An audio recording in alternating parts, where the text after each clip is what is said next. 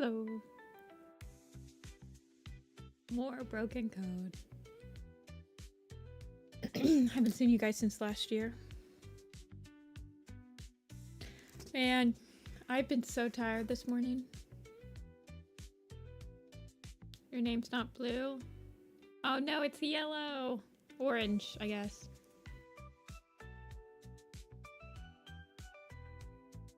Hello, Thylacine. Hello, Tangle. Hey, Omega. Hey, Fabi. Hello, Blue. I don't think I said hi. I think I was just responding to you. Janetta, hello. Magnolia. Hakara. Starry. Hello, everybody. It's been so long.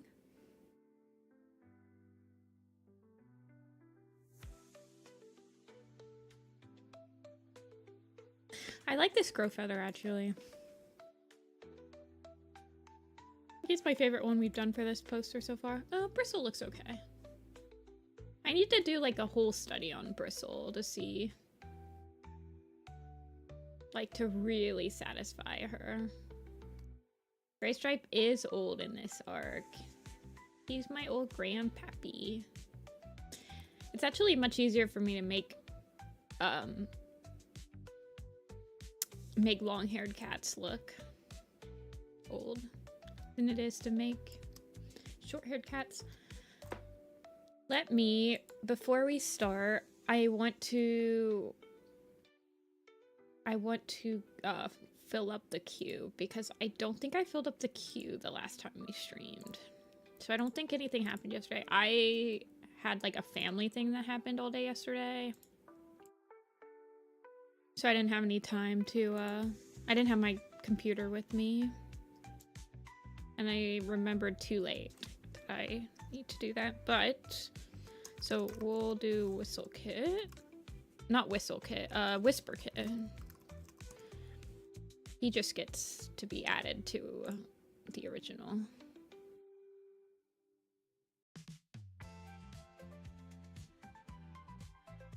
Whisper Kit, Shadow Clan, Changing Skies, Whisper Breeze.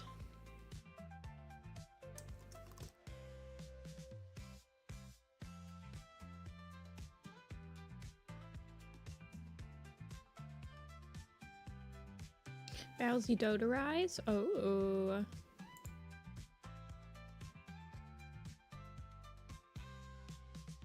Hey, Feth. It's going pretty good today. It's taken me a little bit of time this morning to get rolling.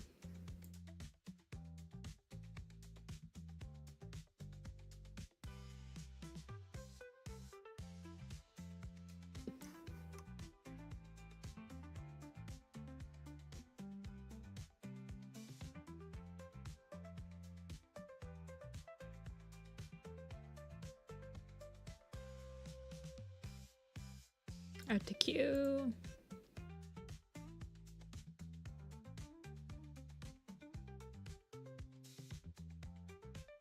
Yeah, New Year haze. Well, I had my final Christmas, like, family thing yesterday, which took up the whole day, and then, yeah. Bloom Kit. Okay, she can be added.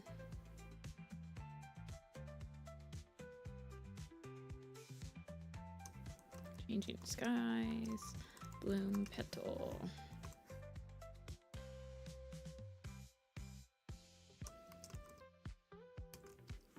But Stream Kit will need a whole new post.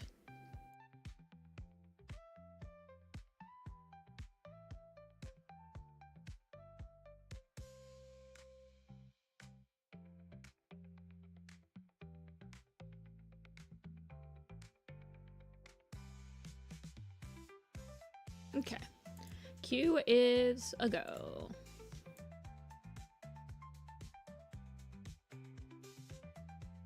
Well, these guys technically aren't out yet. This book doesn't come out for another 5 days. But they got their names in the Allegiance, so we just need a stream Ripple. So unless you saw the Allegiance like teaser page that the Warriors.com website posted, you wouldn't know who they are. Yeah.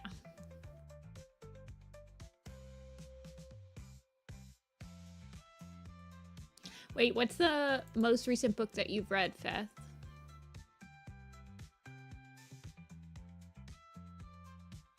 I don't want to redesign her, but I definitely need to sit down and really like...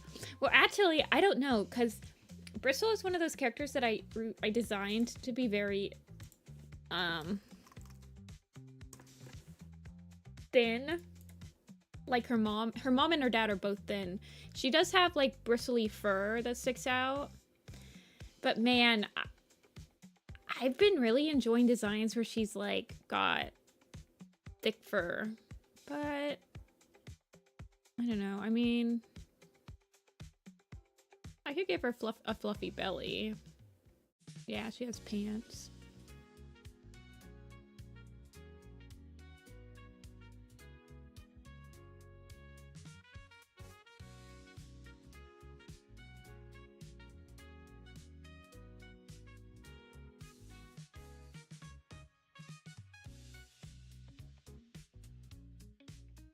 What's the third one?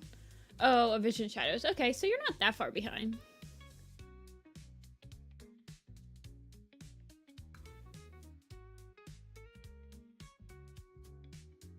Yeah, I mostly like want to fix her face up and like actually draw. I kind of want to do a turnaround for her.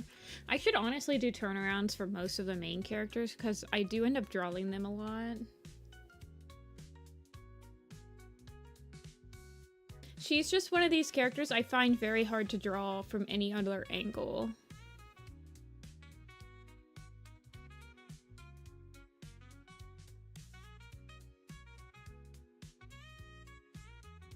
Who are these guys?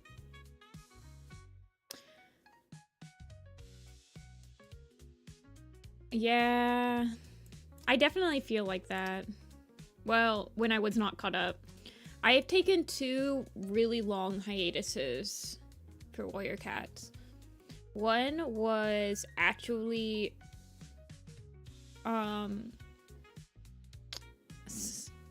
think I stopped reading, the first time I stopped reading Warrior Cats and took a hiatus, Night Whispers. I read Night Whispers, the 3rd Omen of the Stars. And then I stopped reading for probably like 3 or 4 years, because that's when I got into Homestuck, anime, all that stuff. That was like my sophomore, junior, and senior year of high school. I think Maggot Tail wasn't in the poster, yeah. And then I started reading again.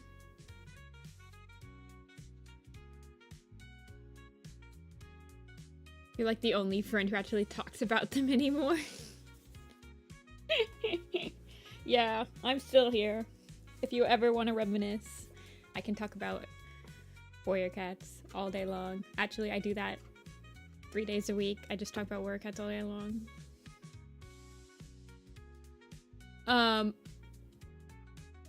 So I stopped reading, and then I got caught up again. I think in 2014 is when I got caught up again.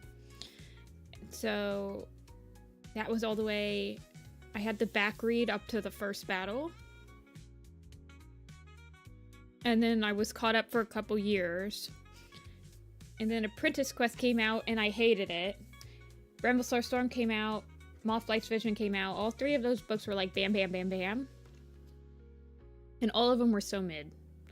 So I stopped reading. And no one was making, like, content about them. I was really into, like, the map scene, and everyone was making content, like, maps about the first 4 arcs, and then the 5th arc. No one was making anything about the 6th arc. No one cared. It wasn't until that Violet Shine and Needletail map came out, that Cola Cat and the Hat produced, where people started actually taking A Vision of Shadows seriously for a while. But I didn't get caught up on that. And then in 2020, when COVID happened, and I had so much free time, I was like, I guess I'll reread Warriors. And that's when I finally got caught up. So I've been caught up since 2021. It's a lot easier when you have like, it's a lot easier to stay caught up. But man, because to stay caught, well, I mean, sometimes it's not, because for me, it's easier to stay caught up when you're still in the fandom and like theory crafting with people.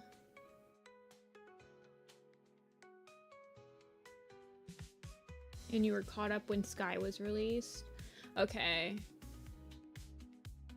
Yeah. It took me about, well, I was also drawing all the Warrior Cats. If I wasn't drawing all the Warrior Cats, I would probably have gotten caught up again, like in 4 or 5 months. But since I was drawing all the Warrior Cats, it took me about 16 months to get caught up. Yeah, I'm not saying that you have to get caught up, Beth.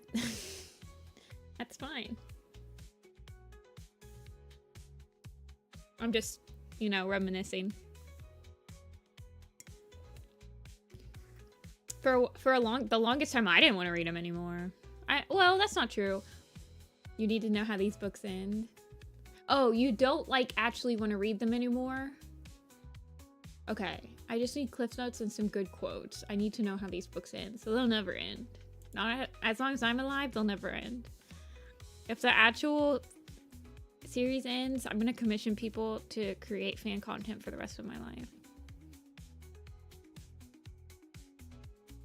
I will never pull the plug. Okay, let's start the polls.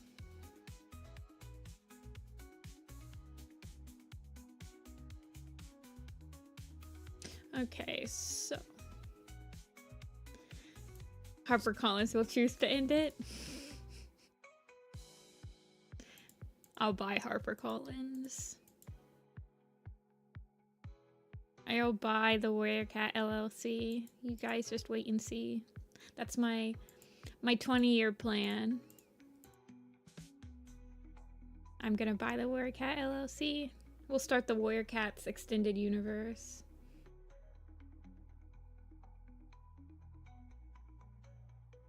Then people can pitch their AUs to me, and I'll be like, sure, go for it. I'll publish that super edition.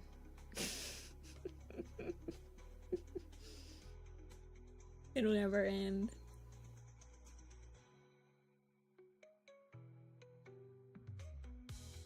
Well, HarperCollins just owns the right to the books. Is this it? No, this is a Starless Clan one. I'm like, where is any of these characters? Okay, here we go. So we just put Kestrel Flight on there. So the next ones will be... Oh, Leafpool's dead in this one. Okay. I was like, why is Leafpool here? It's like, oh yeah. She's like the cat that talks to Shadowset at the end and tells him like, you're SOL. Kite Scratch. Leafpool.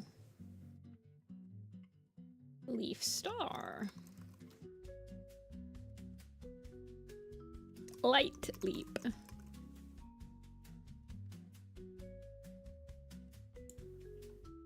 Anything can be canon in Jessica's Warriors. And not doing that was coward behavior. Well, I think that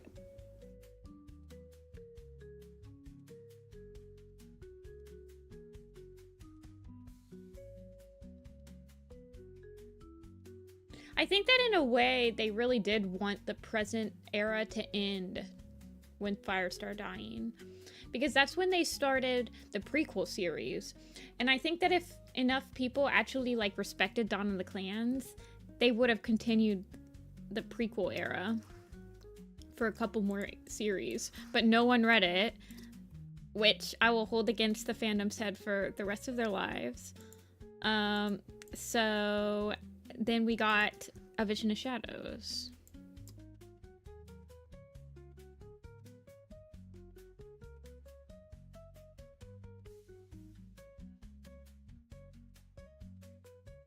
which I'm pretty sure that A Vision of Shadows sells better than Dawn of the Clans, by the way, even though it's not as good. It's better in my mind after I've theory crafted ways to make it better. Cough cough strike stone.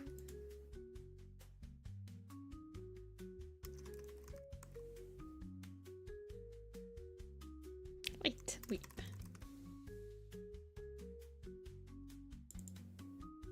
Oh, she can keep the Shadow Clan logo.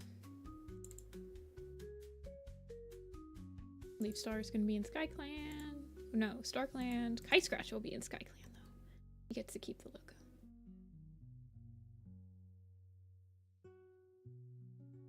Draw old cats.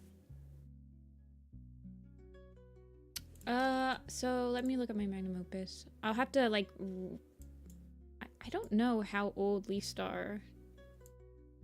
I mean, it's kind of crazy. I think Broken Code only happens like 3 months before Starless Clan. So yeah. Look how old. Oh wait, this is the Broken Code poster. That's Misty Star in AVOS. She's already looking old.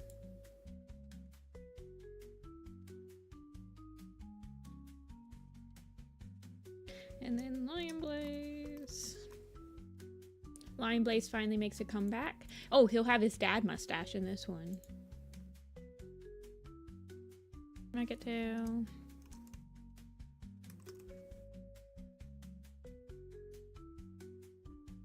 Maple Shade.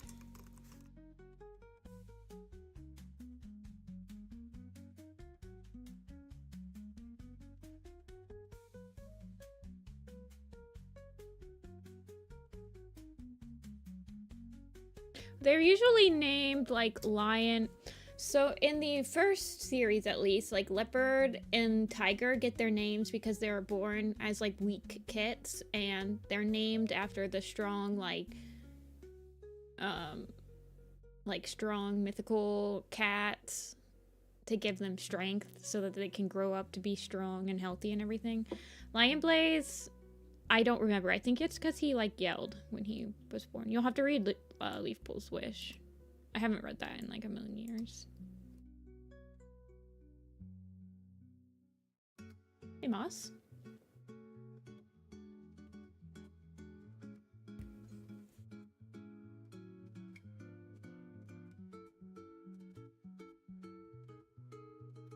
Oh, Lionheart? Yeah, I guess so. Lion and Golden.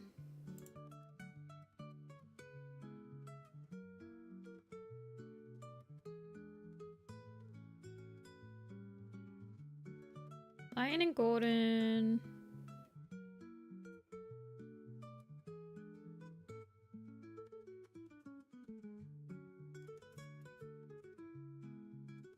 Yeah, we don't know why they were just born that way.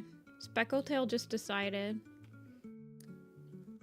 to birth them and give them that name. Wow, he looks like a lion. Yeah. To double kill Dark Stripe. I love that scene, Omega. It's so hilarious.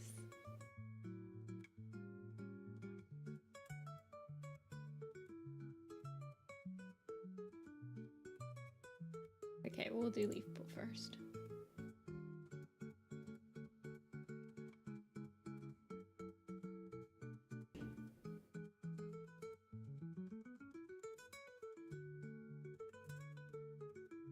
I think the Broken Code does a really good job at like giving us new characters, but also giving us old, like,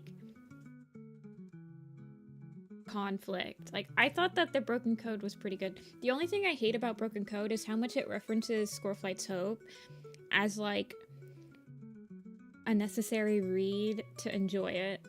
Like the first couple books. I don't know how to explain it, but I just hate that. I hate that they're constantly referencing what happens in a super edition. I don't want that ever to happen again. I want the super editions to stay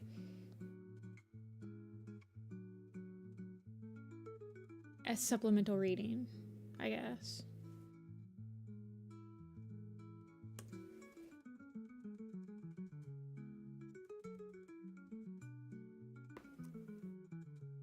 Okay, where is A Vision of Shadows? Yeah, but I also hate... This is the other thing I hate. Leaf Pool is kind of old in this one.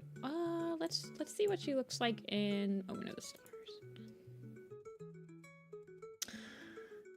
But the thing I hate about it the most is that Squirrelflight's Hope came out after the first book of The Broken Code, Lost Stars, and Lost Stars is constantly referencing it. Does that... And no, that doesn't make sense. They're constantly referencing a book that has not been released yet. It doesn't make any sense. You can't make it make sense, and it makes me extremely angry.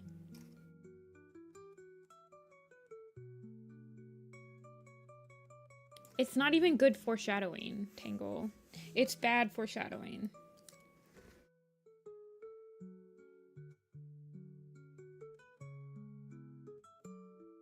Yeah, they killed her. So it's like literally they're spoilering Squirrelflight's Hope. It's not like foreshadowing for Squirrelflight's Hope. It's spoilering it because they spoil that Leafpool dies in the book. They spoil that Squirrelflight is sent back from StarClan in the book. They spoil that Squirrelflight and Bramblestar are fighting throughout the whole book. They spoil that the sisters are in the book. They just spoil the whole book before it's even released. I hate that. Hey, A. A is here for Leafpool. Leafpool probably is... She's probably giving, like, she's in StarClan. Her huge scene in Broken Code is when she's talking to Shadowside at the end, where she's like, I'm sorry, but you will never... So she's very, like, you'll never be able to talk to StarClan. You were never meant to be able to talk to StarClan.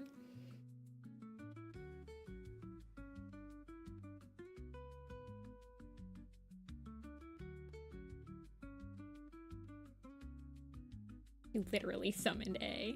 Is everyone still off from, like, school and stuff?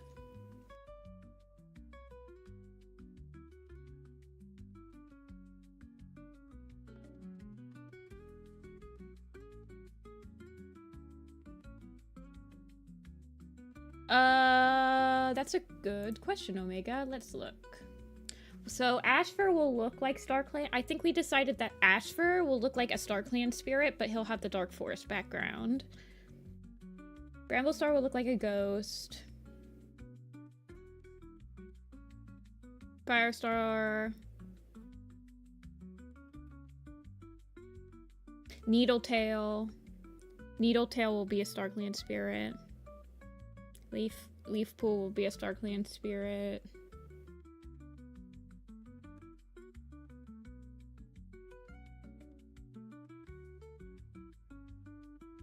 Spiresight. I'm not sure if Spiresight will be a ghost or he'll be a StarClan spirit.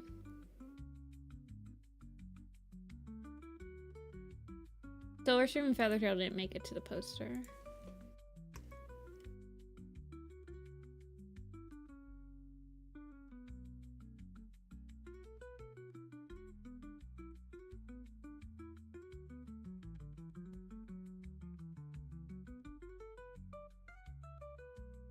Juniper Claw, I'm not sure yet. Probably will look like a ghost or something.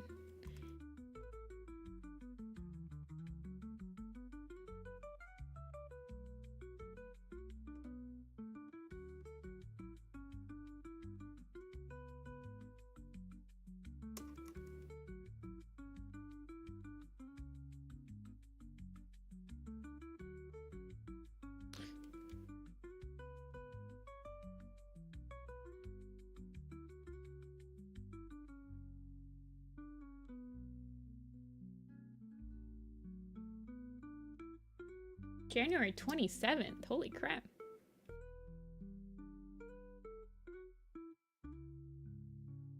Wait, why would they make you come for like one day?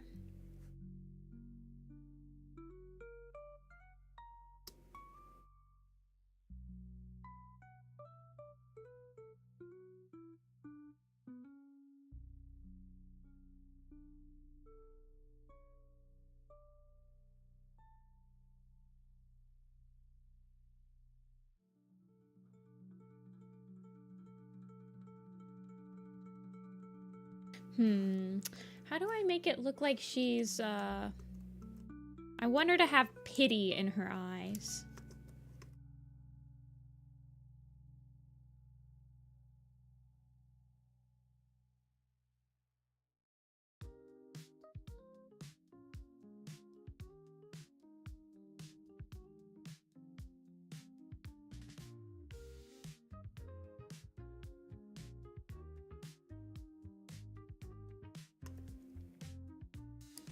It has been snowing all day.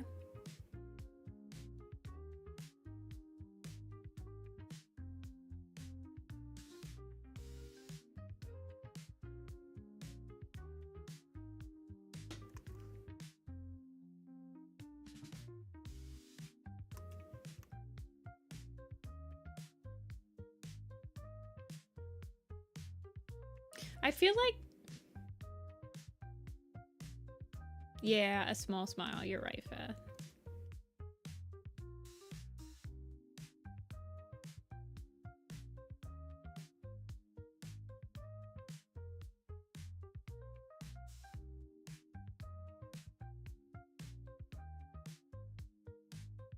And like round eyes.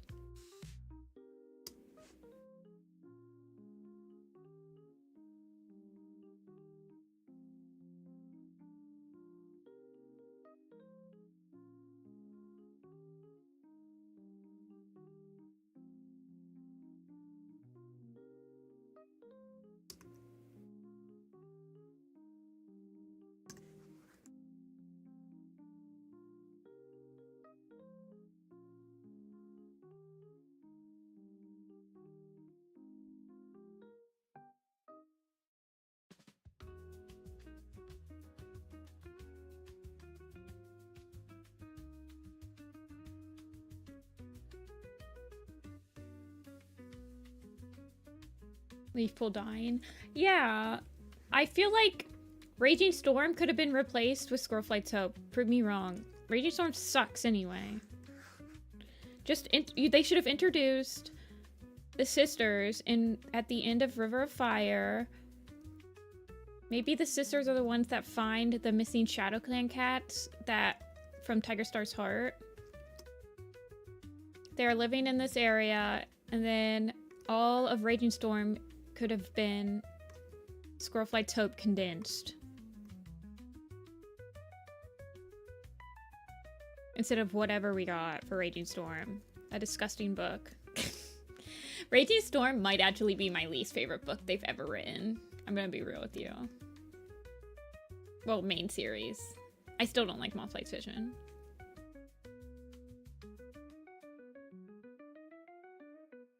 See ya, Tangle. Have a good rest of your day. Hey, Lumen. Thank you.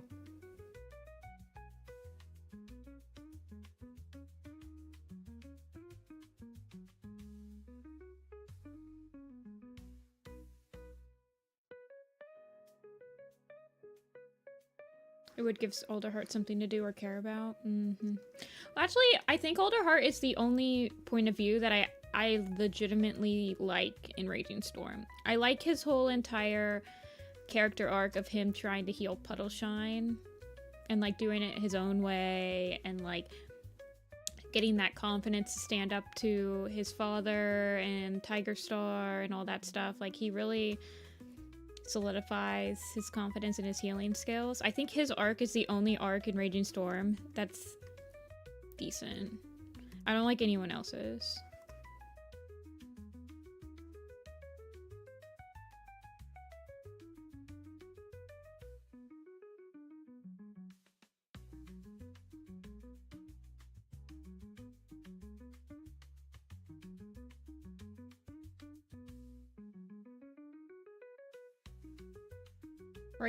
Raging Storm.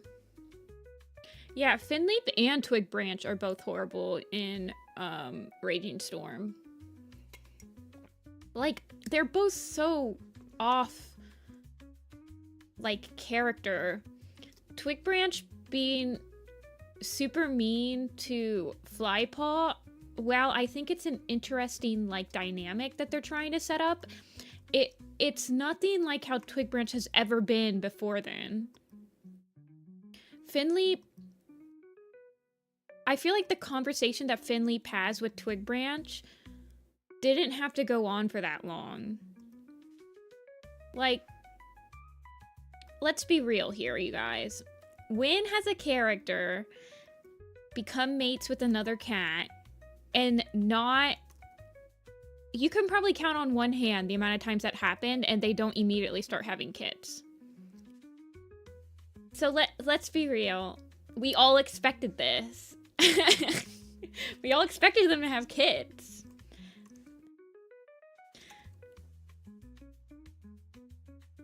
So Finley, by actually, like, I feel like he has... And he has, like, a right to say that, like, I want kids. And obviously Twig Branch has the right to say I don't. And I feel like both of them respect each other enough to, like, be able to talk that out. But they don't in Raging Storm. I mean, yeah, they don't. They just stop talking to each other until one of them apologizes. And I'm like, are you guys for real? This is, like, nothing. You guys always have talked.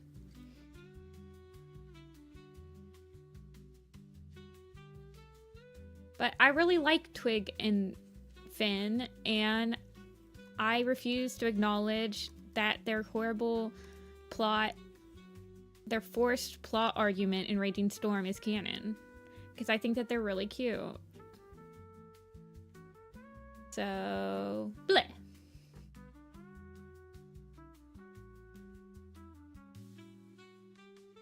There is a tasteful way to write that conversation.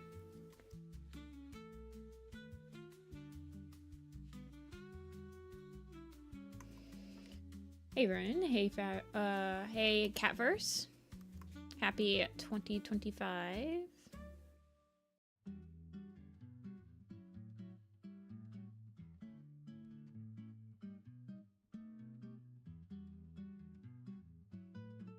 I hate that people hate Finley because of one book that's arguably the worst written series book of the entire what's the name for a library, like the library, I guess? I guess it would just be considered the Library of Warriors. Bibliography? Would that be it? A list of sources that are relevant to a topic such as books, articles, and other material. Yeah, a bibliography. Okay, that's what I wanted to use.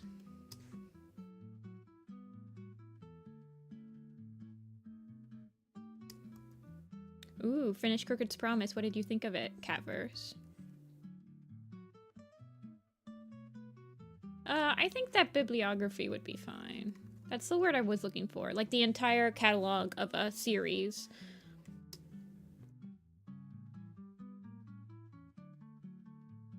You never finished 12 Stars Revenge? My favorite part about 12 Stars Revenge is, how Jake talks about being a kitty pet. I never cease to smile when he talks about his owner trying to, like, speak cat and his accent's terrible. I don't know. It's some of the best writing I think Warrior Cats has ever done. It's so funny and cute and it makes me smile every time.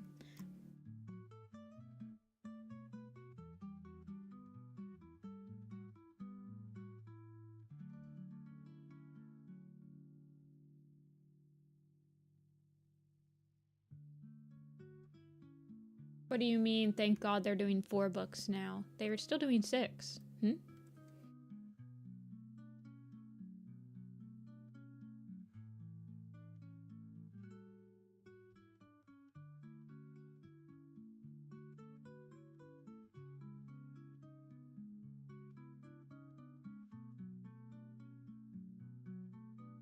I think that you probably could have condensed, like, you probably could have sprinkled Squirrelflight's Hope drama throughout the last 3 books of A Vision of Shadows.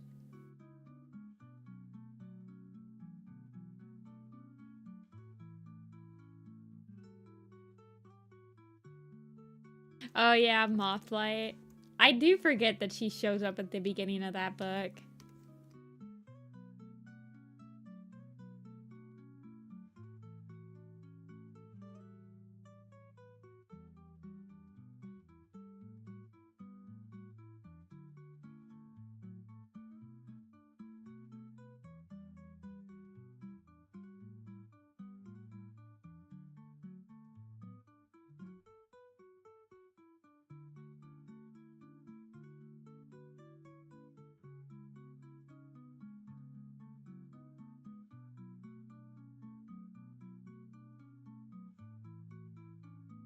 I mean, by the time that... I mean, Bluefur only lost her mom when she's an angsty teen. Crooked Star's lost nobody by that time.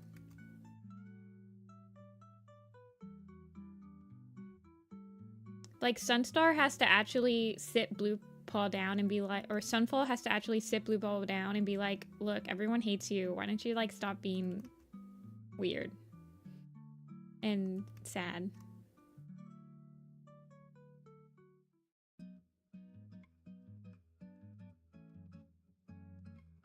Yeah, but Tall Star, I guess I'm like, yeah, overall Tall Star lost less people, but at the actual point in time where he's being angsty, he's lost the same amount of people as the other cats that are shown to be angsty, I guess.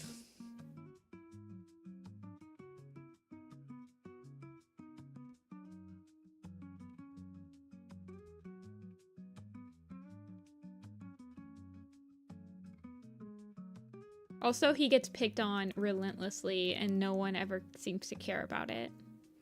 Which is what pisses me off to no end. Darkstripe's most pathetic moments. I ghost wrote that. I love my boy.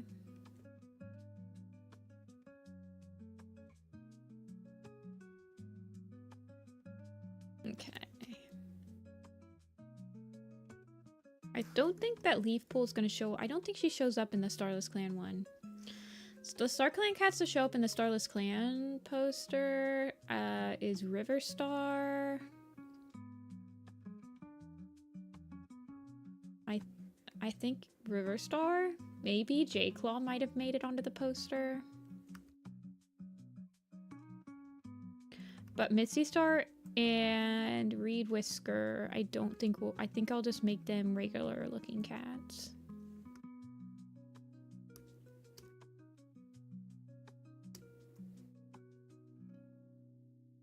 Yeah, River Star gets to be on the poster. Of course.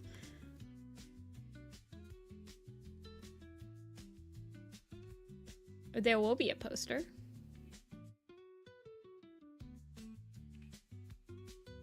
Hey, Dia.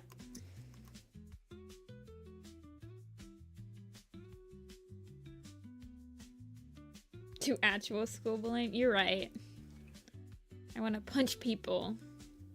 Shearclaw is one of the stupidest characters. And then he gets to give freaking Tall Star a life. Like, oh my god. Are you for real? For real?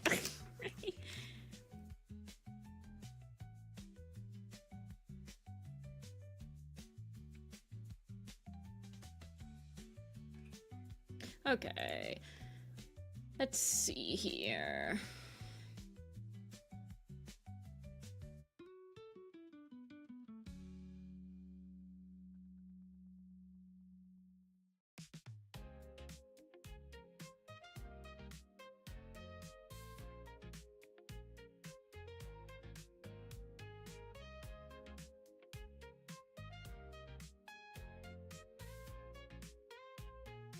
I have to very carefully Star Clanify you, girly.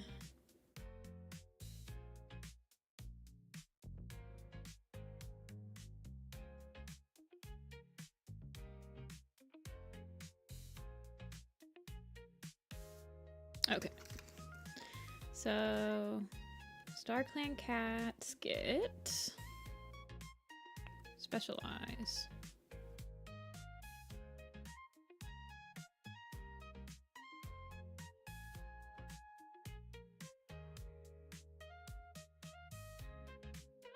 First Star Clan leave. I don't think she'll... she was actually in the Changing Skies prologue, wasn't she? She talks to Clear Sky. Me when there's River Star mentions, going wild on the couch. Me being a Clear Sky fan, but still seeing him actually get mentioned. I kind of sit quietly. I'm like, wait, hold on.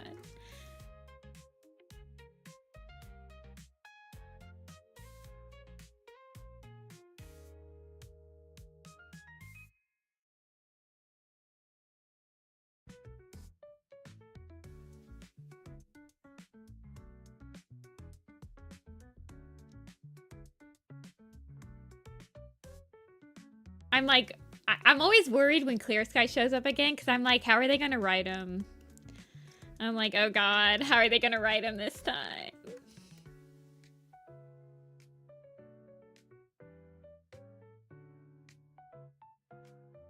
It's always a crapshoot how they decide he's going to react that day.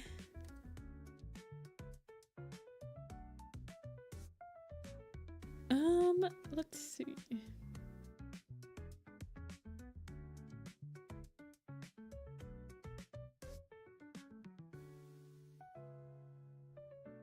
Yeah, Clear Sky is my proud son, but sometimes I don't want to pay his bail, and he can spend the night in prison. He has to think for himself sometimes.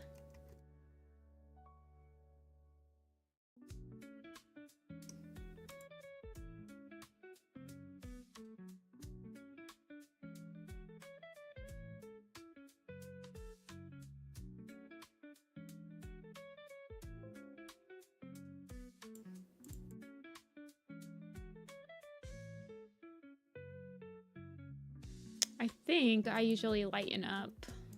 Yeah.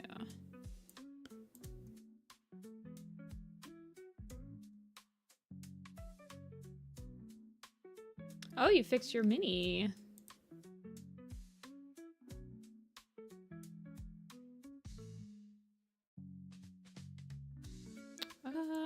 Where's my stuff?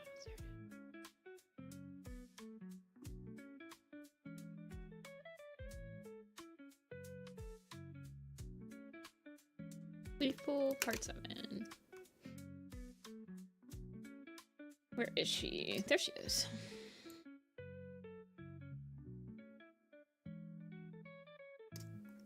Oh, she needs whiskers. She needs whiskers! Hold the phone.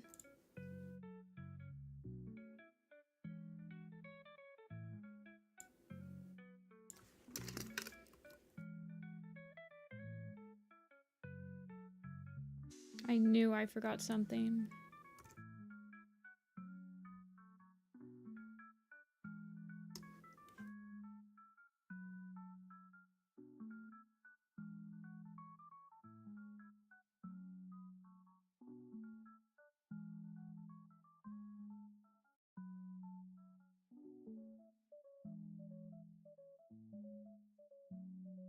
Sparkly whiskers. There we go.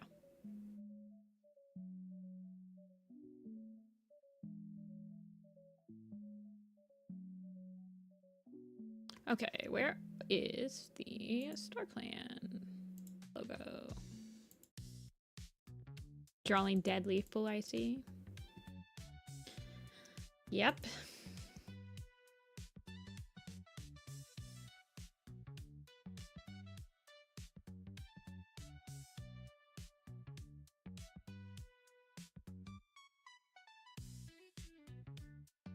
She can rest. I love the extra bonus scene in Lost Stars with Jay Feather like coming to terms with Leafpool's passing. It's like some of the best. I love that scene.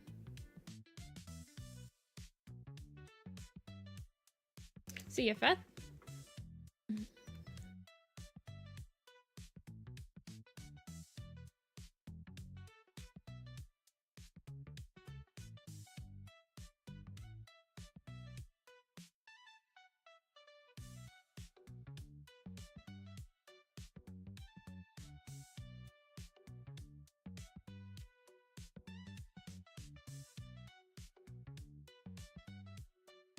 Can't even see her whiskers. Oh well.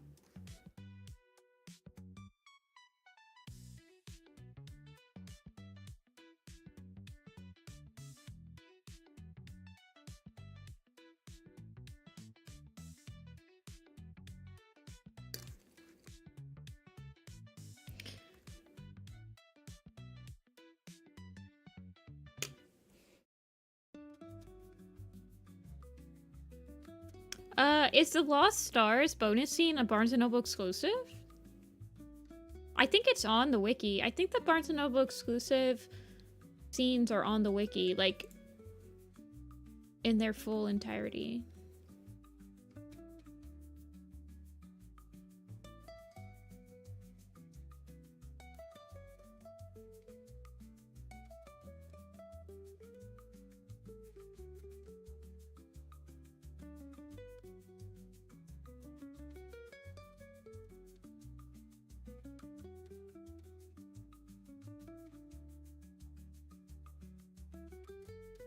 A wolf?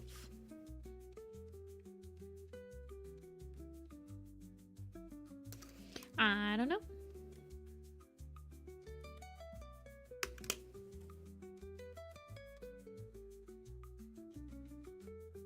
Did you send it to me on Instagram, Squirrel? I'm looking. Hold on, let me start the next pool first.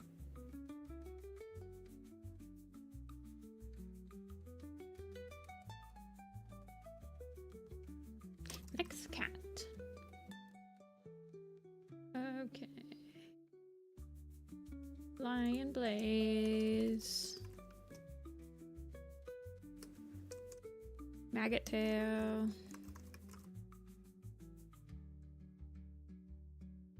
Maple. Misty. Pow. Okay, let me look.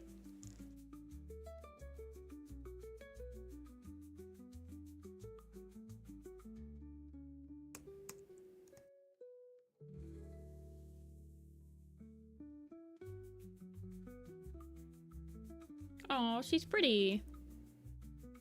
Very cute. I like the little fur pattern you gave her. Like you try to make the fur look all furry.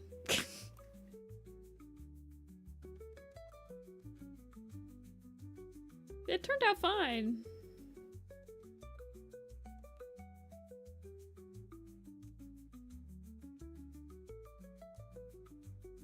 Hey Amber, I'm doing pretty good. I hope you're doing good. Just drawing some broken code pats today. Oh, let me add Misty down here.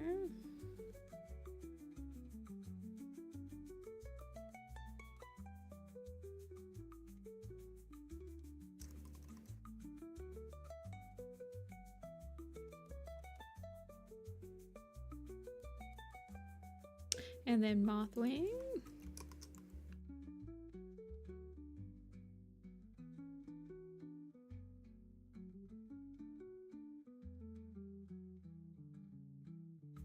Needle. 2 needles. Needle claw and needle tail.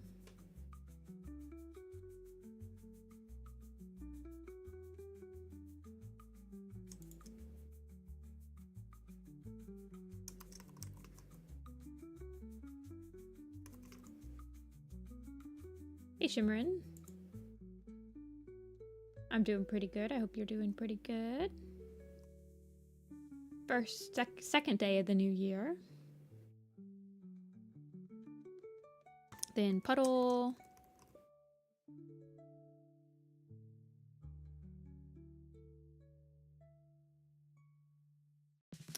And then Red Willow. Red Willow has not been drawn in a while. Root.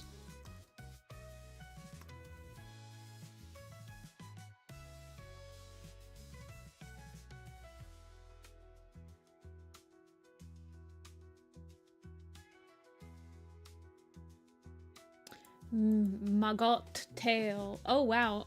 Misty and Maggot Tail are like neck and neck. Red Willow did get a redesign. I need to draw a full body of him, but he got a pretty big redesign. His old one looks like this.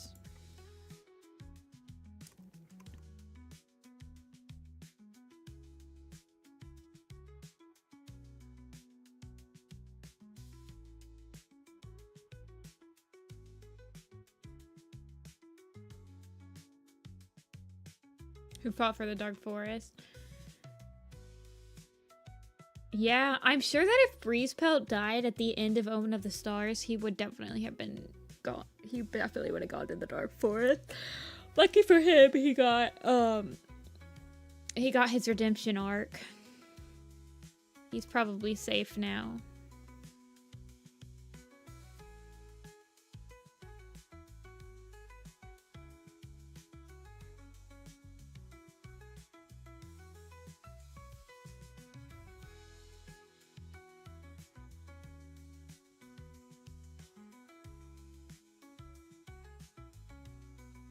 We have a lot of hissing cats on this poster.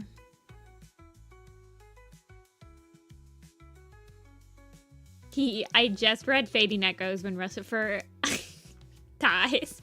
It really is just like Lion Blaze doesn't even like have his claws shield. And Russifer just like crumples on top of him. She has like a death roll going on fire.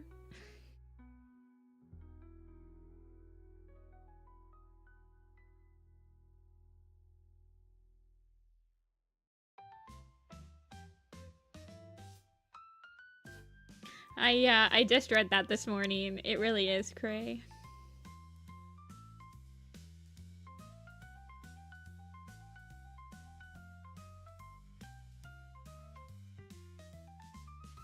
One Star and Black Star are really old in Omen of the Stars. Misty Star is almost 10. She's old too. Black Star is 11/12. And One Star is 9/10. They're actually quite old in Omen of the Stars.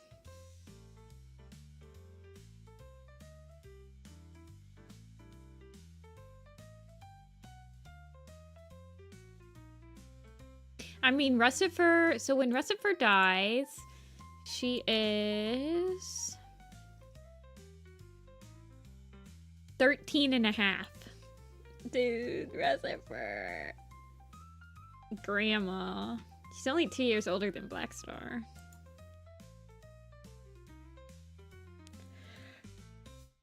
Okay. Oh my gosh, we have a tie. I can't end it on a tie, you got. This is like neck and neck, all four. All four of them are like neck and neck. That's actually crazy.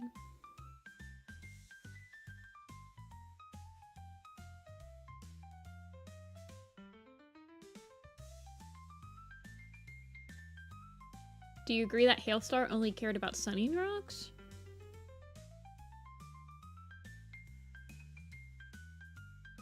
It does seem like it, doesn't it? Oh my gosh, you guys. I cannot end the pool when it's literally 25, 25, 25. Okay, Misty Star is pulling out now. It was literally 25, 25, 25, 23. Oh my gosh.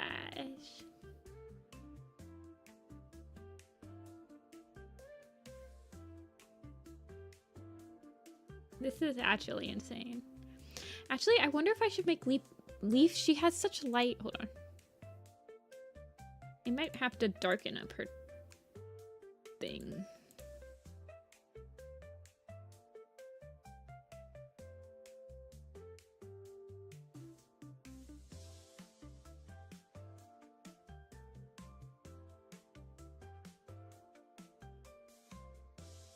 There.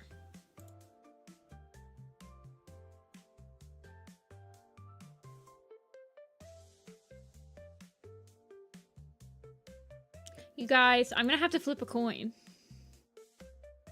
We don't have your bias. Well, I'm really excited to draw Lion Blaze with his mustache. I've never drawn Lion Blaze post Omen of the Stars. So that's my bias.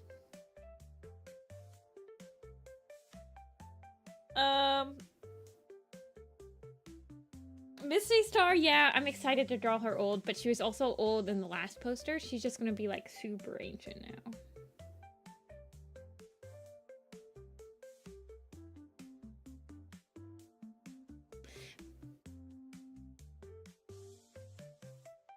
Maggotail also has a mustache, though. And I did just but I just finished drawing Maggot Tail like a couple days ago. So...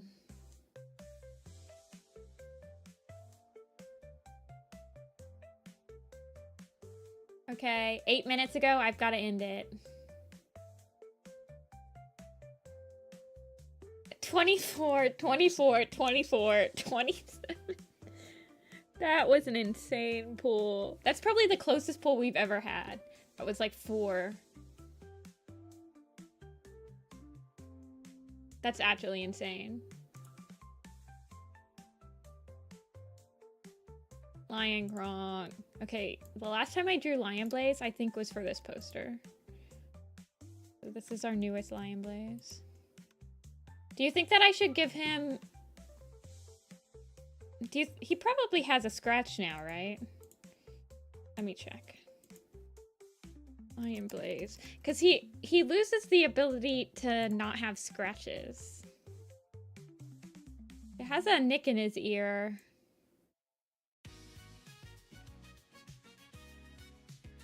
But he got the nick in Dark River before they, like, established that he couldn't get...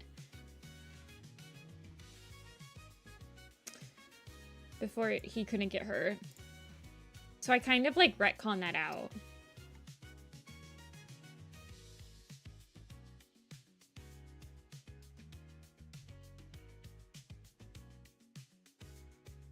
Interesting. Yeah, he's funny in The Broken Code. He's just, like, super angry. Kills Hairstar for no reason. Okay, let's sketch out a mustache for this boy. Wait. So his ancestor is Lion's Roar. Lion's Roar mustache looks like this.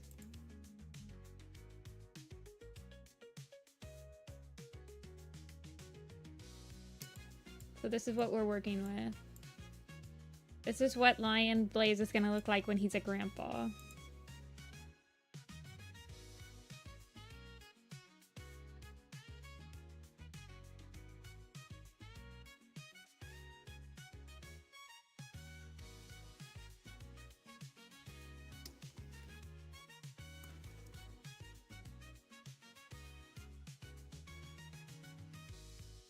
Oh yeah, Sky Kid like holds Leopard Kid's head underwater. I remember that scene.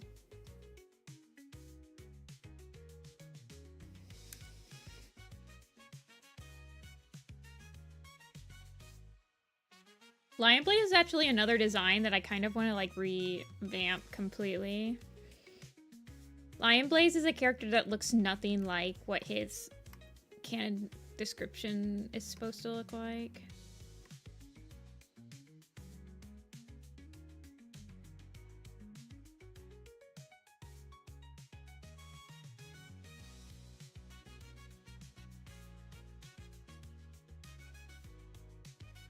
Worth noting that clan leader was here. The funniest thing I've ever was official Warrior Cat account asking if Lion Blaze or Ivy Pool would in a fight. One of their reasonings for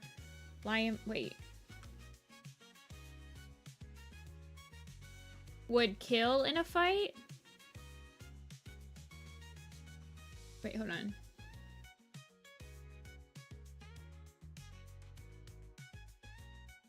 Would win. Would win. Oh, Lion Blaze or Ivy Pool would win.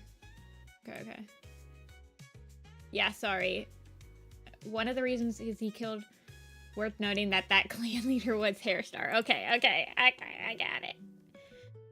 Well, you probably pressed the W button and it just didn't register.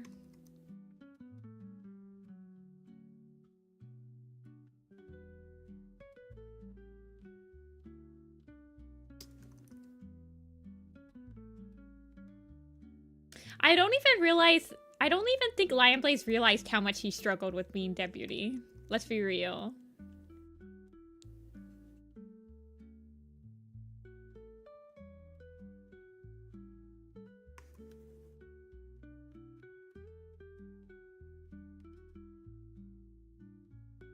Wait, what was Lion Blaze look like?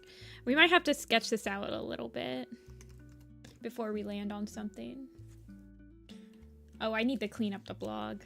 I need to post that giant wallpaper version of all the Christmas cats and then move them all over to the archive.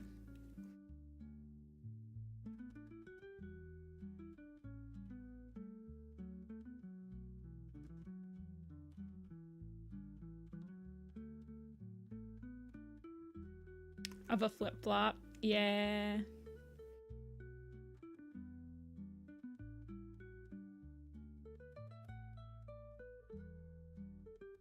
I loved it. So I was reading Fading Echoes, and there's a scene where Cinderheart and Lionblaze are like running at night. It's like supposed to establish like, oh yeah, Lionblaze and Cinderheart, you guys should be thinking about that now because that's what we've decided is in their future. And there's at the end of the scene, Cinderheart's like, have you noticed that that Dovepaw and Ivypaw aren't talking to each other anymore? They must be really angry. And Lionblaze is like, I didn't notice anything. Yeah, I can change it. It's so funny. Lionblaze is absolutely unaware of anything that's going on.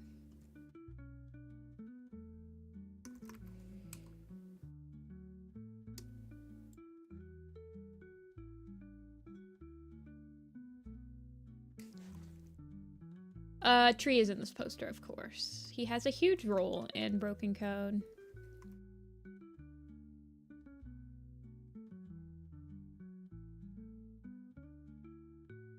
I feel like he can't look too old. I mean, he's pretty old now. I think in Broken Code, he's probably like 6 or 7.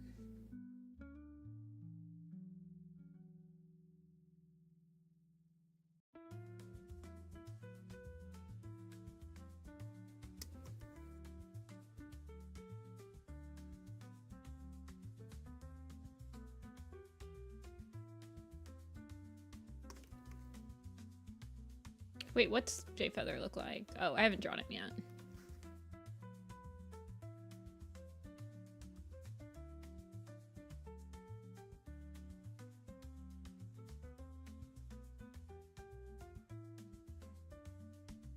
Balding. Yeah, well, his hair is probably starting to... He looks like a completely different cat, you guys. I'm kind of scared. Let's, like, get rid of his mustache for now. See, but then he looks way too young. I need to, like, balance his age.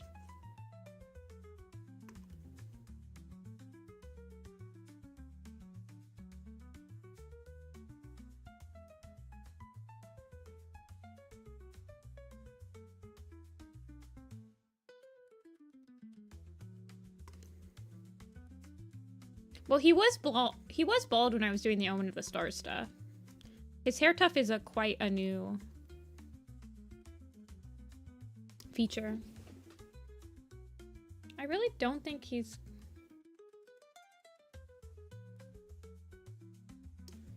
Oh, I'll definitely add the mustache. I just need to know how much of the mustache.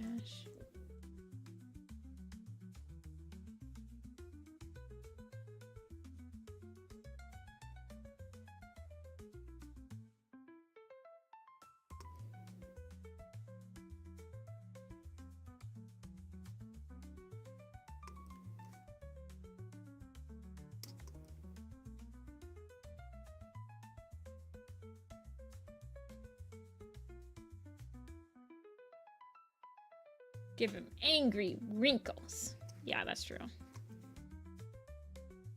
This man probably has more angry wrinkles than his brother does from scowling.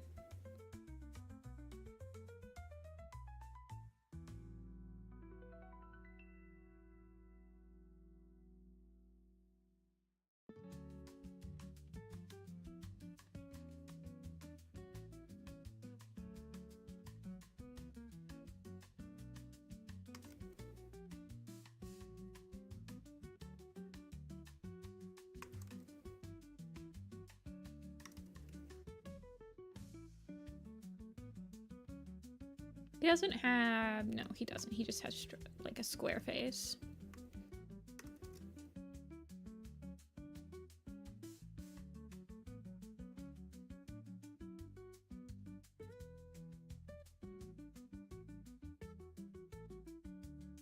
He's like one of the oldest warriors in the warrior den in Broken Code.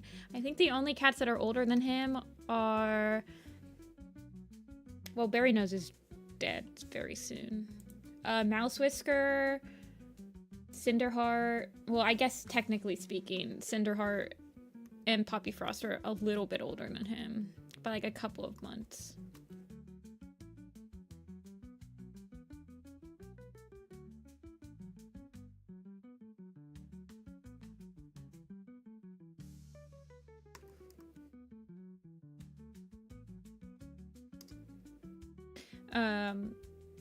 Whitewing and Birch. Whitewing is the oldest warrior in the Warrior's Den in Broken Code.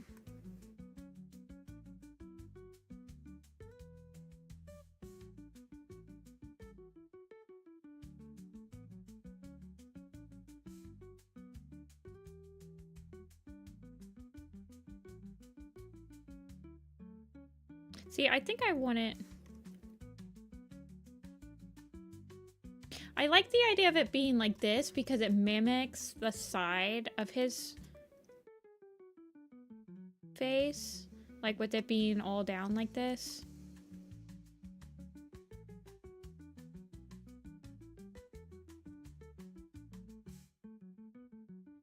But he's looking too old.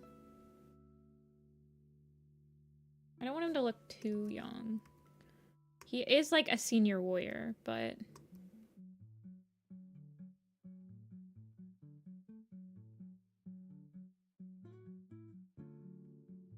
Cop mustache.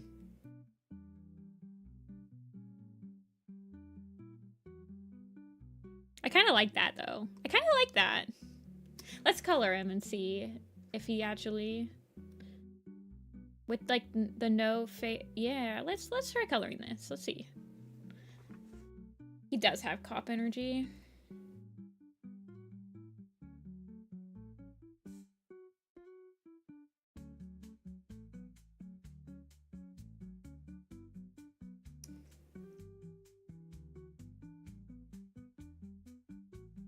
I don't know. We might have some, like, characters get got in Elder's Quest.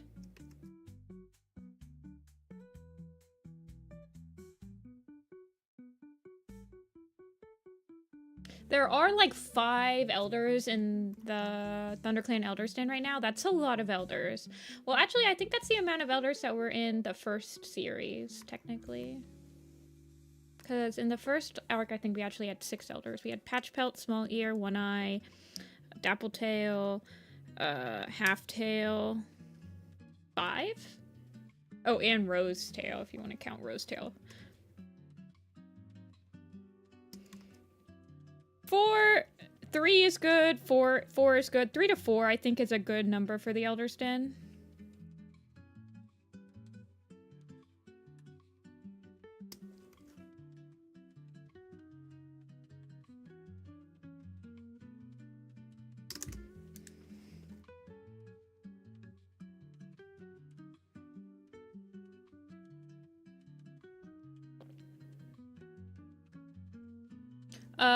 Blue Star was, I'll let you know how, Blue Star during the first series was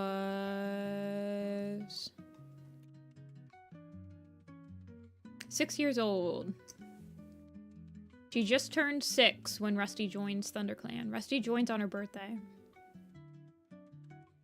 No, not on her birthday, but just a little bit after her birthday. And when she dies, she was about 7.5. Rosetail was only 6. Yeah, she joined the Elderson fairly early. In my headcanon, she joins after her mother dies from, like, grief.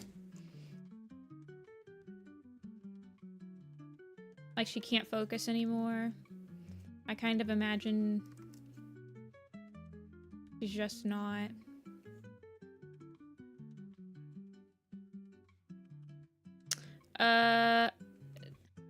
Small Ear was 11. One Eye was 10, Dappletail was 10, Halftail was 7, Patchpelt was 7. Speckletail was actually 10. She's the same litter as One Eye.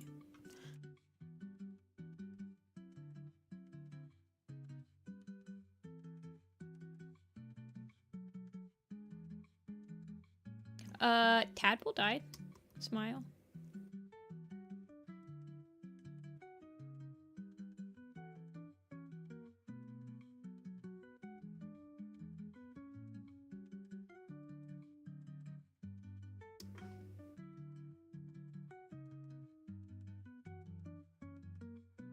If you guys ever... Here, I'll send the magnum opus.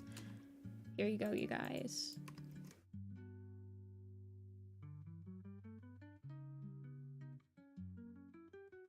This is what I'm referencing. Completely headcanon. Not all... some headcanons are in this. But that's what I reference when I'm like, this is how approximately how old they are. I'm only up to the second book of Omen of the Stars, though.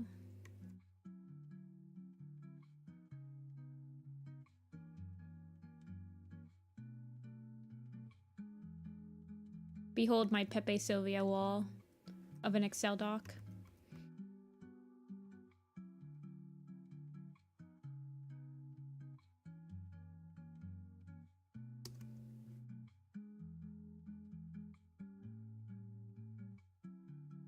Okay. I almost feel like he would totally have the comb over that I gave Crowfrost. I'm not gonna lie. Lion Blaze, I definitely feel like could have his comb over. He saw Crowfeather's look and he's like, wait, I can do that.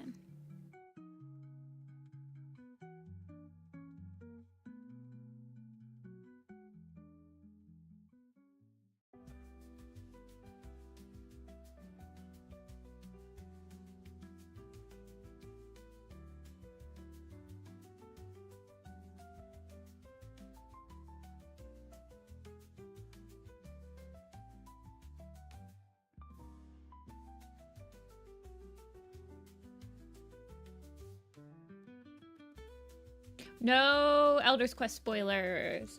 I pre-ordered the book. My book is coming through Amazon. I will not be getting it early. I will be getting it probably on stream on Tuesday. So we will not be publicizing Elder's Quest spoilers until Thursday's stream.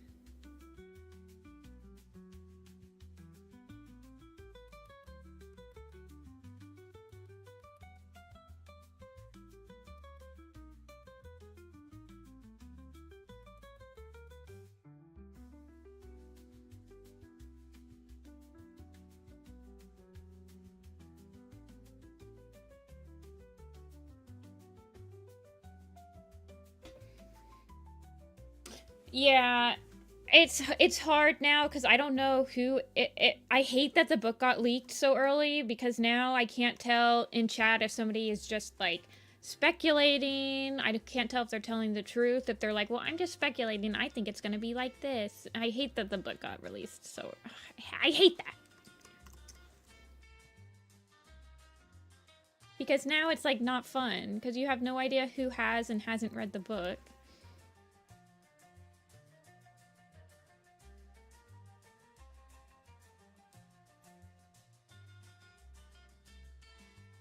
Angie.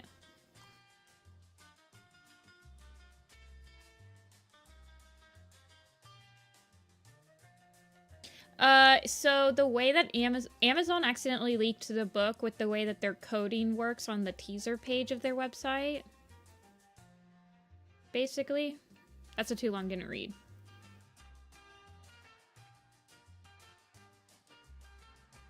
And I don't really know the specifics of it because I didn't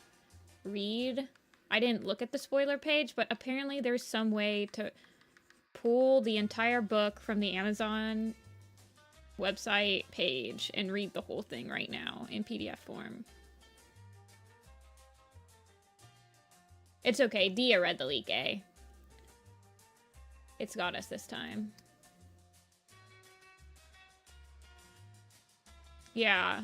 Apparently the same thing happened to Ivy Pool's Heart, but I don't feel like I saw Ivy Pool's Heart. spoilers.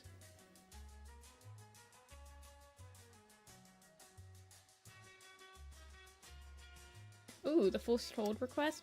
I went to the library, my local library, the other day, and they had the whole entire first arc at on the sale shelf that you could like pay what you want for. I was like, ooh. Yeah. I know that Star got spoiled very early. I'm wondering if Star got spoiled the same way. The only book that I've read early is Thunder. I actually got to read Thunder a couple days early because I nabbed Thunder at the bookstore and they had put out Thunder a couple days early at Barnes & Noble. That was a good book.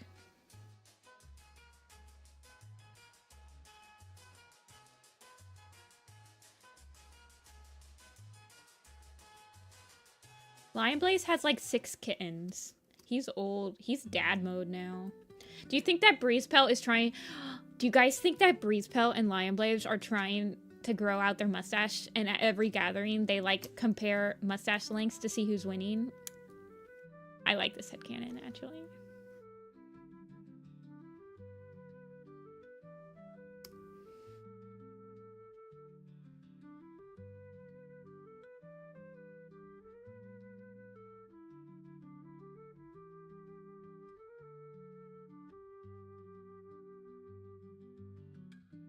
Amazon preview.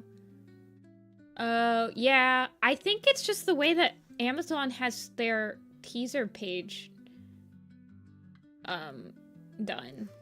I don't know how to I have no idea how it works, so I legitimately have no idea.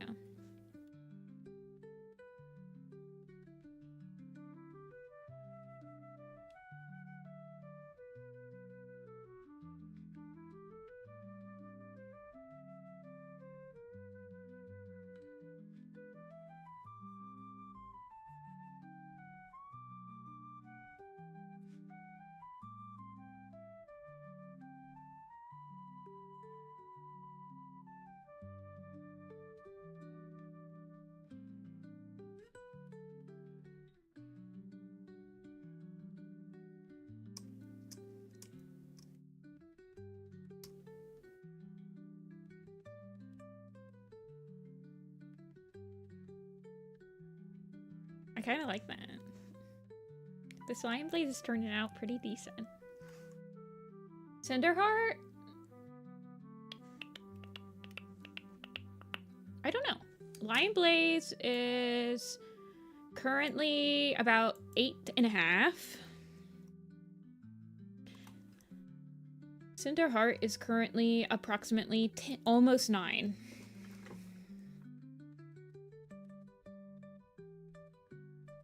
I don't think they'll have any more kits, personally.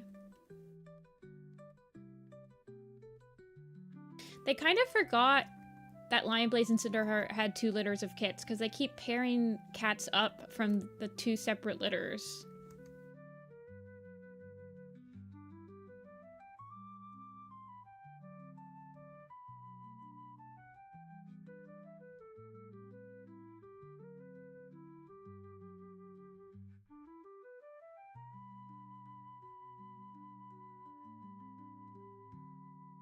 See ya, Shimmerin. Yes, 2 of Lion Blaze's kits are kitty pets now.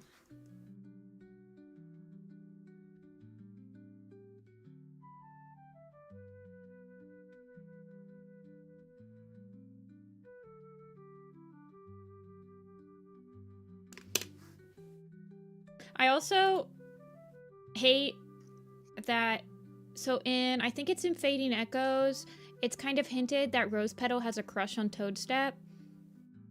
And at first I was like, oh, that's awesome. I can use that as a headcanon to help, like, limit the gene pool. No, Rose Petal and Toadstep are literally, like, half brother and sister. And I'm just like, will you stop, please?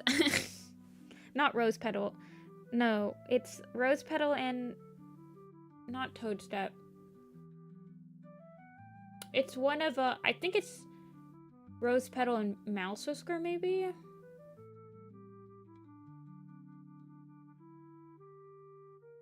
No, not Bumblestripe.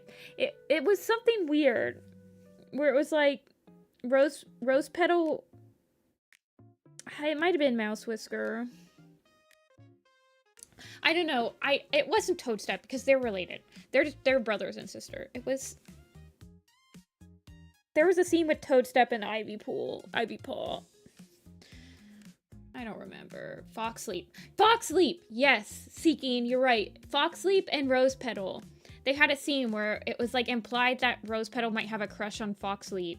And I was like, oh, that's perfect. I can use that as my headcanon to help the gene pool. No, they're like half brother. It's like Fox Leap is her uncle.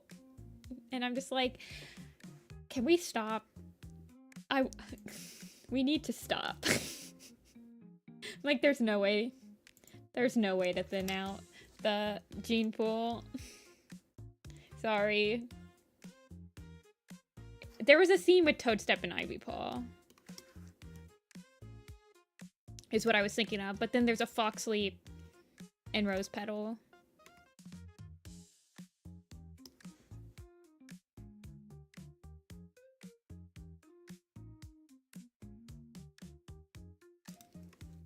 Yeah, Toadstep and Rose Petal are siblings.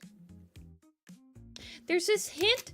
There's this like offline. There's this one offline in, I think it's in Lost Stars, where Rose Petal is talking to Bristlefrost about how Bristlefrost has unrequited love towards Stemleaf, and she's not sure what to do. And Rose Petal was like, "Yeah, I've been in that position before," like implying that Rose Petal had a crush that didn't work out. And I was like, "Hold on, hold on, I need more lore on this." Who was her crush? And then I was like, I hope it wasn't Fox Leap.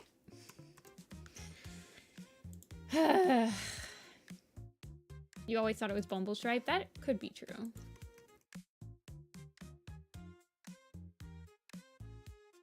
Rose Petal and Bumble. I could make Rose Petal and Bumble Dunos. Ooh, that could be interesting. If I made Rose Petal and Dunos, Rose Petal and Bumblestripe, Dunos, Snowbush, and Amber Moon's kit, like mom and dad. That would help.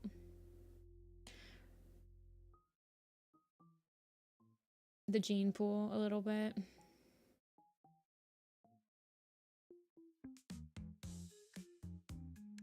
Flipclaw had a crush on his aunt.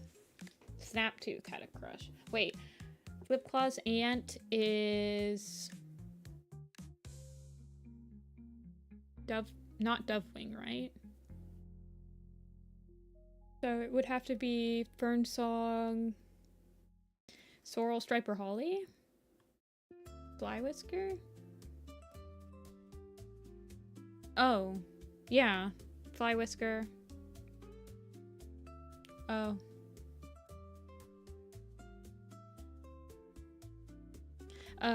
Who did we just draw? Lion Blaze. Sorry, I got like really distracted there.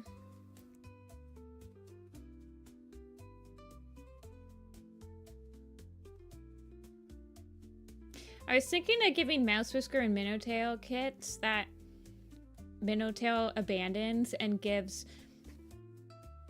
to Mouse Whisker to ThunderClan to raise up. Like, I think that if Dunos...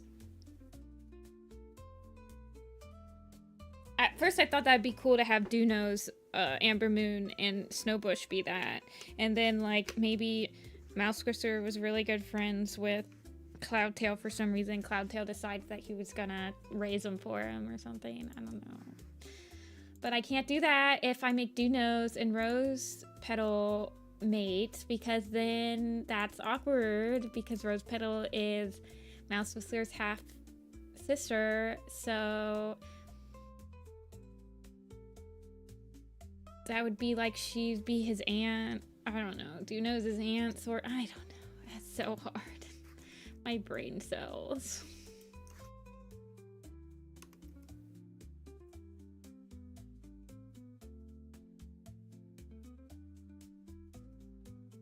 Holly, Sorrel, and Fern. They're born in Bramblestar Storm. And I want to keep them in ThunderClan though, because they're all named after cats that died in the first battle, or in the Great Battle.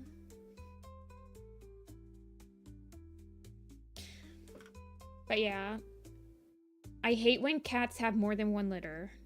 It always affects so much when a cat decides they're gonna have 2 litters of cats. You just straighten up orphan them. Yeah. Okay.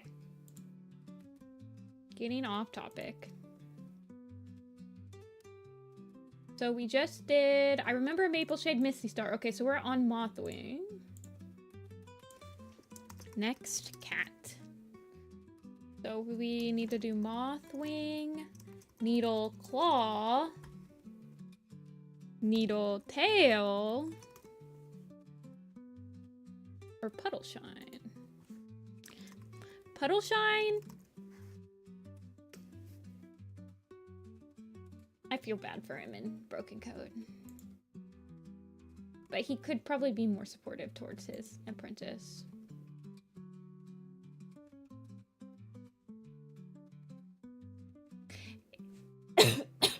It would be much easier if we just pretended that incest wasn't a real phenomenon and it doesn't actually exist in the Warrior Cat universe. It would be very, well, you know, it's like they don't actually, like, the birds come. We've got the storks. You just get a randomly generated cat. The storks exist in Warrior Cats.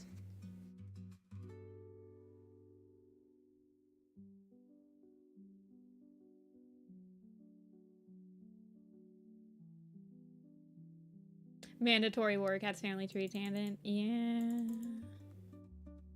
Needleclaw, eh? You guys sure that's the right needle you want to vote for? Needleclaw is Root Spring's sister.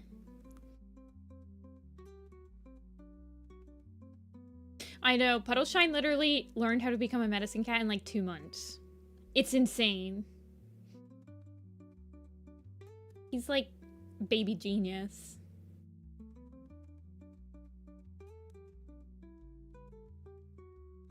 Needleclaw, I need to do a standing up design for her to make sure that this looks okay standing up. This is really weird right here, how this is all like connected.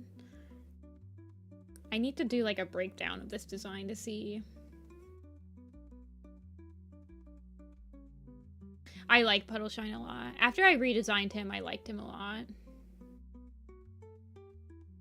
He's a very... I like him a lot in A Vision of Shadows. In the Broken Code, I feel like he struggles with becoming a mentor to Shadowsight. And I want a reason why, but there's not really a proper reason that I can come up with in my mind for his like change. Like I could see it if he's kind of jealous that Shadowsight has vision so frequently at the beginning. Like, because he didn't get his first vision until he was a fully named medicine cat. He gets his first vision from Yellowfang. Yellowfang's his StarClan mentor. She's the one that teaches him about herbs and stuff after Leafpool leaves.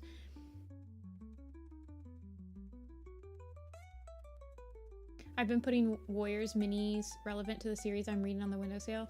Oh my gosh, Amber, have you guys seen my Warrior Cat bookshelf? I don't think you guys are ready for this. Hold on, I'll show you.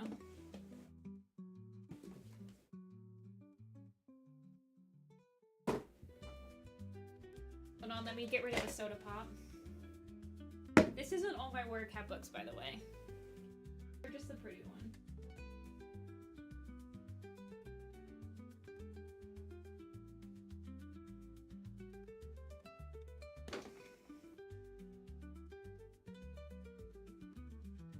I'm sending this to you, Dia.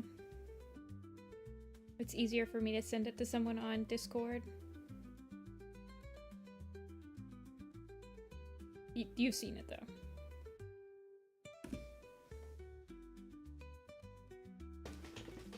Ah! Oh, you can see your fire. Oh, look, Dia's plushie is in there now. Ignore the fact I didn't make my bed this morning. This is my Warrior Cat shelf, you guys. These are only the main arc books, though.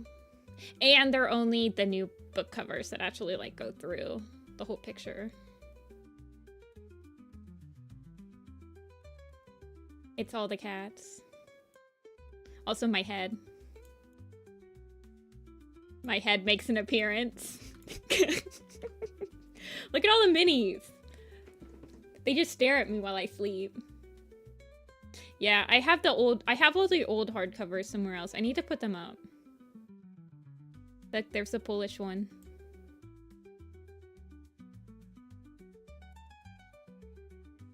There's my stuffies. Jessica forehead reveal. You guys, I posted what I look like on my Twitter all the time. Well, not all the time.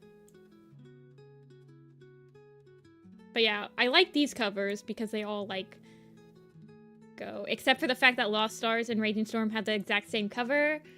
And also Dawn of the Clans and A Vision of Shadows have the same exact spine cover. Even though the Tawny Pelt mini is bad. This is the old one, I think. And then this is the old Squirrel Flight because it's actually got the white paw.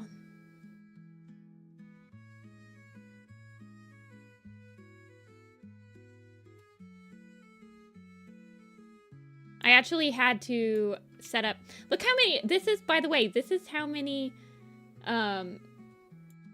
This is how many first arc Warrior Cat series, like, stuff, like, minis there are compared to, like... This is the 7th and 8th series right here. And this is Ashfur, so he doesn't even really belong there. The new Needletail. Yeah, she looks okay.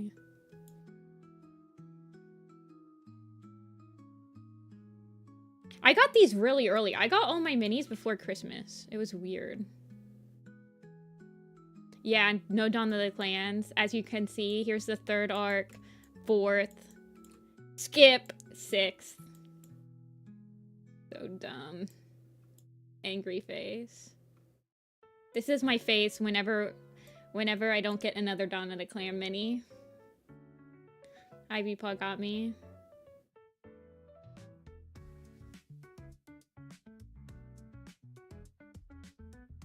They would. Yeah. This is just the main arc, though. I have all the books. Smile. Consumer mode activated. Needleclaw time. Okay, Needleclaw is the one we're looking at. Okay.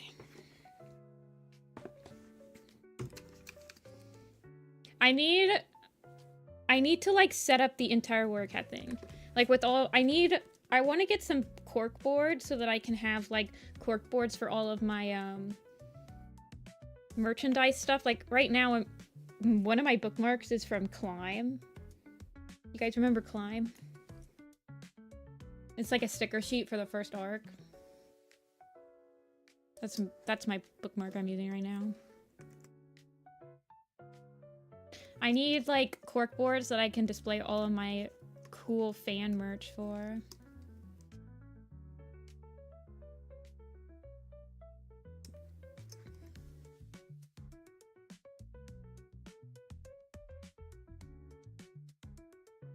Maybe one day I'll have a webcam. But if I have a webcam, I need to complete my Warrior Cat shelf. It has to be the background. I feel like I don't really need a webcam. I feel like if I played video games, I should probably use a webcam. But I don't have that much of an expression while I'm drawing. Although then you guys would get to see the crazy faces I make when I do my weird noises. Webcam of Apple. Yeah. She's not always in my room, though. I would love a webcam for Apple, though. I could just put one on the floor.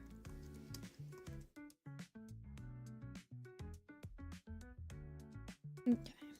She has a really weird shape. She has, I think I give her... What's Violet Shine look like? No spoilers. Oh, we're allowed to talk about the Allegiance spoilers, JB. Because we've been drawing the Allegiance cats on stream. But nothing past the Allegiance, basically. Hey, Crusted. How long does it take to get Warriors merch? Wait, are you Wait, so you're not Canadian? Like, are you in the United States? Because isn't the Canadian mail, like, on strike or something?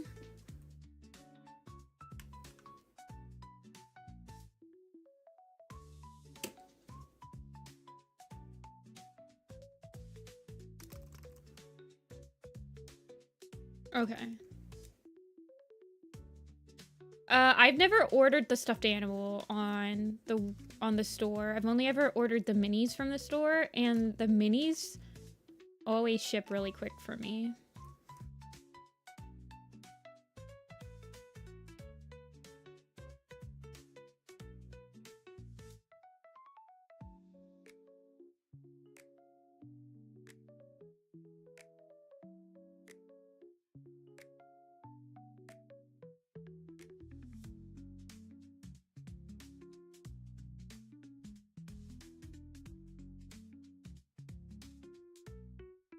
I actually saw that, the new stuffed animals, like the little mini stuffed animals they have, are all sold out. They must have sold really well. It's kind of crazy to me. I didn't get them. I don't like any of the official, like, Warrior Cats stuffed animals that much. I want to make my own. I want to make, hold on, if I can go off topic one more time. I want to make a clear sky that looks like this. Let me pitch you guys this.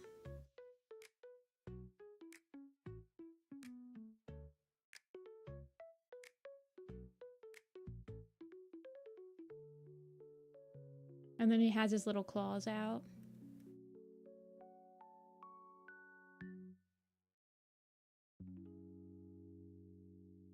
And he's really squishy.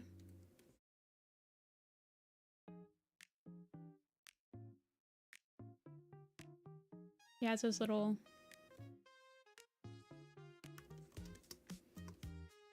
I guess he can have, like... He looks like Puppy Cat. I want a squishy one. Angie Loaf. I want loaf cats.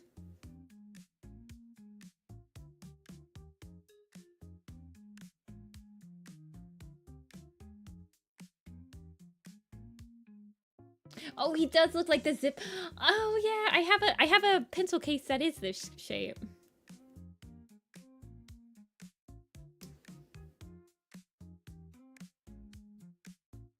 Maybe he can have, like... I want him to be really squishy, but maybe he can have, like...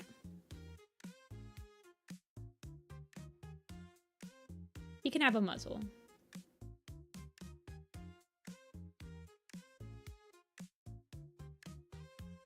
See, that just looks weird.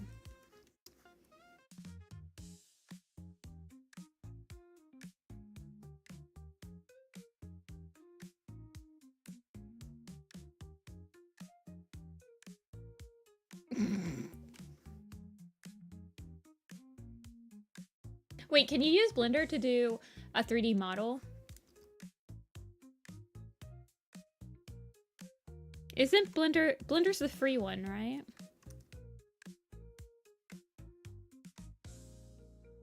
Critter!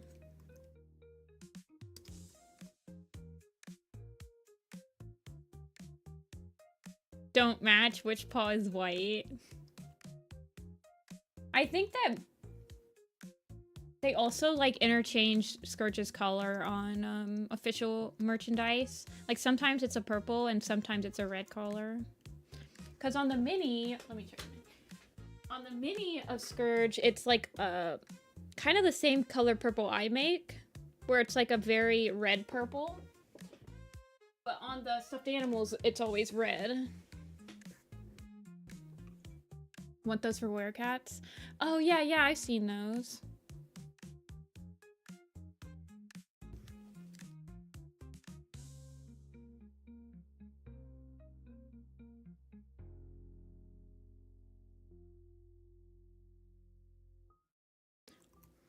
Moonpaw merch. I wonder. Frostpaw has been very popular as a new addition. Like, she's probably... Like, I see a lot of merchandise for her. Like, when I look on Etsy and stuff. She's got just a weirdly shaped head. Needleclaw, you're a little weird.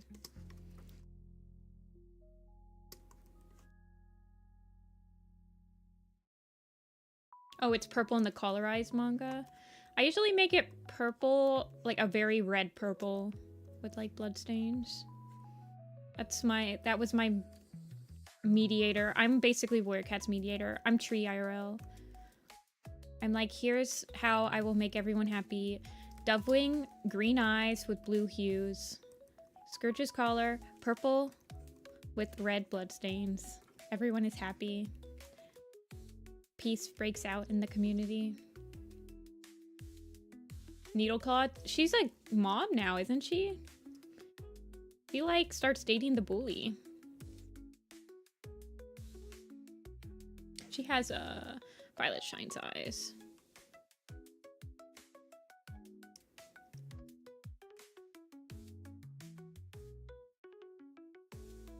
She's is she Robin and Starling Paw's mom?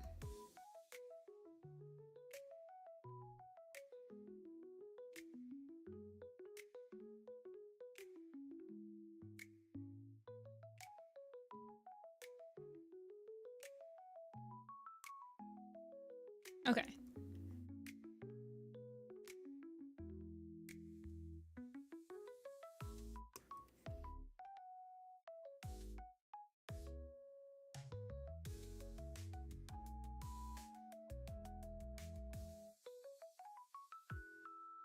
Yeah, I wish Needleclaw was the one that got to go to the Dark Forest with the Root Spring and the Light in the Mist. She would get to meet Needletail.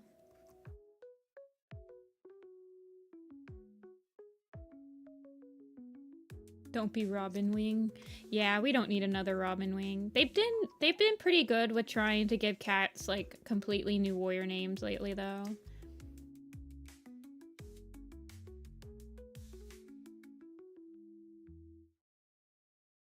I think she'll probably be like Robin Feather. Could do like Robin Beak. Beaks would be a new suffix. Robin Claw. Lately, SkyClan's been enjoying naming their apprentices after their mentors. So like Root Spring is named after Dew Spring, and Needleclaw is named after Reedclaw. Not Robin Ripple.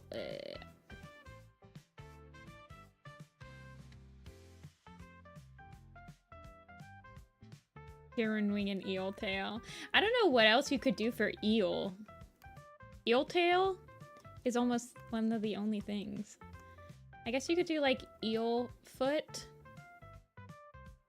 I think I'm gonna get rid of that other. Just going to do this. I don't really like that other tuft of hair I have sticking out on the left. We've had Starling Feather. I believe we have a warrior cat named Starling Feather already. I believe it's a SkyClan cat from Cloudstar's Journey.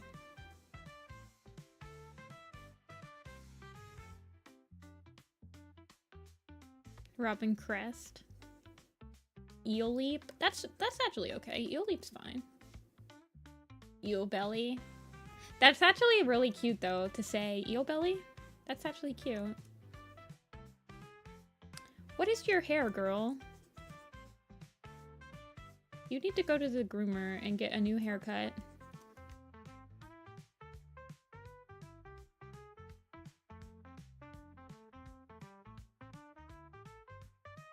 Well, they don't actually know what an eclipse is. So I think you're safe. Even in the book titled Eclipse, they never call it an eclipse. Not even Soul does. He just says the sun will go out.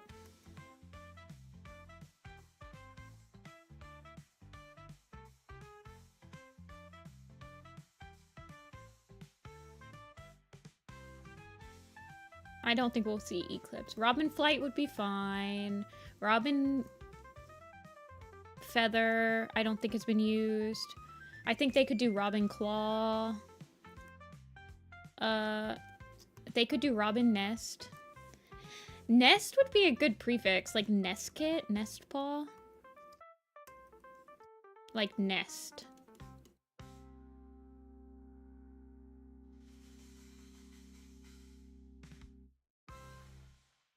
I think I'm gonna make her hair slightly bigger. What is your hair? Oh yeah, Robin Swoop. Newt? Yes, Newt Spec. Yellowfang Secret Warrior Cat.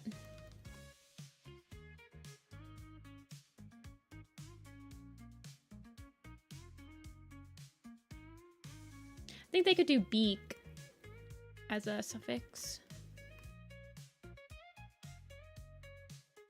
I almost feel like I should just simplify her hair over here to like this.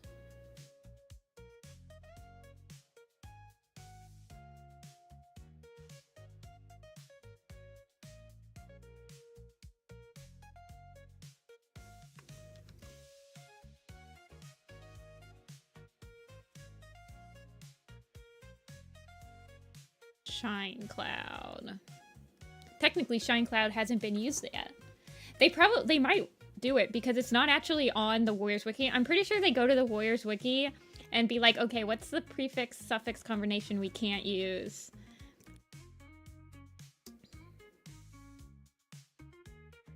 And Shine Cloud is not a name that you find on the Warriors Wiki if you're just like skimming the Warrior name page.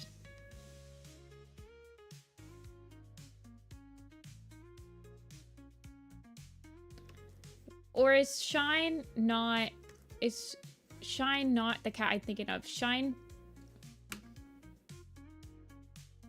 Cloud is the Suzanne Oakstar first mate, right? You have to correct me if I'm wrong. Yeah, Oakstar's first wife. Do you guys know that's very specific mug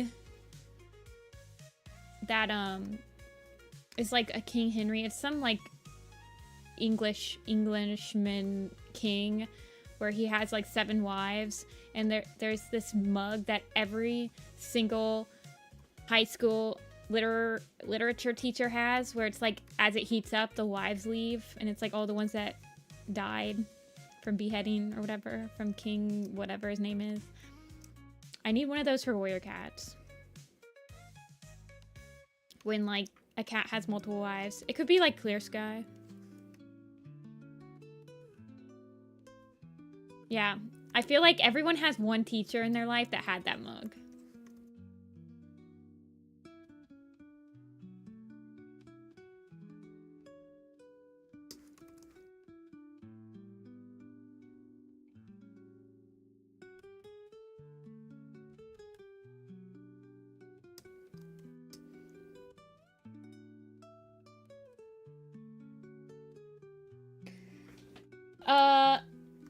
Suzanne's Facebook things, in my opinion,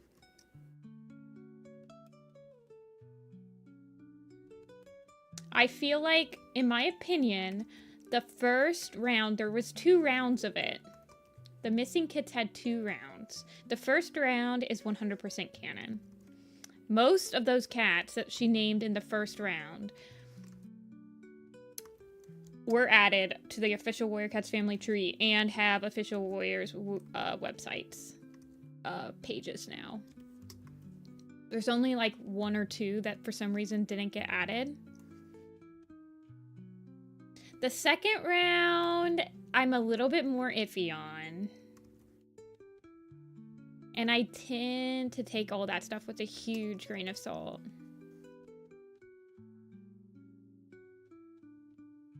You've never seen this mug? You guys... Oh my gosh. King Henry mug. This one. Look, it's literally the first thing that the first thing... I just had to type in the King Henry mug. It was the first thing that popped up. See? When it heats up, all of his wives disappear because he, like, beheaded them or divorced them. And it's, like, the whole entire mug. Yeah, he probably created beans on toast. I bet all of these wives didn't like beans on toast, and that's why they got beheaded.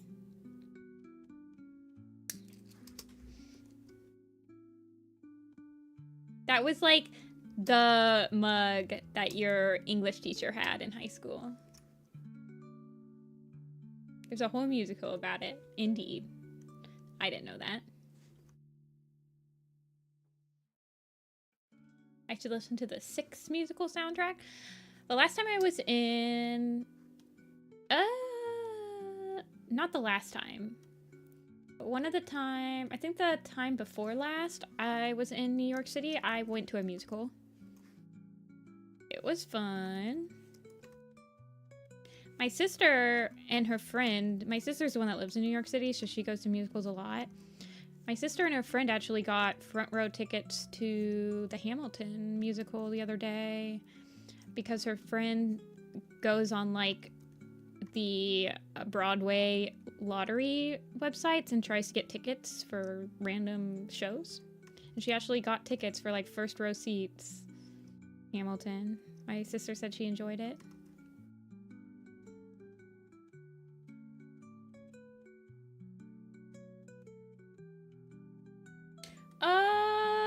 I don't remember. This was a while ago. My sister said that some of the people weren't in it anymore, but there were a lot of people that were still in it. She said she actually enjoyed... She had listened to the musical soundtrack, I think.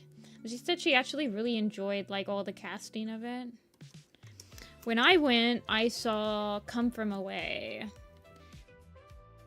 which was a play based on a little town in Newfoundland, Canada, that during 9/11, all of the planes got rerouted to this town, and the musical was about how this town welcomed them and dealt with all of these people. It was a very small town, yada yada yada. It was quite good.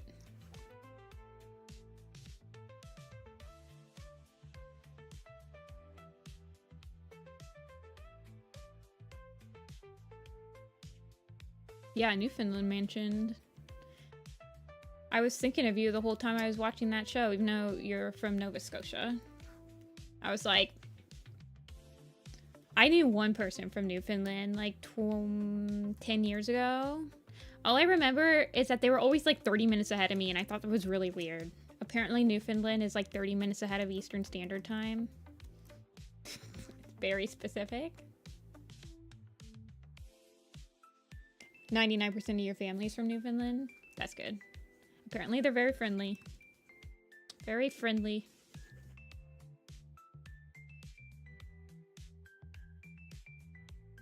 Yeah, 30 minutes ahead of Atlantic time. Okay. Okay, so they're an hour and a half ahead of Eastern. I just remember that 30 minutes.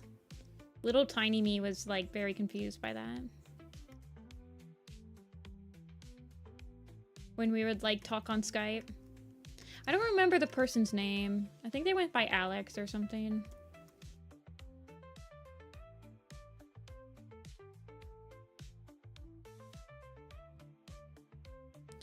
Yeah, they're a little weird. Just a smidge.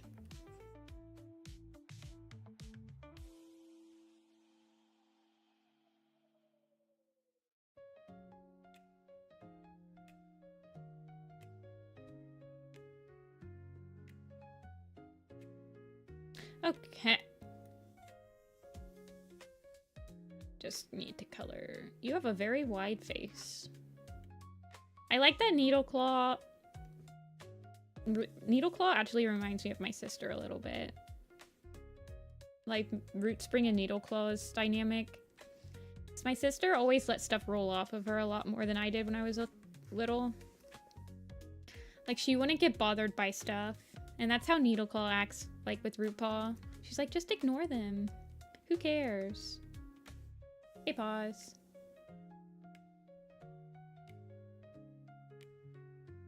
What's happening? We're drawing warrior cats.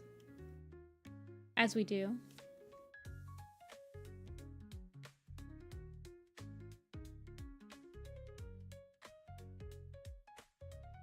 She has no eyebrows. That's why she looks weird. I never drew eyebrows on her.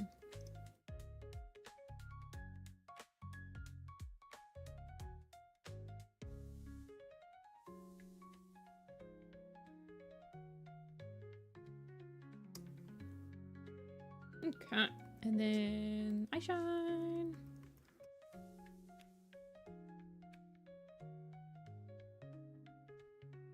Wrong one.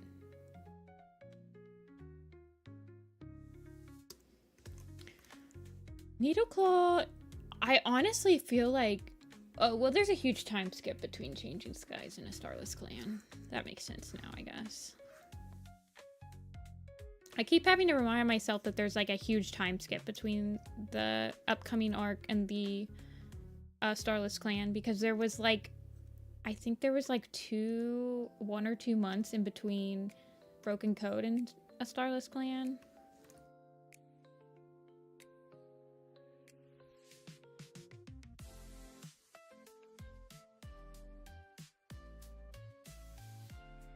Do you think that they'll retcon the time skip to be even longer? Like they did with the original time skip between the first and second arc? Do you guys think that? I don't know. They probably will never do something like that again. Yeah, Broken Code and the Starless Clan both take like max like 4 or 5 months each. It's kind of crazy.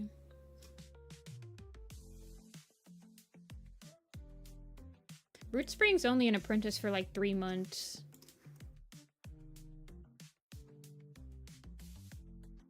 Okay.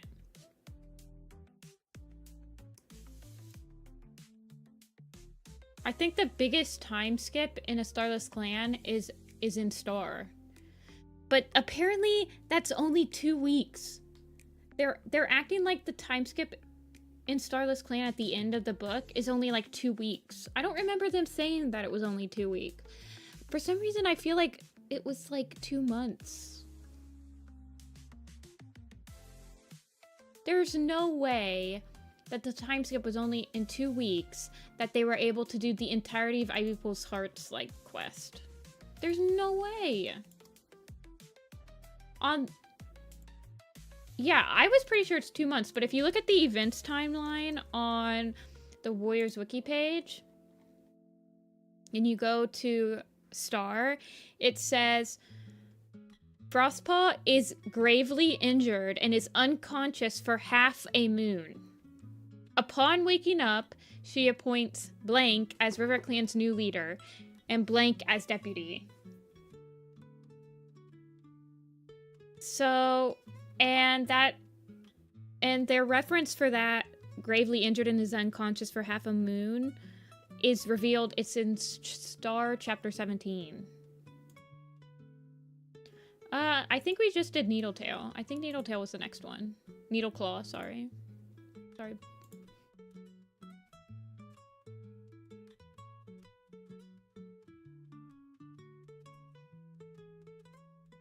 Last 2 books of The Broken Code took place over like one extremely weird week where everyone wasn't fighting existential battles and was just having a normal week. Yeah. Yeah. Yeah.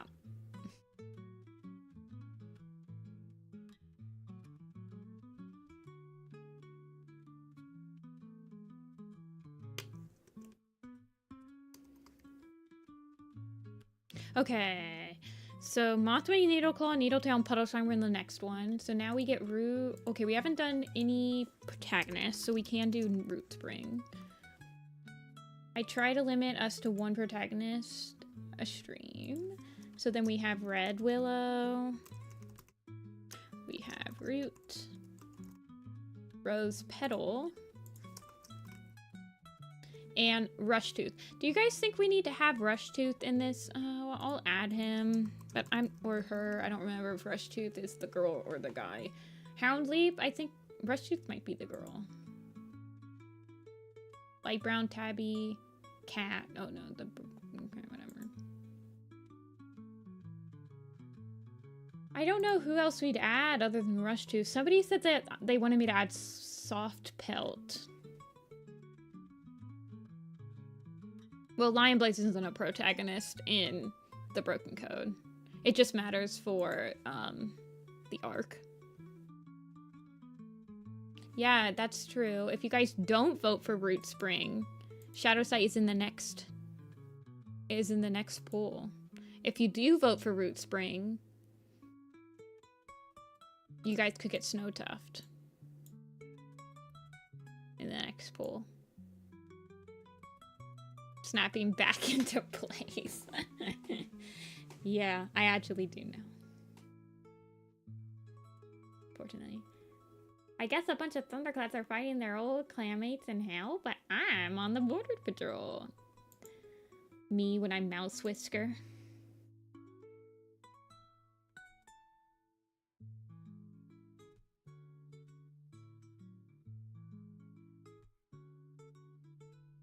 You vote for Snow. True.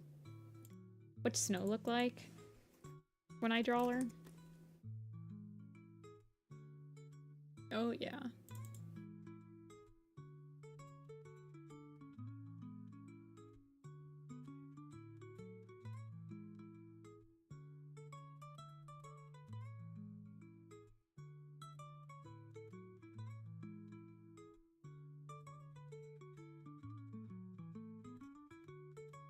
Yeah, Soft Pelt. Soft Pelt is she a Icewind kit?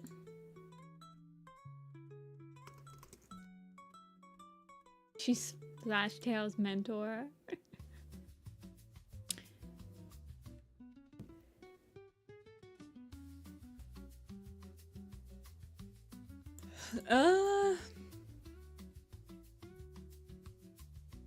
Soft Pelt fought for the imposter, not against him. Okay. Yeah, she dies. She dies in the battle with the imposter that happens at the end of Veil of Shadows. No, her father is Lizardtail and her mom's Lakeheart. Oh, she's Hairlight's sister.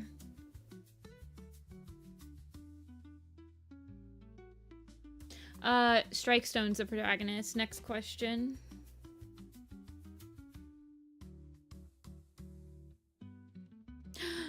Mini soup. Wait, hold on. Amber, this is hilarious. I gotta show everybody. This is how you properly display your warrior cat. Also, I like the Oso figures that made into your poster. I don't know if you guys saw, but Oso figures also made it into my picture.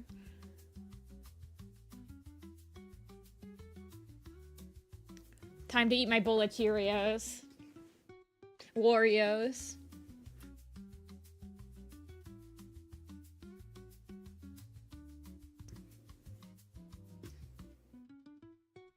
It's so hard to get the dust off of these vinyl figures, by the way.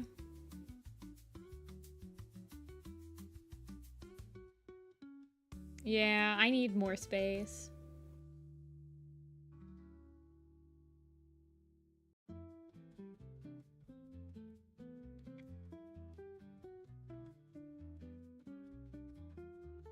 Wait, what happened?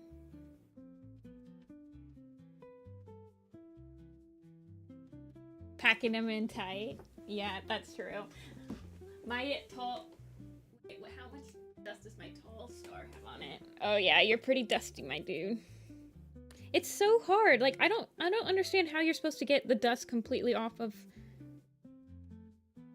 them. Like, I guess you could probably put them in water, right?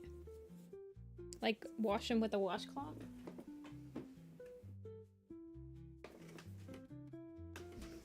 The call was coming from inside the house.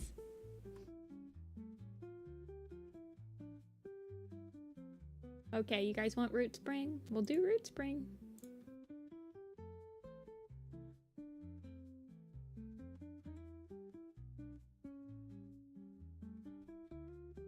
Yeah, I got a lot of stuff when I went to Japan in 2017. I got so much Osu stuff. Actually, it was mostly just the Choromatsu stuff. Like, it's so dangerous to be an otaku in Japan. I'm so glad that I'm no longer, like, that deep into anime lifestyle.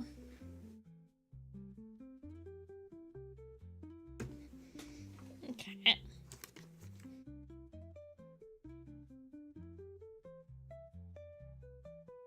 I need to sell some of my anime figures that I have just sitting on in my closet because I just don't have any room to display all of them anymore. Throws his hat on ground and stomps on it. Not today. Maybe next Tuesday. Yeah, they're like 10 times cheaper than you'd ever find them in America. Like, you could go to, like, the 100 yen bin and get $50 worth of stuff for, like, $5. So dangerous.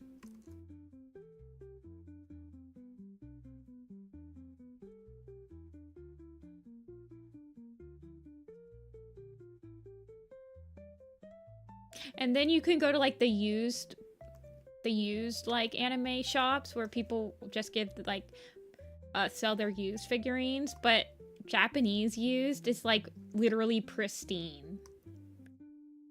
I think that it's reblogging Whisper Breeze.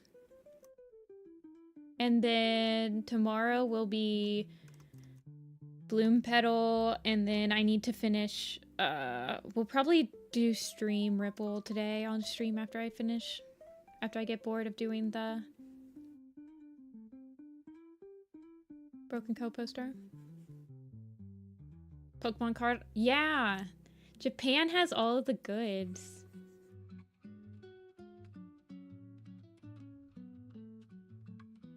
Oh, he's not happy.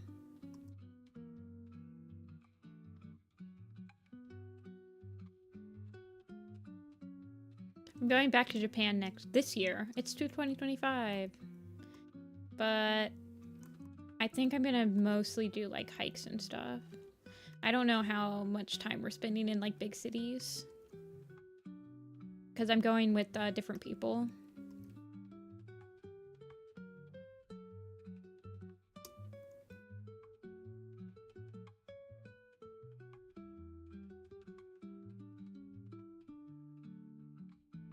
I have like a Burger King promo card of Meowth. Or something like that.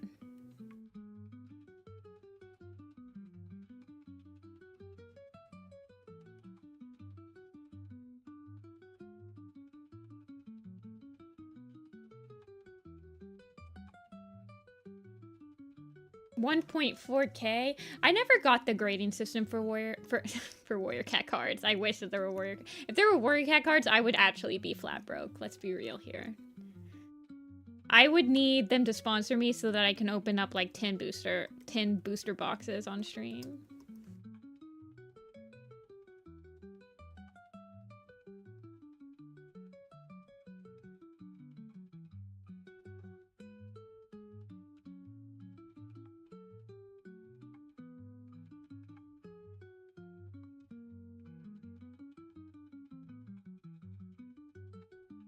I was actually looking at one website I found will print trading cards for you. I was like, hold. They mostly do like tarot cards and stuff. But I mean, they'll do regular size cards.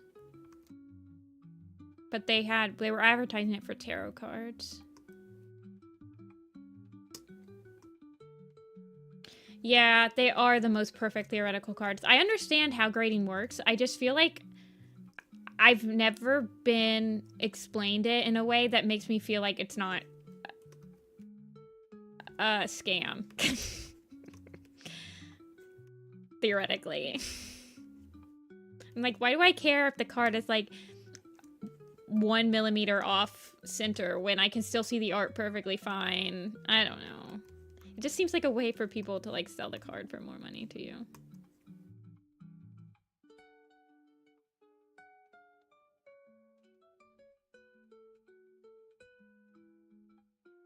It's kind of how I feel when people sell B-grade stuff for enamels.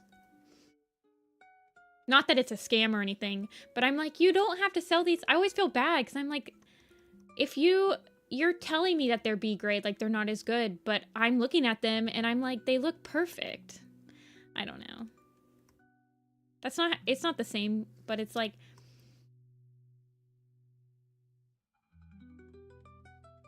yeah, but don't you have to pay money to like have somebody grade your card for you?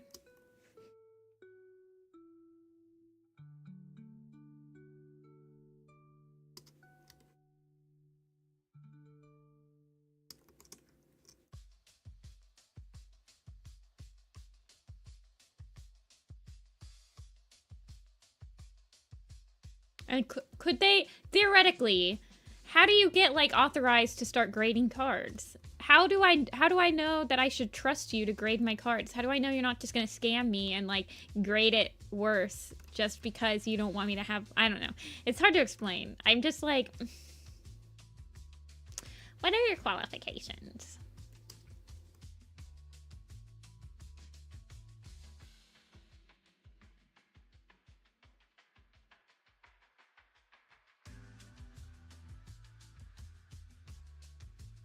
I like Root Spring having like a very round Firestar-like head to like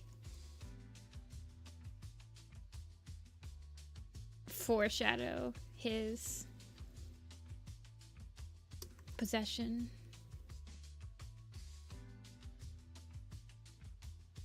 What if they take my card and switch it with an identical one? Exactly. I don't trust. Basically, I will never trust you. Yeah, what if I get a grade 10 card and they're like, oh shoot, we'll just swap this out for a grade 8 card and give it to them. They'll never know. I didn't think about that actually.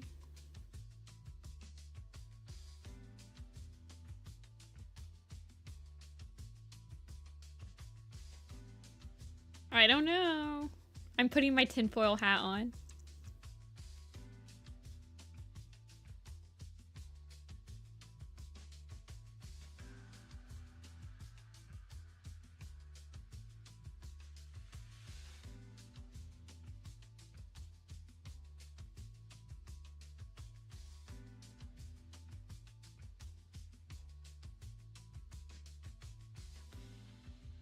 One way I save on merch. I have at least one friend that is very into card collecting. He buys like booster boxes of every new Pokemon set, etc., etc. That I feel like he uses it as like lotto tickets or something, or like stock almost. Like he buys boxes hoping to get like more money out of it. That just seems very dangerous to me. But I mean, he has a full-time job. He works at like Amazon and stuff, so he's making money.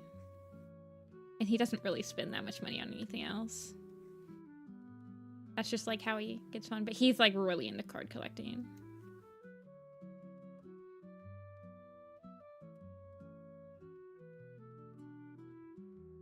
It's basically gambling. I believe that wholeheartedly.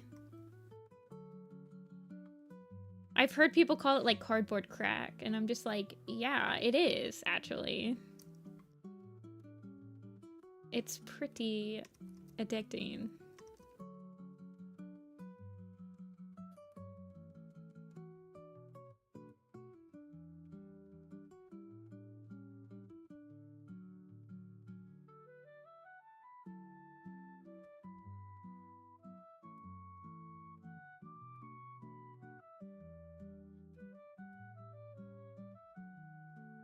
Yeah, I hate doing like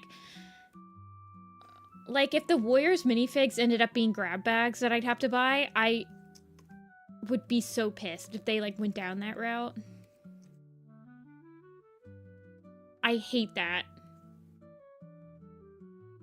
I feel like... I don't think that they would be able to do that since they're a English company, and England has really specific rules against, like, children gambling type things.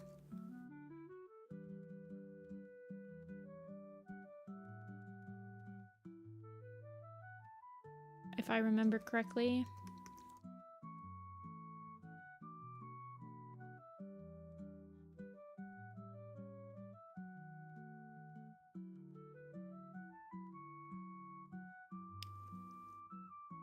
Lottery tickets and, like, birthday cards. I've never personally bought my own lottery ticket, but I have gotten, like, cards with lottery tickets in them. I'm going... So, on my trip out to the Grand Canyon in April, I think I might go to Las Vegas with my sister, but if we do end up doing, like, the slots or something, I'm only gonna bring, like, $20. Do, like, the penny slots, just to say I did it. I just have no interest in gambling.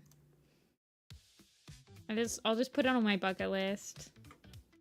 That, yes, I've done it. Next.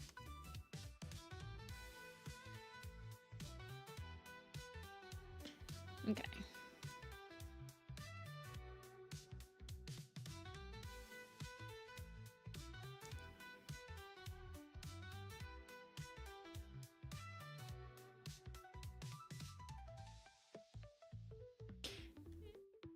Well, I'm mostly just going to see the Grand Canyon, but I'm flying out of Las Vegas after I'm finished visiting the Grand Canyon. So I might spend like a day with my sister doing stuff there, but I don't know. I wouldn't feel disappointed if I just ended up flying out without doing anything.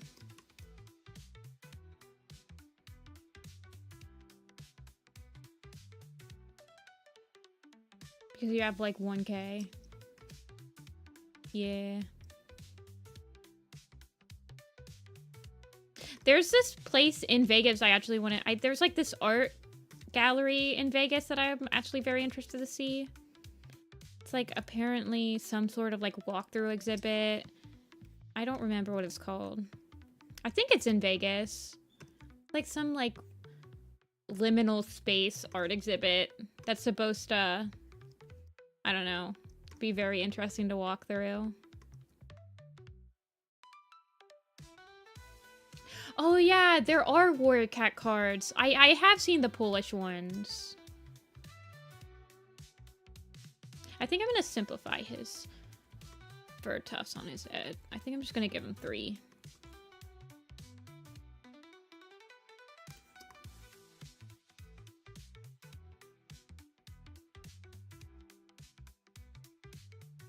Wait, there's an arcade in Vegas? Okay, never mind. I want to go to the arcade. I didn't know that that was an option. I'm way more interested in going to the arcade.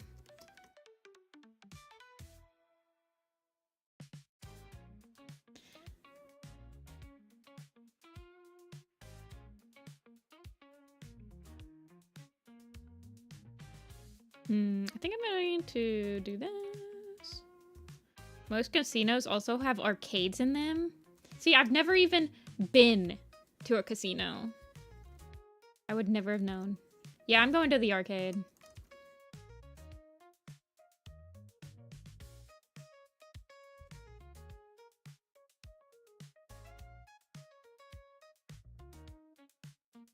I remember going into a arcade in Japan and they had pachinko next to it.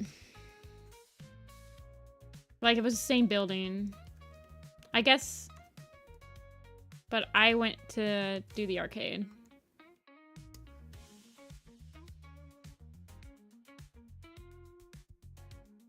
You've been to so many casinos. Yeah, I've never been to a casino. Never had the desire, really.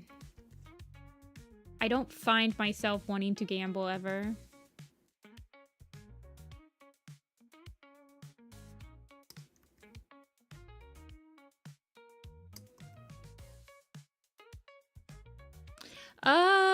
I think I accidentally went into a Japanese arcade because I think I was in like the Sunshine Mall in Ikebukuro, and I just was like walking around, and it was an open arcade. So I was just looking to see, I don't think I actually played any games, but as I was walking through the arcade just looking at all the stuff, I stopped very abruptly because it suddenly like opened up into like a darker room that I think was a pachinko thing, because it reminded me of like, and there were people sitting down and stuff, and then it started to smell like smoke, and I was like, oh, bye.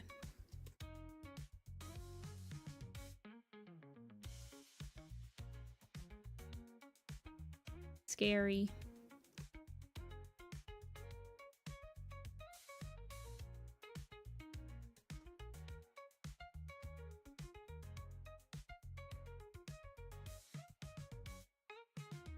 Oh, I don't think I want him to be smiling.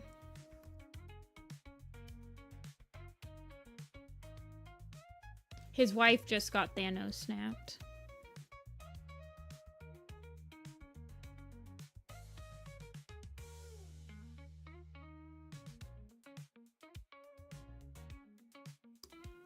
Does Root Spring gamble?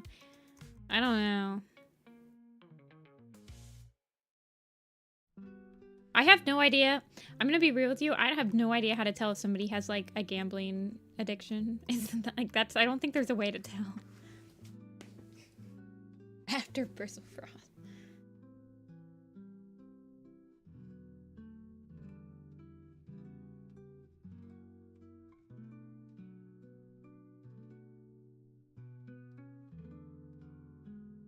I think that Root Spring sadly shops at Home Depot though.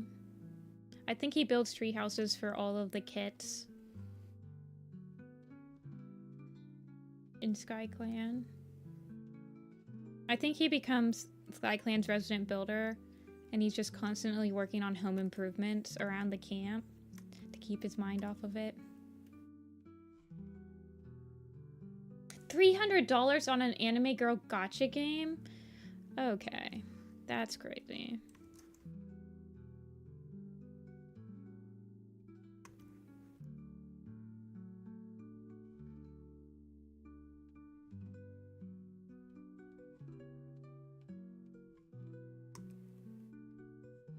Like Dustpelt. Exactly like Dustpelt. Dustpelt. Well, actually, Dustpelt post Ferncloud is like, I don't want to retire. I'm gonna die fighting as a warrior, and then he gets got by a badger. That was like one of the saddest moments in Bramblestar's Storm.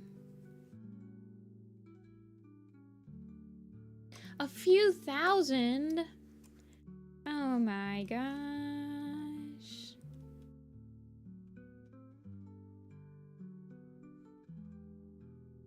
Dragalia lost. Isn't that the Nintendo gacha?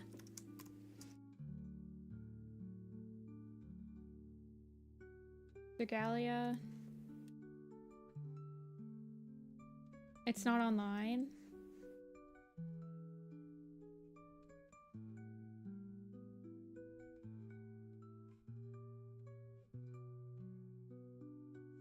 See, that's the thing about spending money on games that are like completely online.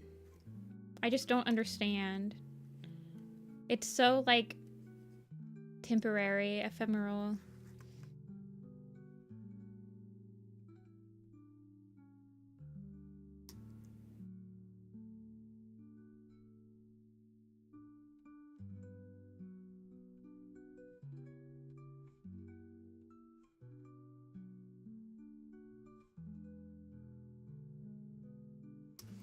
Yeah, he grows into his hair. He gets his dad's hair. At first, he's like totally nerd.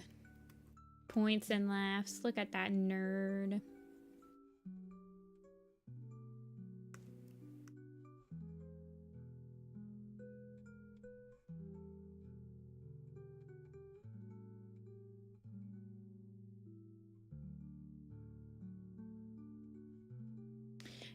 Yeah, I like collecting Pokemon cards, but I honestly prefer to just buy the ones I want.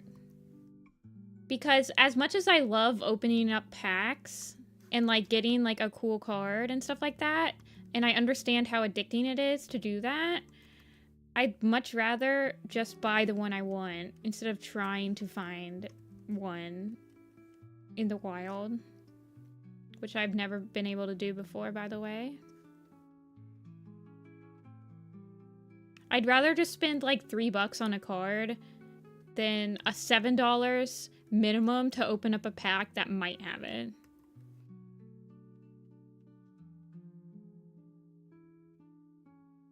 Yeah, I only open packs with my friends. I don't think I've ever opened a pack on my own. It's like it's fun to do with friends. I also enjoy watching like streamers open packs to an extent.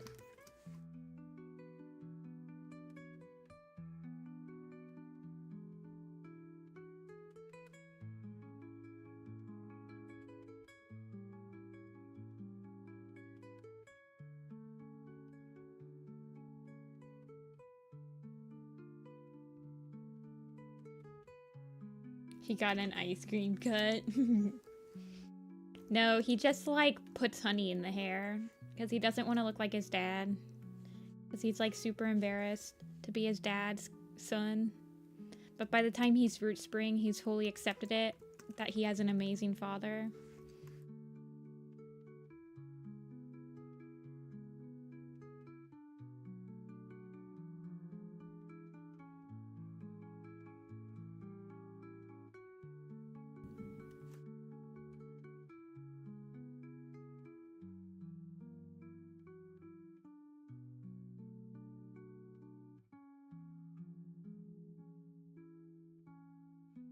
What happened to Far Squad?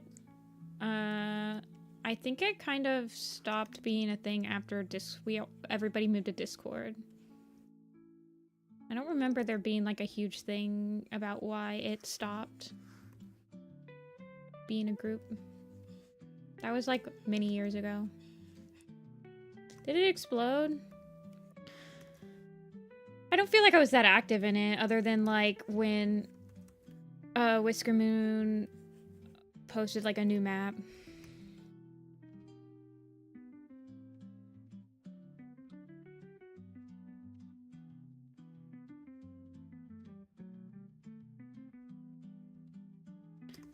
Well, me and Velo are still friends. I think Velo's probably one of the only people that I consistently talk to that was in it at the end.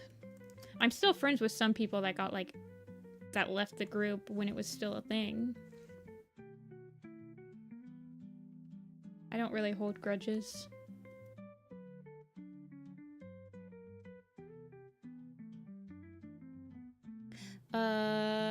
I was friends with quite a few people for a while, but I mean, like I said, it's been like years since I talked to the majority of them. You just like move on.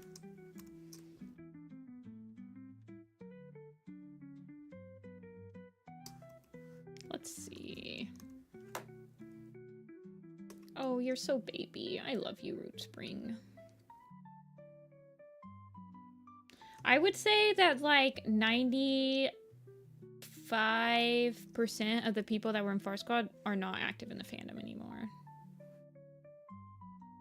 I feel like I might be one of the only people that was in the Far Squad that's consistently posting Work SR other than Velo.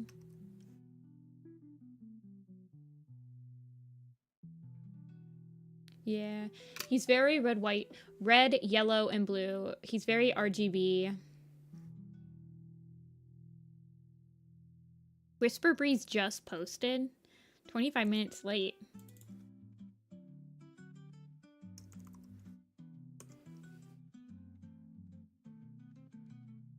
Well, I guess he's what is it? I guess CMYK.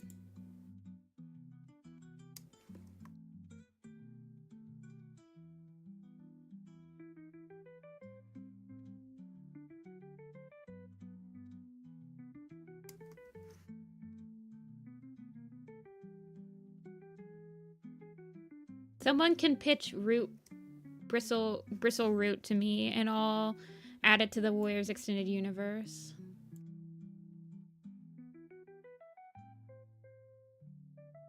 Extended Universe where Shadow Sight's the one that got.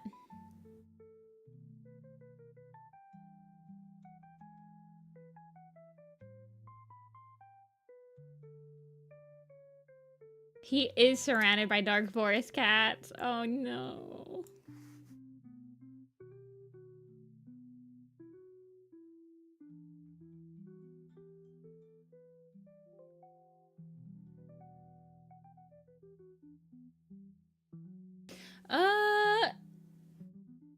I think that there's quite a few maps still going on, Seer. But honestly, it's very... I can see why people don't host maps anymore, because it feels like for the last couple of years, people who host maps have been kind of targeted for like they just get harassed a lot. And it's not always for good reasons, in my opinion.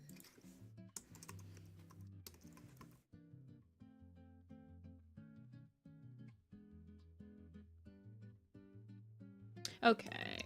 Rose petal. So we can't do shadow because we did root spring.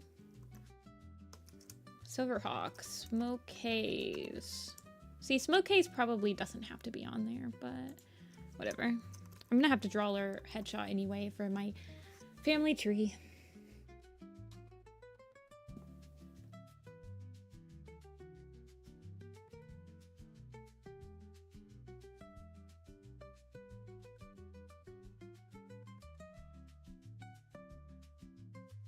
But yeah, hosting maps can be scary for people.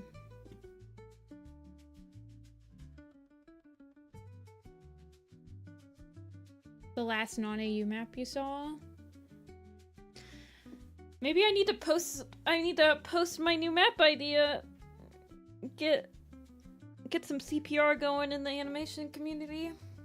Well, I feel like a lot of older Warrior Cat artists that are like in college and out of college for animation right now, they're focusing their like Warrior Cat energy on Warrior Cat animation industry on like Warrior Cat animated. I see a lot of older people in the fandom in there.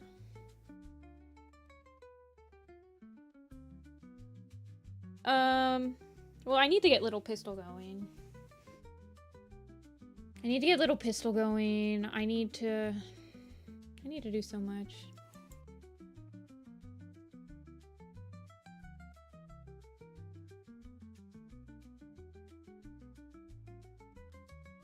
You couldn't find much, Seer? Yeah.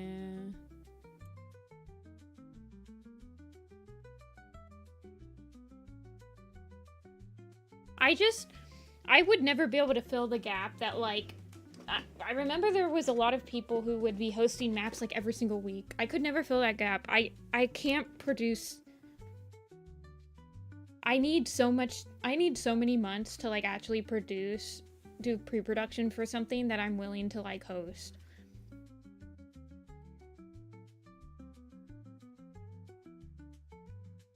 Yeah, Amber, you don't have to. I mean, when I posted the Star Clan Chosen thing, I hadn't posted a part in like a year.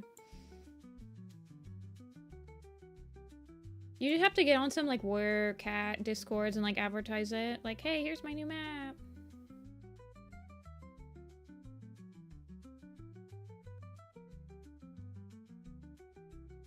Honestly, hosting your first map, if you have a project that you're really dedicated to, like you really want to finish it, I don't know if you should host it as your first one. Because for me, it's like, I kind of want my map hosts to have a reputation of being able to actually finish their projects before I join one, you know? Like, I'm very hesitant to join a host that's like a new host, because I'm not if they don't have like a person helping them that I know will finish the project.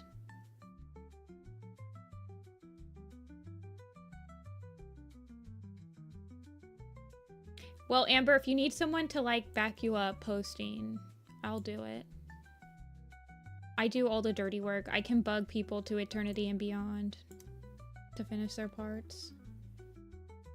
I have all my spreadsheets ready. I'm a spreadsheet maniac. I'll keep updates. This person has not posted an update in a month. We need to bug them for update. Yeah, trust in the host is very essential. The host is the one that's gonna be the most dedicated to getting the project finished. So if they're not dedicated or like lax, it's hard to, as a participant, to feel like it's a really weird feeling when you as a participant want the map finished more than the host. I've been there a lot. I just like seeing maps finished. I like to see the projects finished. I think that some of the bonds that you make with people in the community as you're like working on parts and everything are some of the like the strongest bonds. A 7-minute song. Is it a Roundabout by Yes? I had a Roundabout by Yes map planned of like the entire series.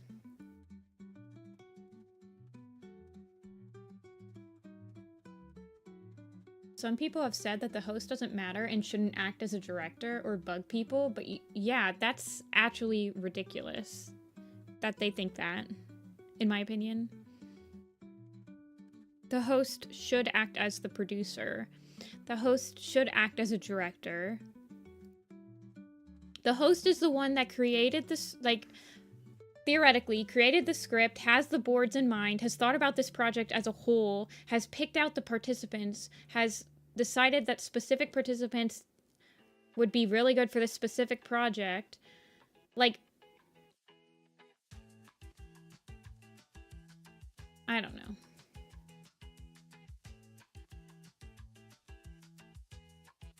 All of the maps that people think about when they think of like really good maps had really good hosts. Like Ready as I'll Ever Be, Serena was a really good host. Serena knew how to like get people in contact with each other to help finish parts.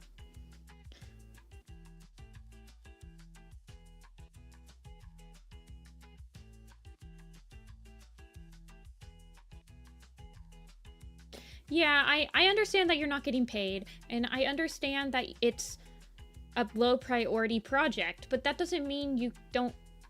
But if you're joining the project as a volunteer, you still have a duty to keep the person that you're volunteering for like in the know of your schedule. Like when I bug somebody about, hey, how's it going? I haven't heard from you in a month. I just want to like check in with you. I don't care if somebody texts me back and says, hey, I've had a really busy month and I haven't been able to dedicate any time to this project. Like life really picked up and I got this new job, or this semester turned out to be a lot more busy. Like, as long as you're keeping the line of communication open, that's fine.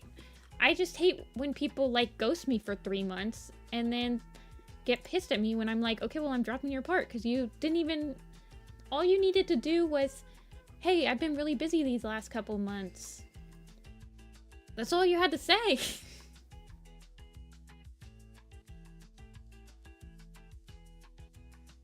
Without being willing to promote it. I'm willing to promote every single Dawn of the Clans map ever. If I had it my way, 2025 would just be a bunch of Dawn of the Clans maps. I've been in maps where the host ghosts the project. And that's a kick in the face. Okay, we're doing Snow Tuft. We're doing nice Snow Tuft. I don't know. It's definitely not for everyone. Hosting is not for everyone, and I understand that.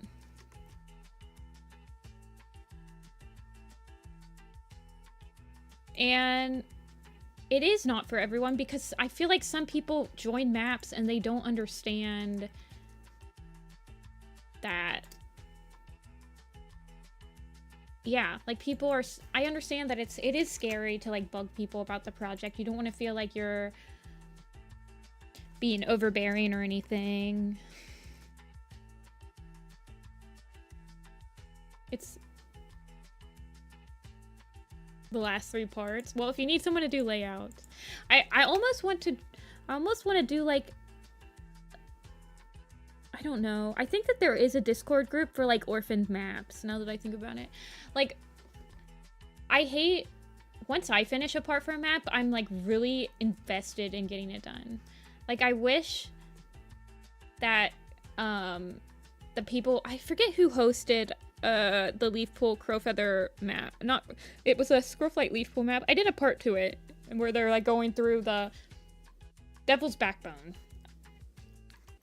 I think it's Climb that hosted it, and I've, over the years, had like proxy people ask if they would be willing to rehost it somewhere, and they don't want to. I hate that. I feel like once you've made the map public and people have actually done parts for it and they're like invested in the map, I don't know. I feel like it kind of gets a life of its own.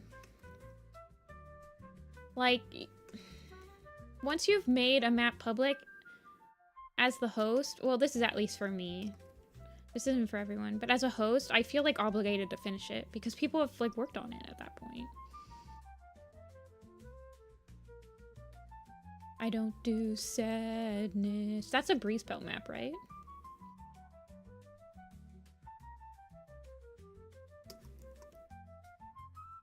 My Eyes got rehosted. Yeah. Like, I understand. StarClan's Chosen, I worked on the pre-production of it for an entire year before I actually, like, publicized the concept and, like, opened up applications. And I understand, like, as a host, I would feel like I don't know. I guess I've never been at the point where I started hosting a map and I hadn't told myself, like, this is gonna get finished no matter what. Like, even if I have to do all the parts, it will be finished. So I guess I've never been at that point where I've just lost interest in finishing the project.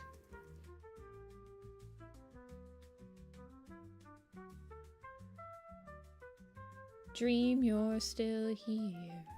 There's so many good maps that should be, like, rehosted. I feel like 2025 could be a really good year if hosts let people rehost their maps that hadn't been finished yet.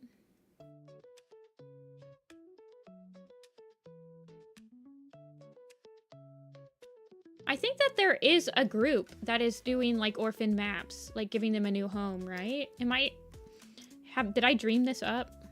Was this a shower thought? I'm pretty sure it's not a shower thought. There was definitely someone that was working on, like, a map revival project. Mothwing's design art. Ooh.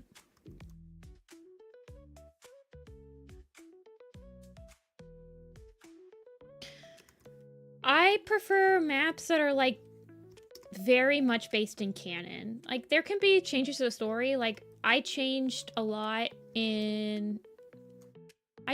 story a lot in my maps just to keep, like, the flow of the map as, like, a project. Like, in Little Pistol, there are scenes in Little Pistol that are out of order.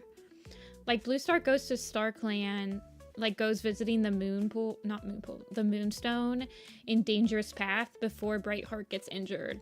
But in Little Pistol, I made it afterward.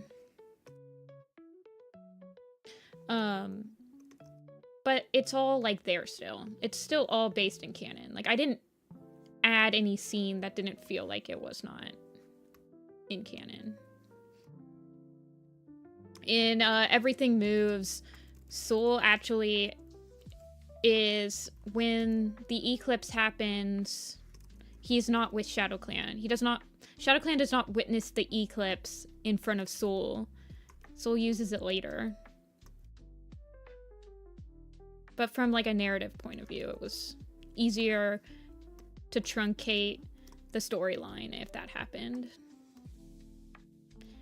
He also doesn't get ousted from he doesn't get ousted from Sky Clan because he brings foxes into camp. His last straw was he stole Leaf Star's kits. He, like, organized stealing them and bringing them back. But it's way easier to show foxes attacking the camp that was Soul's doing than it is to show him, like, orchestrating a kidnapping of kits in, like, the amount of time that it was that was allotted for it.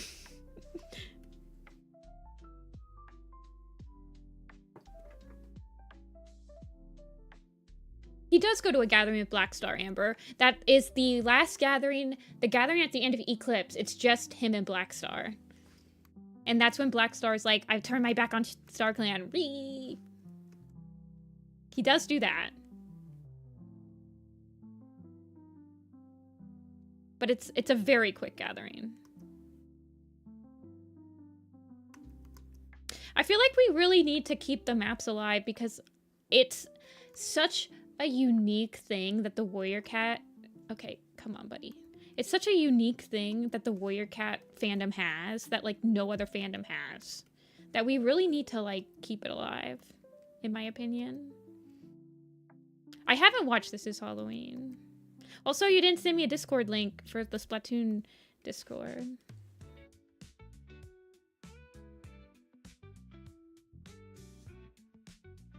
That's why I've been thinking of, like, setting up a pitch sheet with some of, like, my Warrior Cat ideas that I haven't done anything with yet.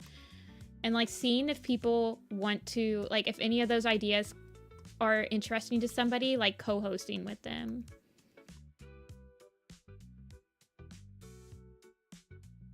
Because I have a lot of ideas. All of my map ideas are, like, not AUs.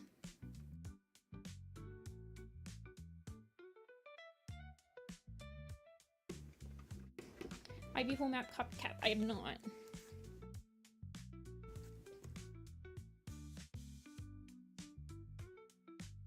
I don't know if I do a video. I feel like if I had a Discord, I would do it.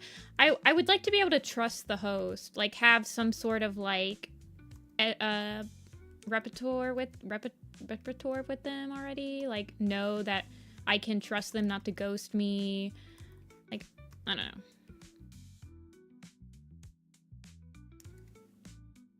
Yeah, and I have a lot of map ideas for, like, Dawn of Clans Plus.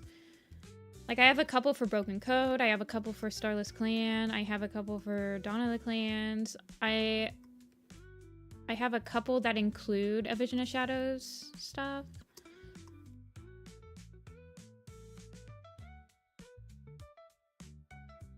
And I cannot feasibly host all of them with, like, how much of a slow slug I am at hosting by myself.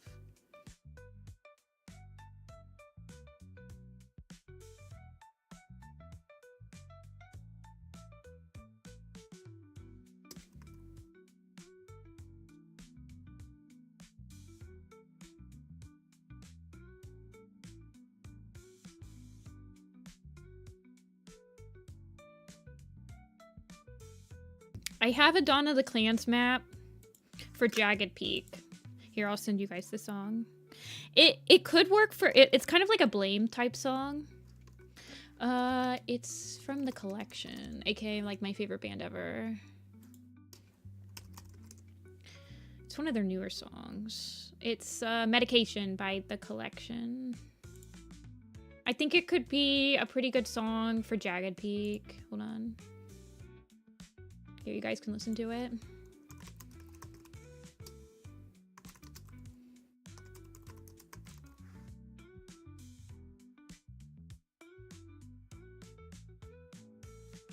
This is Jagged Peak. There you go. It's kind of a stretch.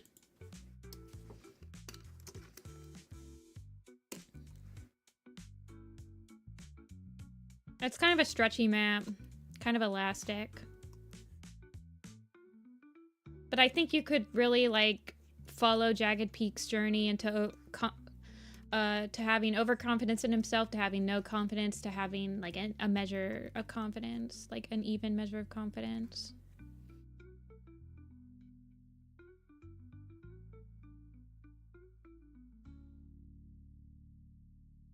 See you, Cavers.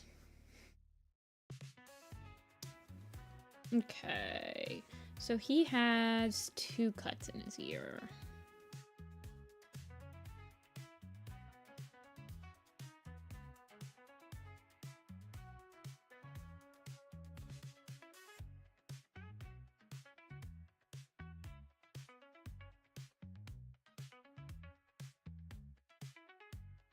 Hey, Nikki.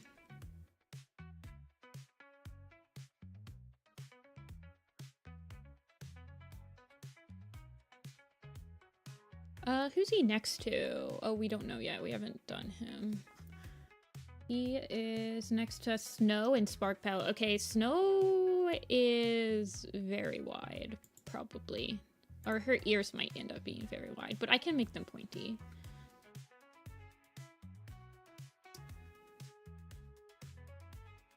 He also needs his... I'll give him some Tuffy fur.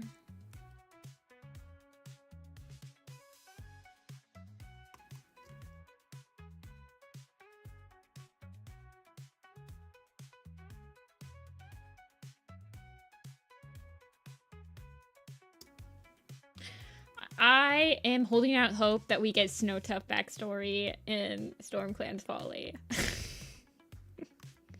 We won't. Spoiler alert, we won't.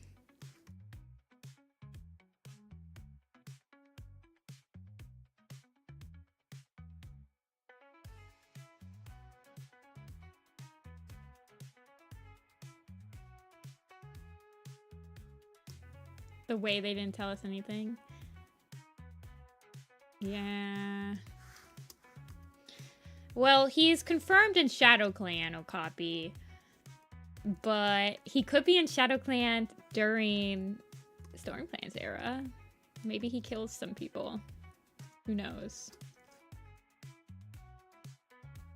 I just want Snowtuff being big and bad. Part of me feels like he probably never actually killed someone. I feel like he's a Juniper Claw type of character.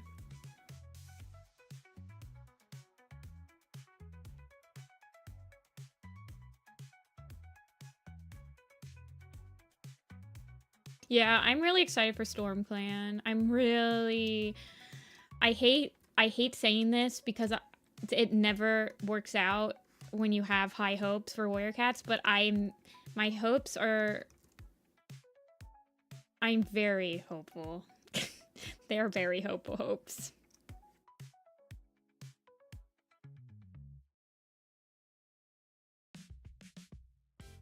Honestly, super editions that are like very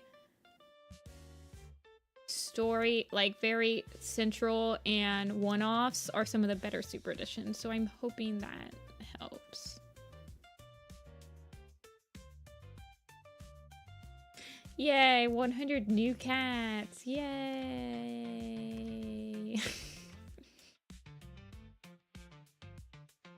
I'm so angry because if/when we get all of the StormClan's Folly stuff, Changing Skies literally comes out 2 months afterwards. So I only have 2 months to draw the characters before I'm probably gonna have more cats to be added.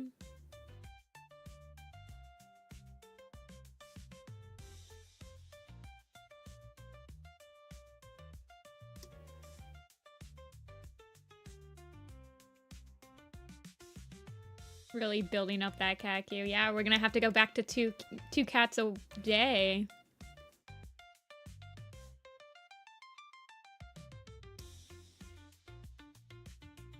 Marathon stream. I know, Dia.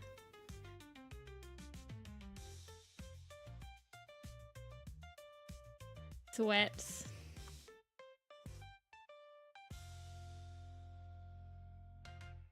I feel like... So the Warrior Cat design streams actually don't take a lot out of me. Especially if it was just a bunch of minor characters. I would just be like referencing cat poses all the time and coming up with some random design. I could probably do it.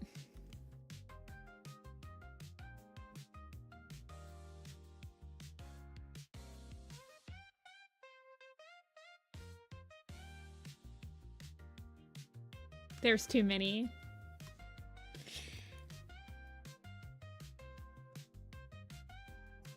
I don't remember. I think that the worst... So when I was doing them chronologically by... in order, release order, I felt like that was a good balance because I would read a book, design all the characters. You don't have to do like me and like design... Like, I think I designed, I designed like Bright Paw, and then I designed her again as Bright Heart, and then I would design like Gray Paw and Gray Stripe. Like, you don't have to do that.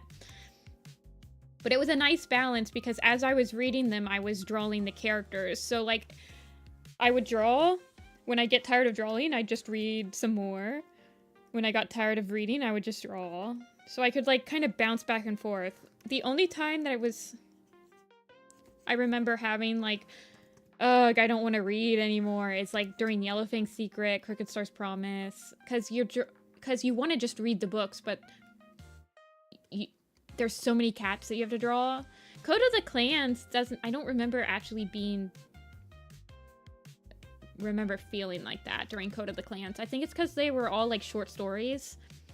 So you read the story, and then you draw the 6 or 7, like, 3 to 6 cats from that story. So... I don't know. I actually remember my least favorite part of doing the Werecat Design Challenge the way I did it in 2020 was like Yellowfang's Secret and Crooked Star's Promise and Tall Star's Revenge. Because there's just so many cats in those. But Code of the Clans is bad too, because you have like 110 cats that you're drawing. It's a struggle. But for a lot of Code of the Clans ones, I just like copied real cat patterns and focused on the poses. So you just like gesture draw the poses really quick.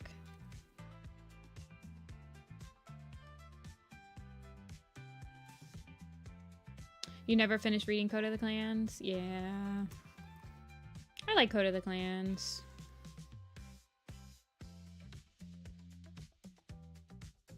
Yeah.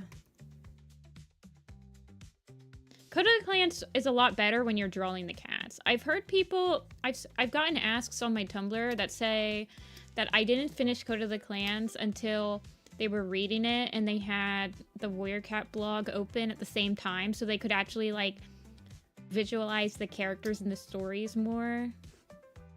I've had people say that to me.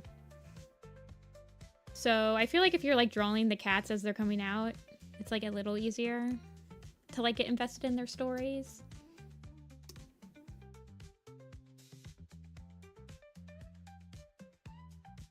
Wait, if it only mentions the name of the cat but never tells you the description and it's a main character? I don't think that's ever happened. Can you give me an example?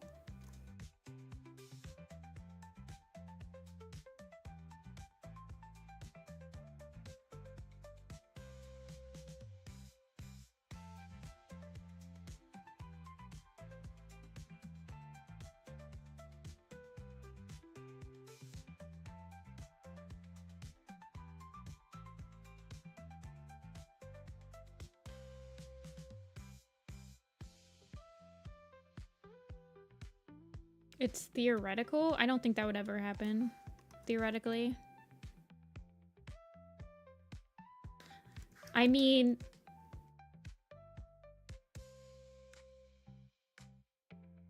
Yeah.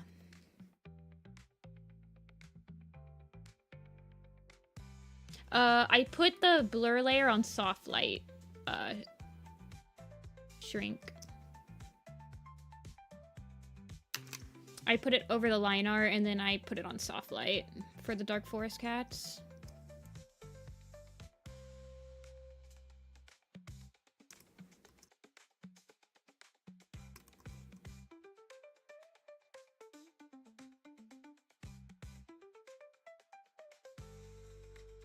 I just had like an extra... I copied the layer. Oh gosh, where is... Okay. So root spring. So this is rose petal.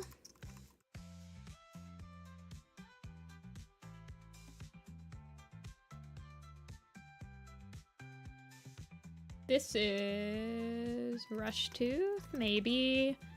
Again, not so sure about that one. Then we have shadow sight. Oh, who's the middle of this poster? Light leap. Light leap is in the middle of this poster. Okay, he gets that though. And then Silverhawk. That is not how you spell hawk.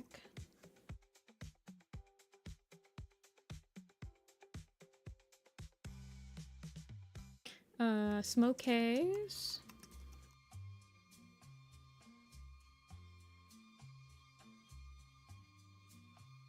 Snow. Oh no, you guys, I have to do a sisters logo. Oh, I'll just do some braids. Never mind. Problem solved. Man, Root Spring really is surrounded on all four sides. On all sides. Except for snow.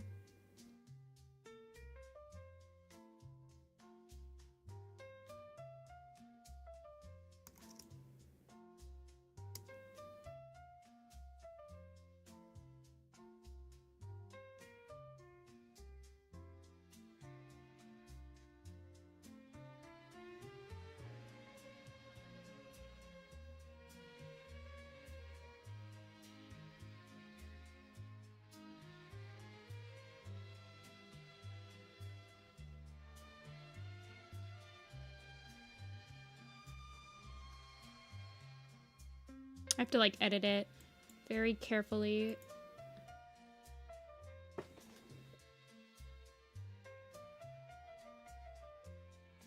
And one huge... Basically Root Spring's entire place of no stars. Oh yeah, Dark Forest.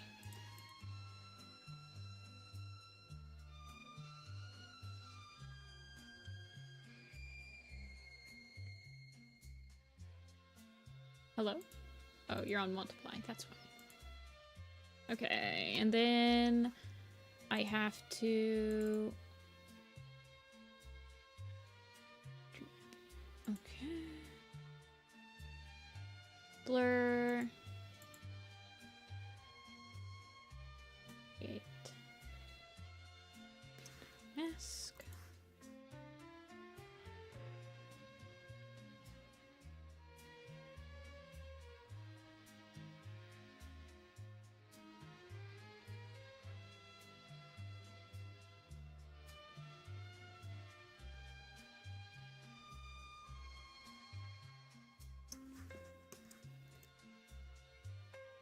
Very careful. Okay.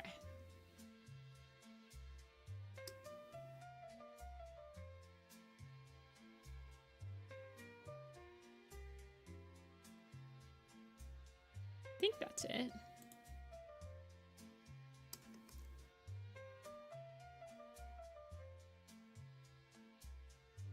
I'm gonna blur it a little bit more.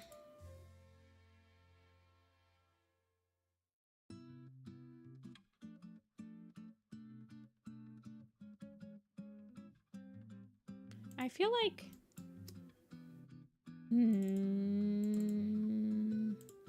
Make it a little bit more.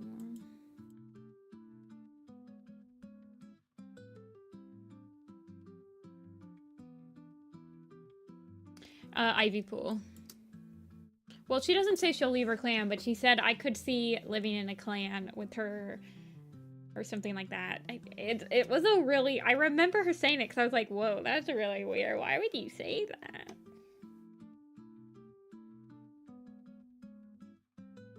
I was like, raise his eyebrow.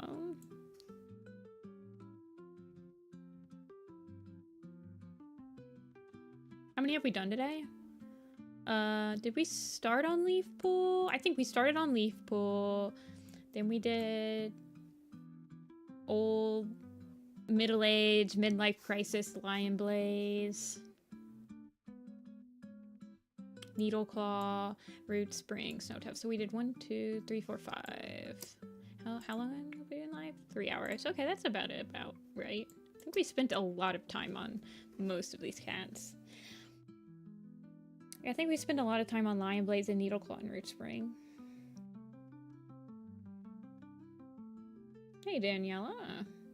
Yeah, Mustache Lion Blaze. Happy New Year.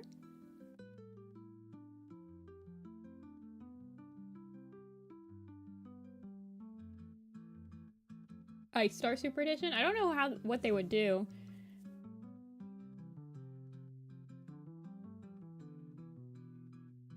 Who do I have on the A Starless Clan poster? Alderheart Bayshine, B. Berryheart Blazefire, Brambleclaw Breezeheart, Brightheart, Cherryfall,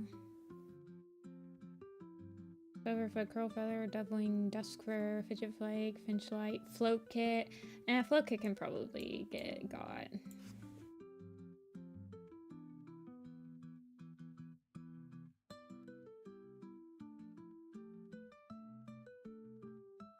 Fognose, Fringe, Whisker, Froston, Glorious Claw, Gullswoop, Hairlight. Wait, why is Gullswoop on here? Hairlight, Hairstar, Even Pal, Hollow Spring, Ice Star.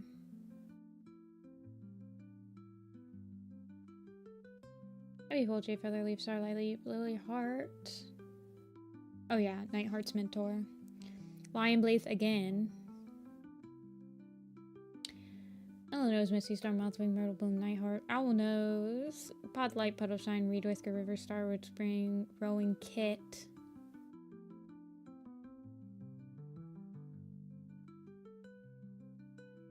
Oh, Gull Swoop. Okay. I have Smokey on here, but I don't have Little Daisy or Coriander.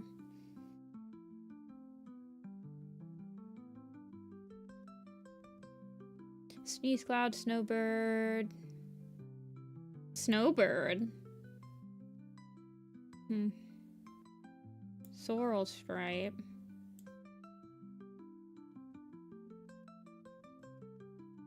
Spark Pelt, Sparrowtail, Spire Claw, Slash Tail, Sparrow Slash Sunbeam, Tiger Star. Do I have Brambleclaw? Yeah, I have Brambleclaw. Sunbeam Tree, Trout Kit. Waffle Palas, Whistle Breeze, Whirl Pelt, and Euro Leaf.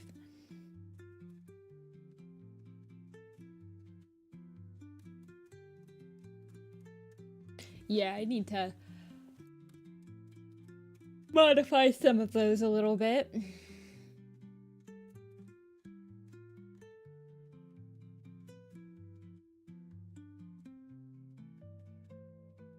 Yeah, I feel like Trout Kit. I think I've put Trout Kit and Float Kit on there. Leaf Kit? No.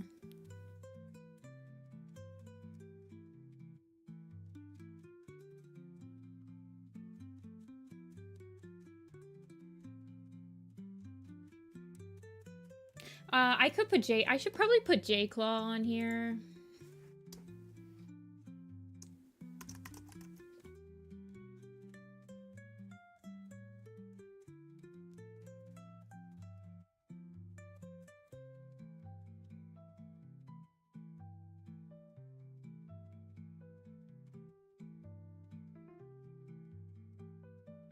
Who else goes on the...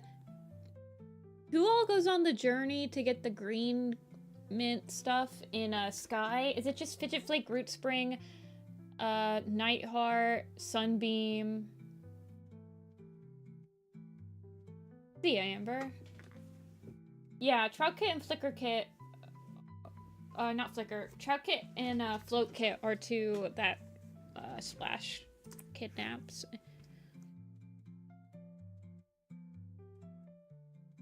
Alderheart, Fidget Flake. Oh, Alderheart goes. Okay. Light Leap goes. Oh, I guess I forgot that Alderheart was on there. Was it only a patrol consisting of Sky Clan, Thunder Clan, and Shadow Clan? Did Wind Clan not go on that? Is it just because they didn't have any green cough?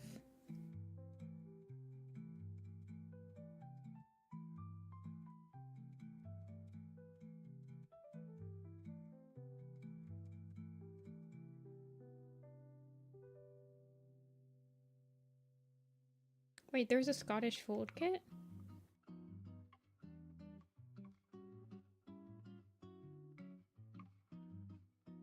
Interested.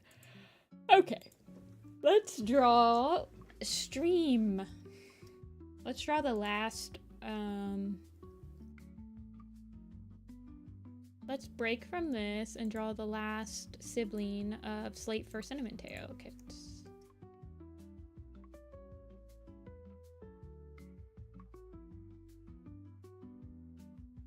Oh.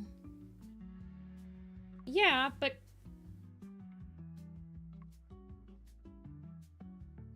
Shadowside didn't go. Like, it wasn't just Medicine Cats.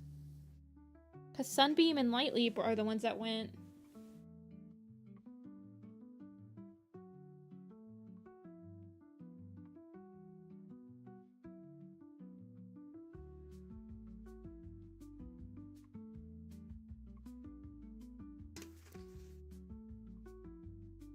Well, I added Rowan Kit because that's like a huge thing.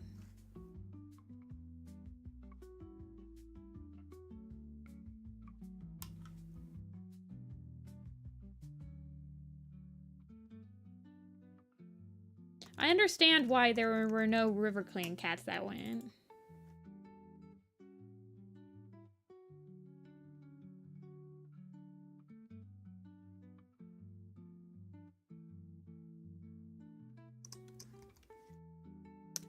Who's this cat's name? Stream Ripple or something like that?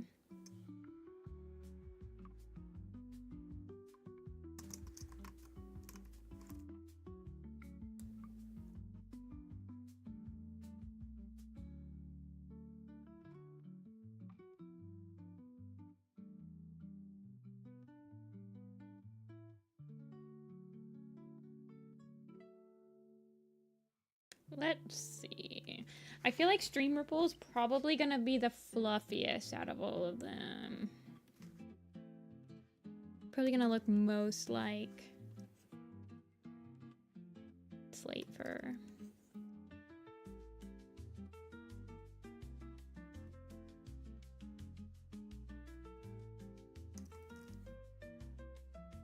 Still indifferent. Yeah, I mean...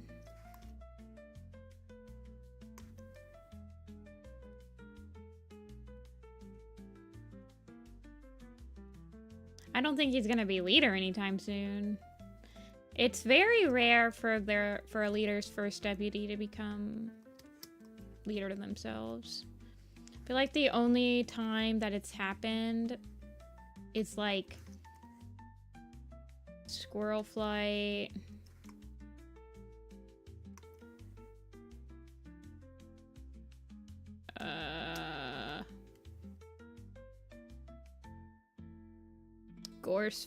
Gorse Star, Sparrow Star, Night Star.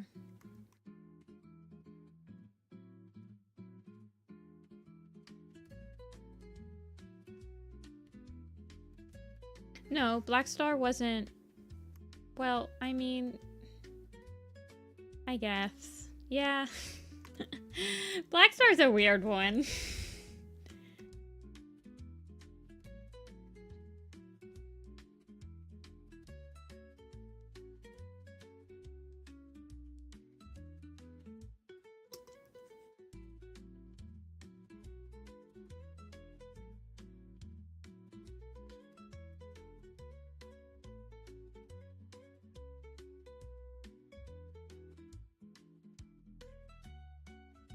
Black Star was like 3 people's first deputy, it felt like.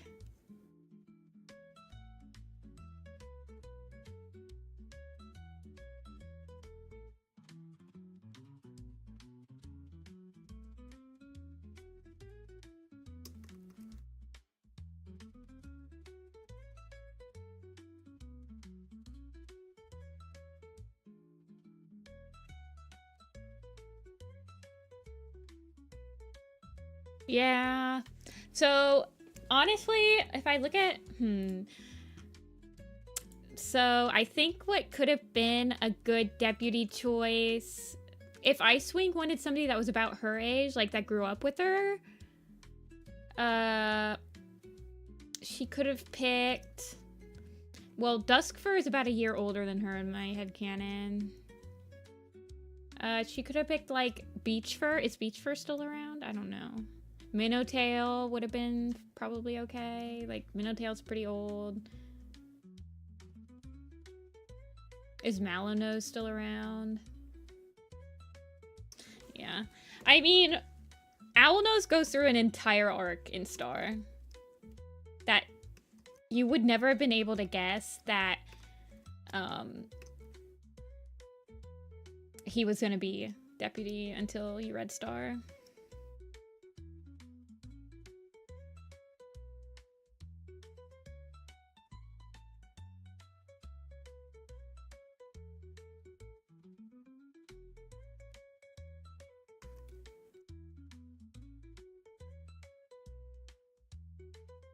Shimmerpelt, yeah. I actually haven't put Shimmerpelt into my timeline yet. I don't retcon them back into the timeline until they show up in a book that I've appeared in. That I've read.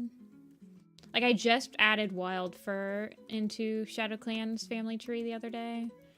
Because I just read Fading Echoes.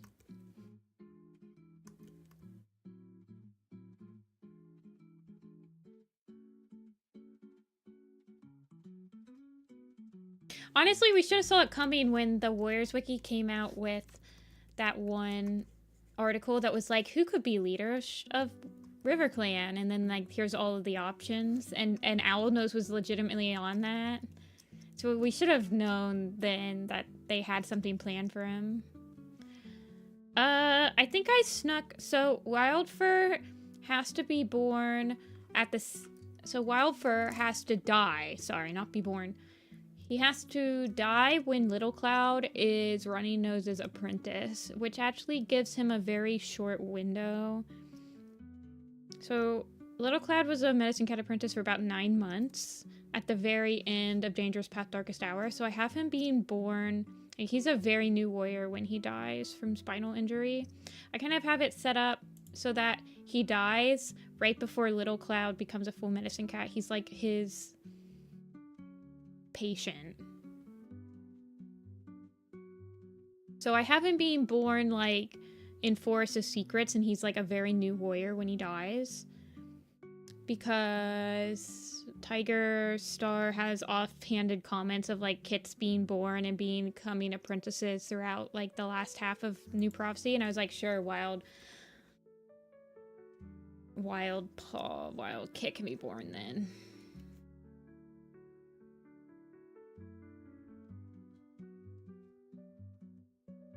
I don't have him as anyone's particular parent, like anyone to be his kid yet. If I was evil, I could make him a Fernshade wolf step kit or whatever. Wolf step. And I could just keep giving them L's. Beam. But I'm not that evil.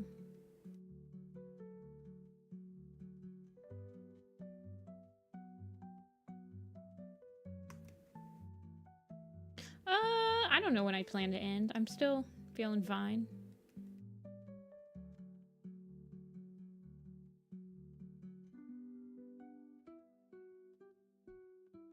Wildfur and Nightwing parents are Snowbird and Boulder. I think I have Snowbird being born... Yeah, that is unfeasible. I have her being born after Wildfur is an apprentice. Unfeasible for me, unfortunately. I could make him... Let's see. When is he born? I could make him a Tall Poppy kit. I could make him a Dawn Cloud kit. I could make him a Fernshade. I could make him a Rowan Berry. I could make him a Newt Speck. I could make him a Nettle Spot. That's about it. If I wanted him to be born into ShadowClan. Young Apprentices. I think I did Tall Poppy there. I have Snowbird Beanborn, in Dangerous Path with Rat Kit. And then Scorch Kit is born a couple. I switched Scorch Kit with Crowfrost in my next reading. So whenever Scorch Paw is mentioned in Power 3, it's actually Crowpaw. So that they're like, so Crowfrost is about the same age as Dawnpelt.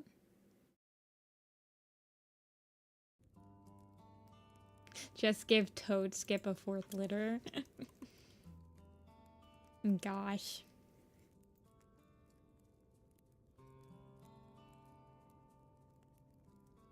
Toadskip? Yeah.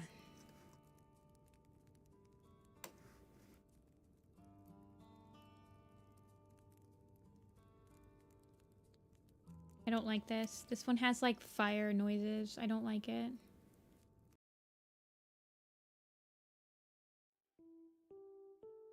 Yeah.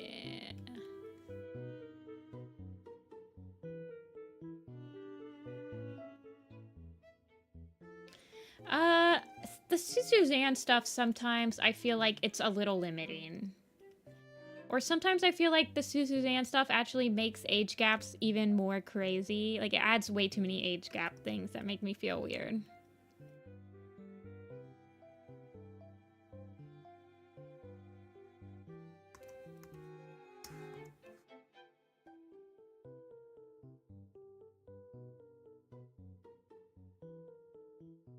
Tiger Star as a leader? I think that he is legitimately the best leader that they've written since Firestar.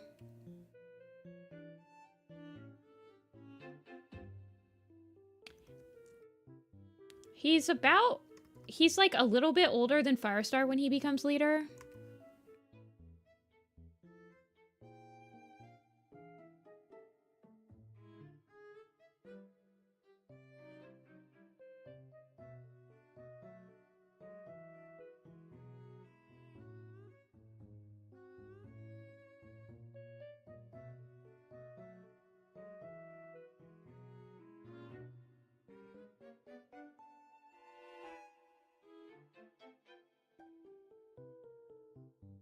I've added a couple Suzanne stuff. Like, I haven't added Skunk Paw in. I need to add Skunk Paw in. I haven't added Shine Cloud in. I mean, I could probably add Skunk Paw in to the Cloudstar's Journey.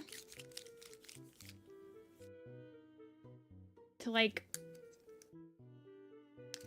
fill out Cloudstar's Journey's allegiance.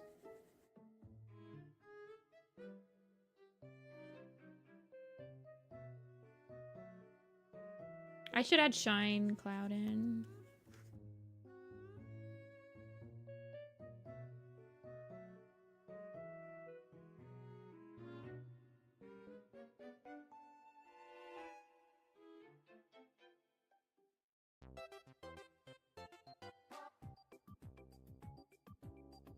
In the new prophecy, I'm meeting a loner named Scorch. I don't know. Scorch feels like a therapist you'd get, and you tell them their problems, and then the therapist is like, okay, well, you need to get over it, and because all your problems are stupid.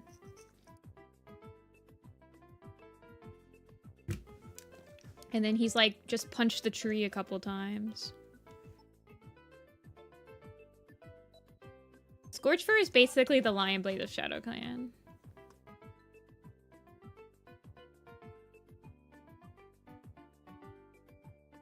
And she does get over it.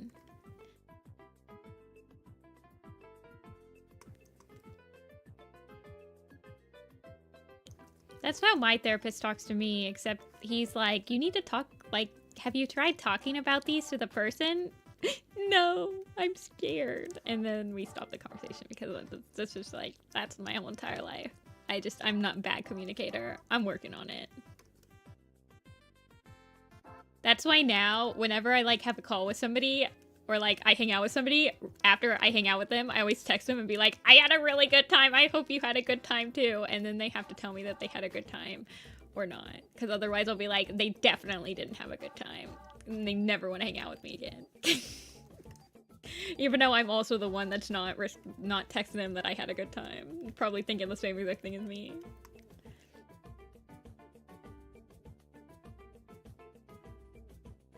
Adderfang type. That's true. He probably is like an Adderfang. I need to finish my Adderfang. I started working on it because I was looking at the, I don't know if I like this pose. I keep on, like, editing it slightly.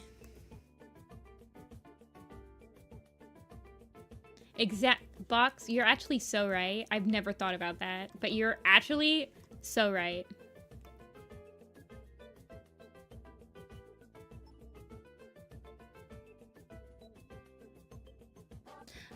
Commissions? So for something like this, I think it would be like, I need to change it from saying chibi commission to just full body, because that's basically what they are. But I will be actually opening up commissions for this weekend in, like, probably less than an hour.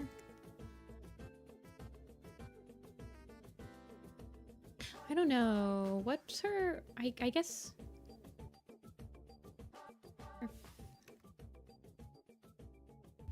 But the chibi ones that are full body like this, I think they start at 40. I have them set for 40. Yeah. For the chibi commissions on stream, like, if you want me to draw... I mean, if you want me to draw a real cat, then yeah, you just have to send me a picture.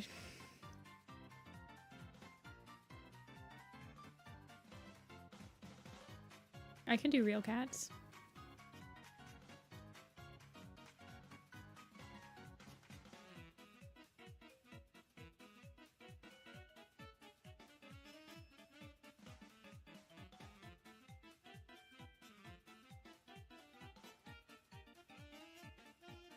Yesterday, I hung out with my nieces and nephew and nieces, and we played Mario Kart. It was quite entertaining.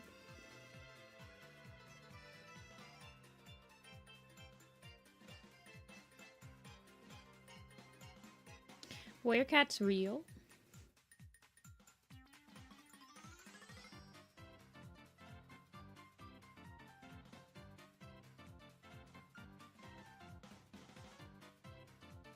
But yeah, so if you check the description of this video, Hannah, I think there's a link to my coffee in the in the description. And if you click that coffee link, when I open up my commission slots, you can order a slot.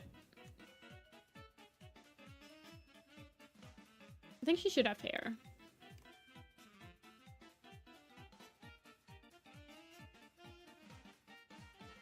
Oh. I need to go on 8.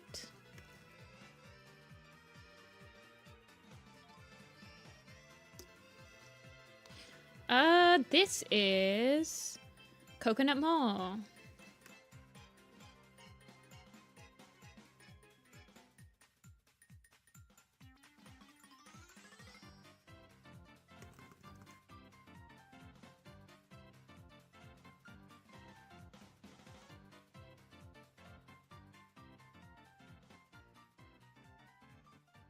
I might get rid of her. No, her dad has them. Okay.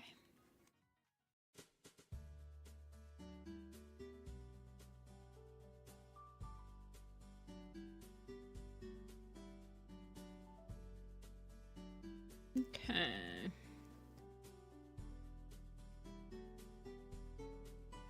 My favorite song from Mario Kart nowadays is the one that's really jazzy.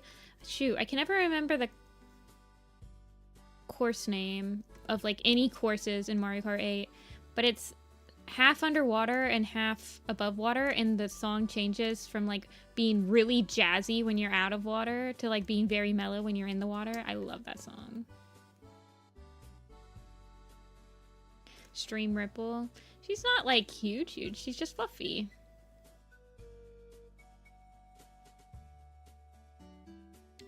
It is like a water park. I think it's the water park one, yeah.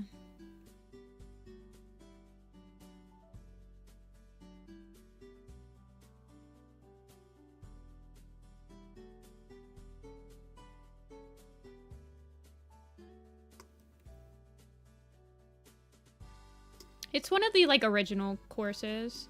Hey, Paige. It's not, like, from a DLC or anything.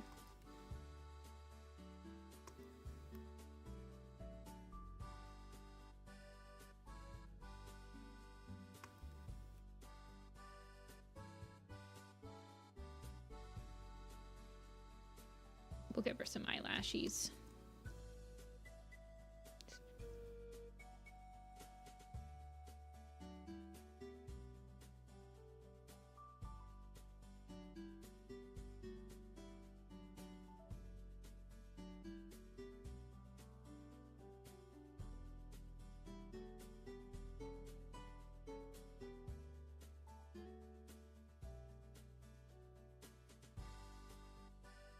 Okay. Also, you guys, I realized the other day, my convention schedule starts back up at the beginning of March. I thought it happened at the end of March, but my first convention for the year is March 1st, and now I'm, like, sweating. I need to actually work on my new... I need to, like, order some merchandise and stuff. I'm sweating profusely. Thought I had more time. I actually need to finish Slate Fur and Cinnamon Tail. I don't think she has a canon eye color.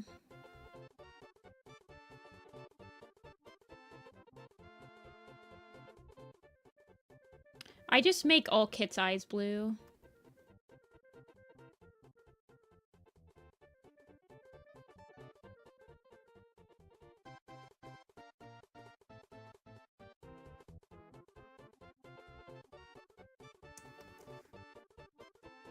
Hey, alien.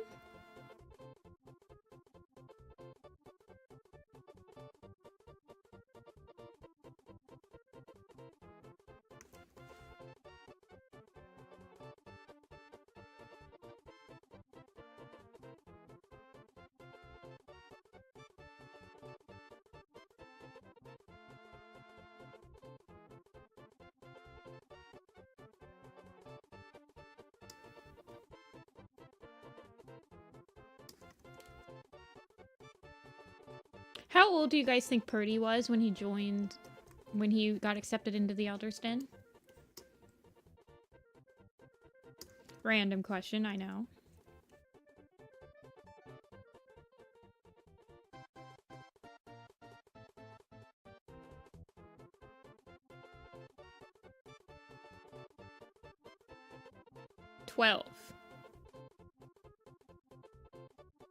I think I have him, like, being just, like, 10.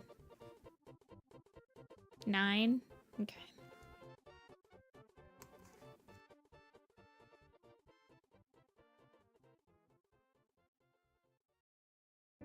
Ten to 13.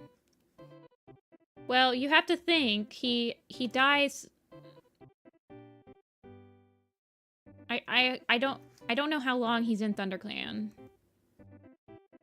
Like, I am unable to verify how many years takes place where he is in ThunderClan already, but you don't want him to... This is my issue. I don't want him to be too young when he joins, but I also don't want him to be too old that he, like, ends up being 20 years old accidentally.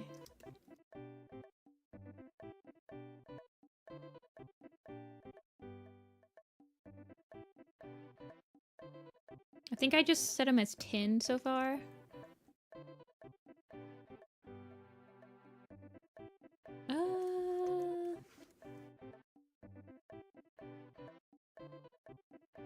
Yeah, he was described as old in the New Prophecy, but he doesn't actually join ThunderClan until the end of Power 3.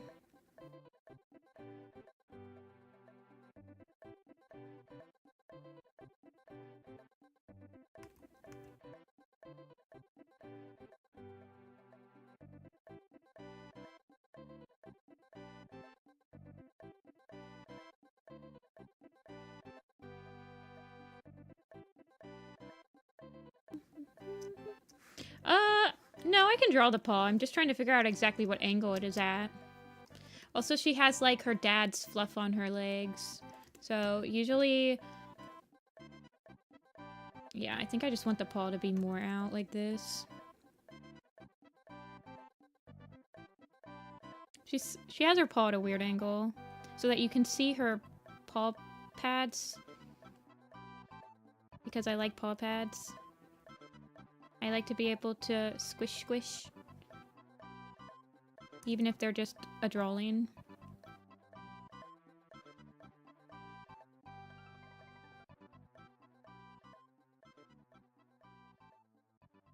But then she has Fluff.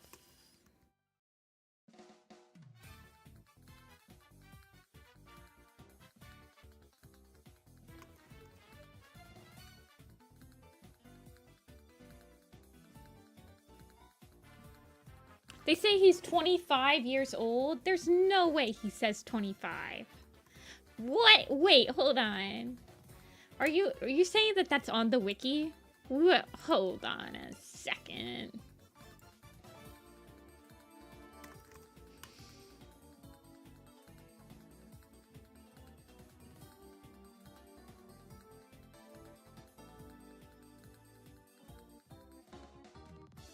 I don't see that on the wiki.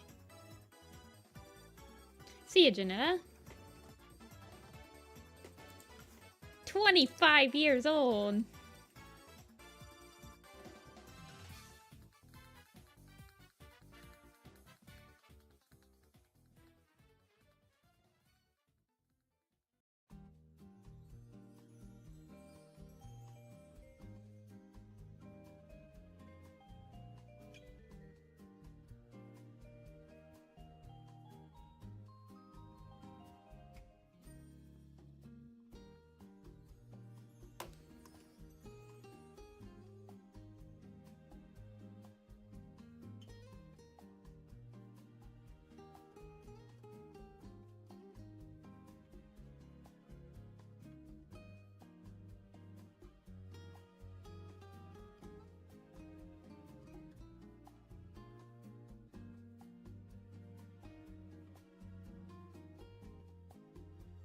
I guess she doesn't need.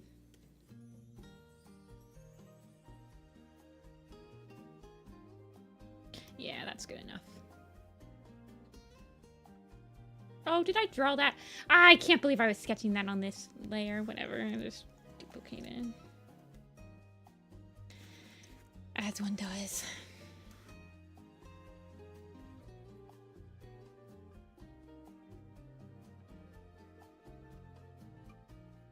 He's as old as a dinosaur.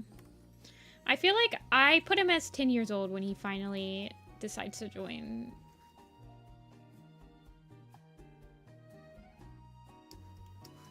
I think that would make him... Well, I haven't done loners on my magnum opus around the lake yet. But that would make him...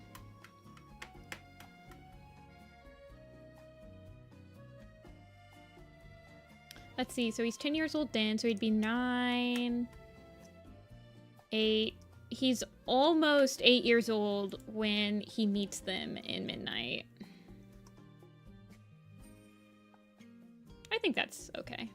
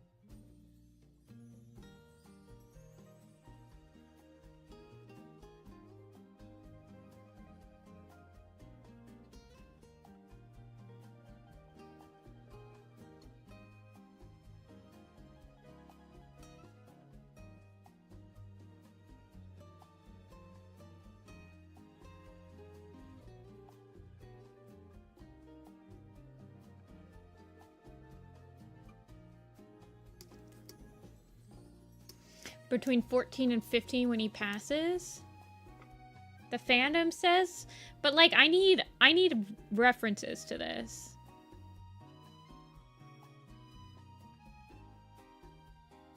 I need to know exactly when it says that.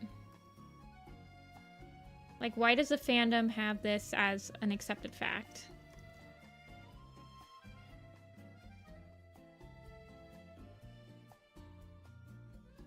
I need sites.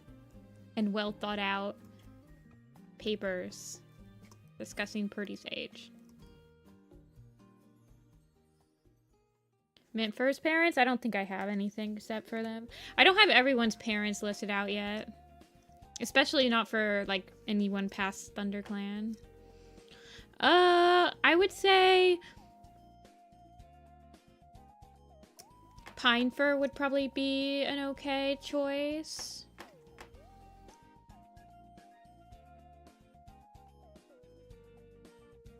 Emberdawn. You could do Grass Whisker, Vixen Leap. I don't have Green Flower on there yet.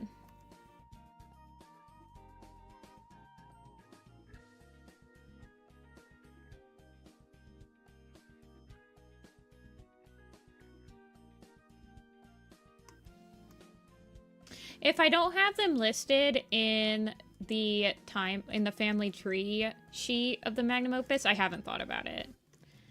I first put the cats on before I like try to decide who could viably be their parent. Family tree crafting is stressful.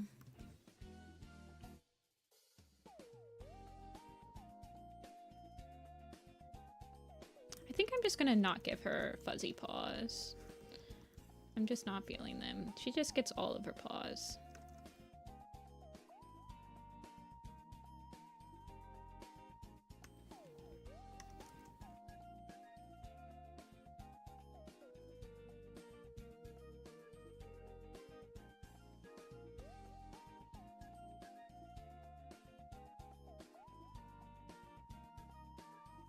Happy New Year, Alien. It's not that late.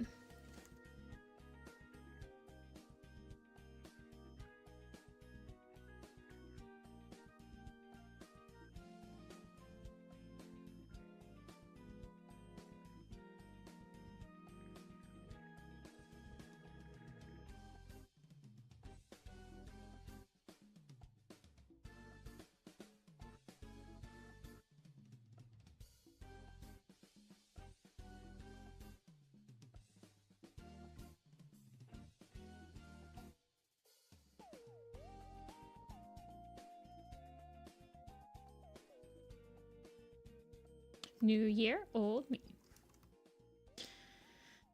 I have a lot of little New Year's resolutions I want to do this year. I need to actually write them all down so I don't forget some of them.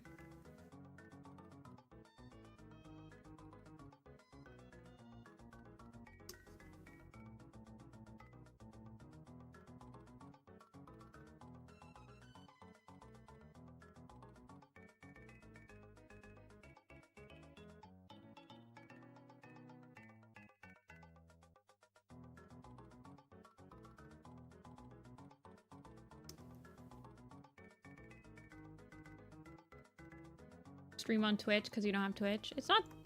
You don't have to pay money to get Twitch, right? I have been thinking about doing multi-streaming.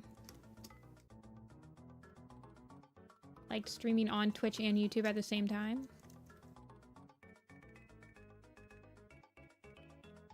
If I did a Discord group, you could get benefits if you have like a Twitch stream connected to it. Also on Twitch you can do emotes.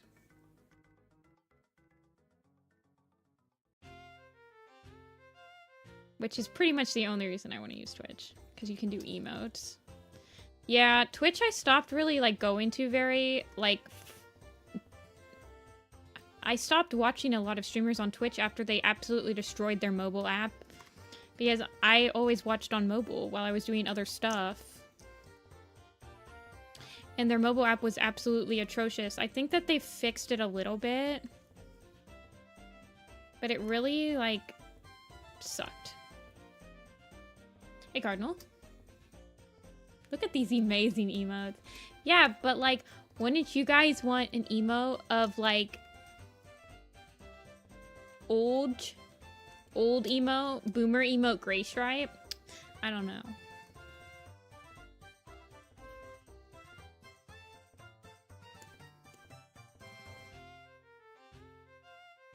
You guys can spam old gray stripe emote on me when I'm like reminiscing about old day stuff and you want me to stop.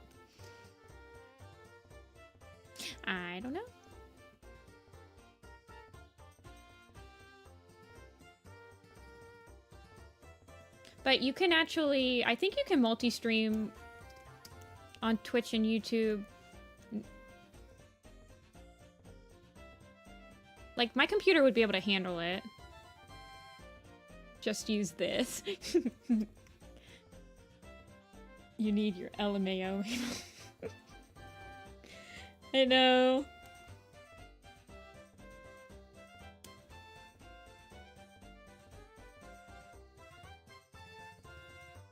I like my emote. I like the Twitch emotes.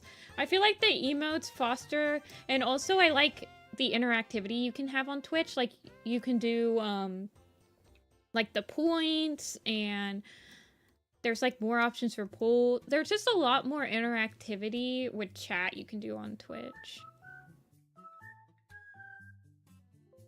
Like, on YouTube, I can make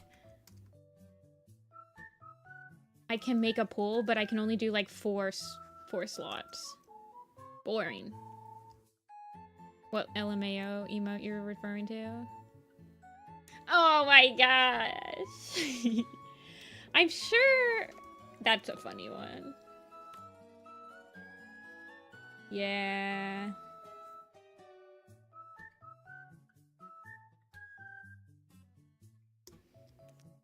I miss my Twitch emotes.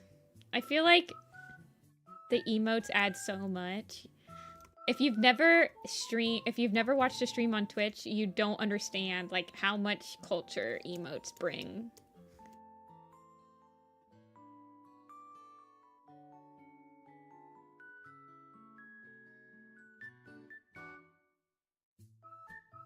Not like high culture. I'm just saying like community memes. We can have the Rin's Peter Griffin Frostpaw pose as an emote.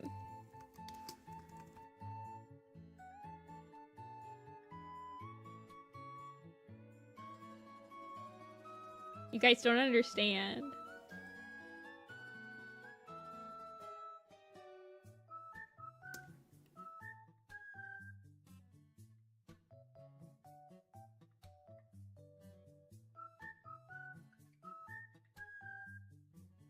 I don't think I'll ever get used to calling Frostpaw Froston. I think she's gonna end up like Dovepaw for me, where I just always say Dovepaw instead of Dovewing. For some odd reason.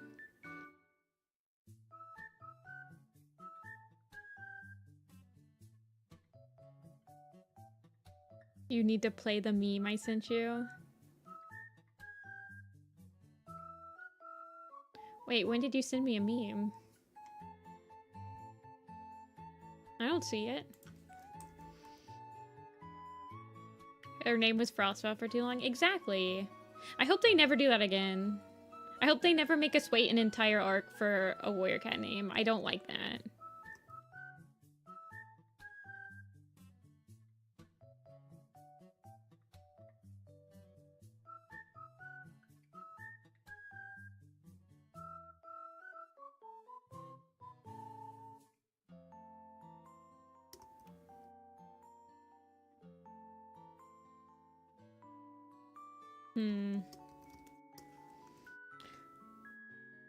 Oh, I did send it. Wait, hold on. I did send it. I did watch it. Hold on. Here you guys go. Are you ready for it? Let me turn off the music. You guys can see the meme.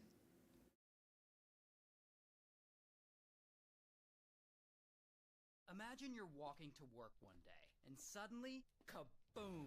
Someone drops an atomic bomb on you. Now, imagine if that happened to you twice. Imagine you're walking to work one day, and suddenly, kaboom! Someone drops This is the type of warrior cat content I'm expecting people to use my designs designs for. Twice. By the way.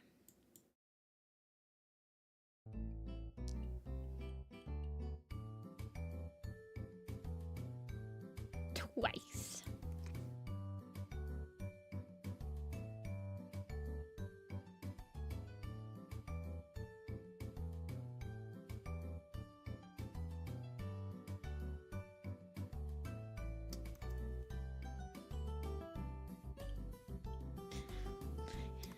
Oh, Frostpaw X Waffle Pelt win.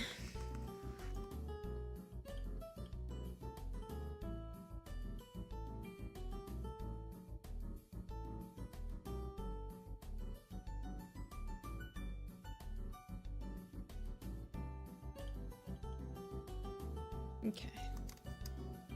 Is this Undertale music? Oh yeah, it is. Let me turn it down a little bit. There we go. Making sure my voice is above it. Yes, it is. Okay. We're good. I need to set up that second monitor. I'm just being lazy.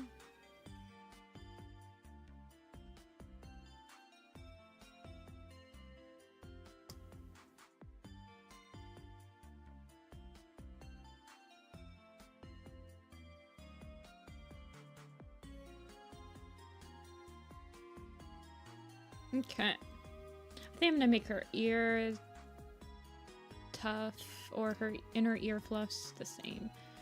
Different color. I'm gonna up this a little bit.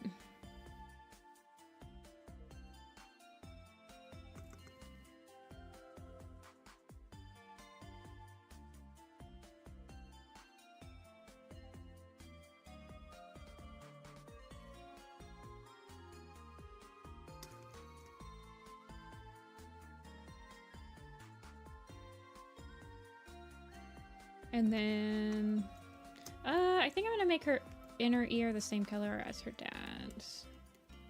Change it a little bit. What color eyes do you think she should have? With a name like Stream Ripple. You might end up having blue eyes. Did anyone else end up with blue eyes? Yeah, Whisper Breeze did.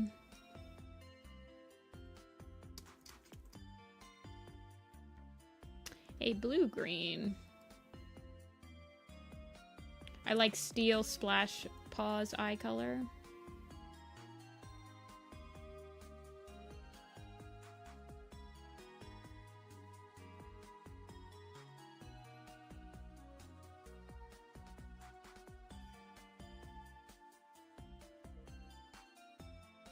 Okay.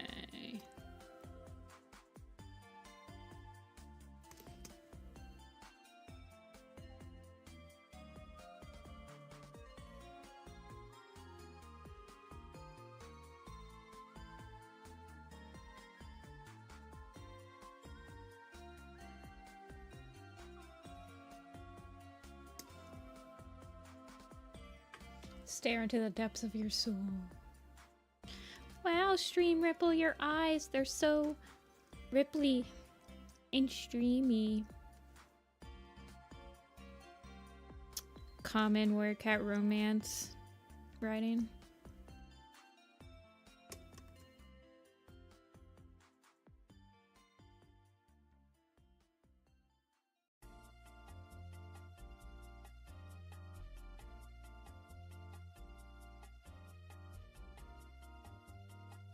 That was basically Fern Stripe when she was like, Shelfer smelled like leaves, and then I got to ThunderClan and I realized you guys all smelled like leaves.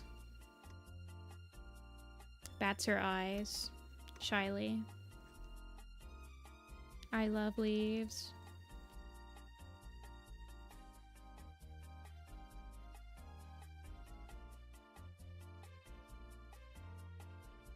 Shelfer. No spoilers.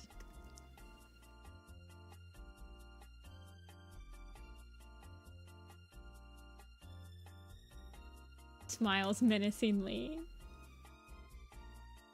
I love leaves.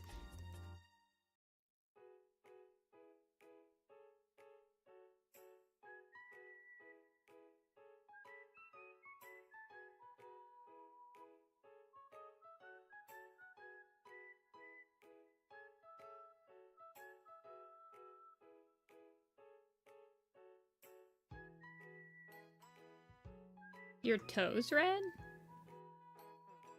That's scary. My design commissions? Currently they start at 100.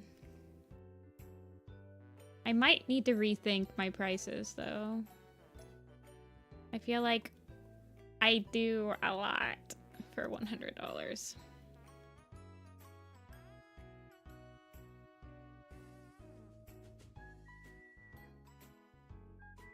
I think I just need to not...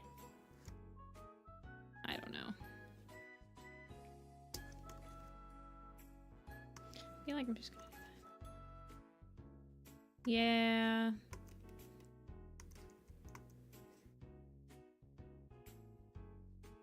They take me a really long time to do. Like, design commissions usually take me months. FYI. If you're, like, ever thinking of getting one. They take me, like, absolutely months to do.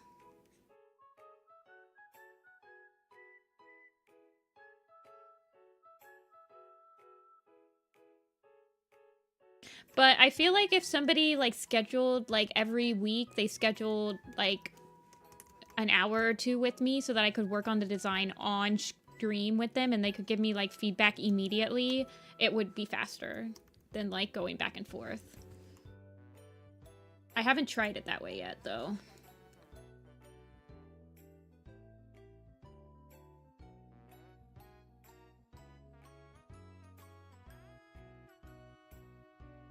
Because I think that it just takes me months to do it because there's so much back and forth that's involved in design commission.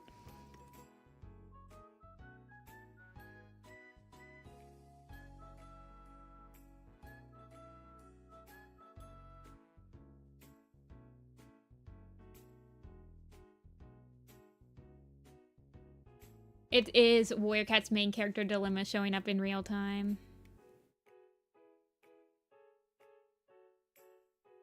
Like, every single design commission, imagine me trying to design Sunbeam. That's how I feel. I'm like, everything has to be perfect. Especially for the person. I'm like, I'm getting paid to do this. It has to look perfect. I think I'm just gonna connect her stripe all the way up. She has kind of like a curl, it looks like. I could just curl her stripe.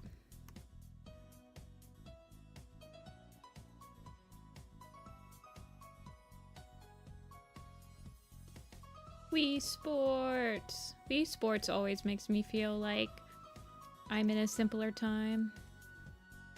I'm like ready to kick my sister's butt in Wii bowling and stuff like that.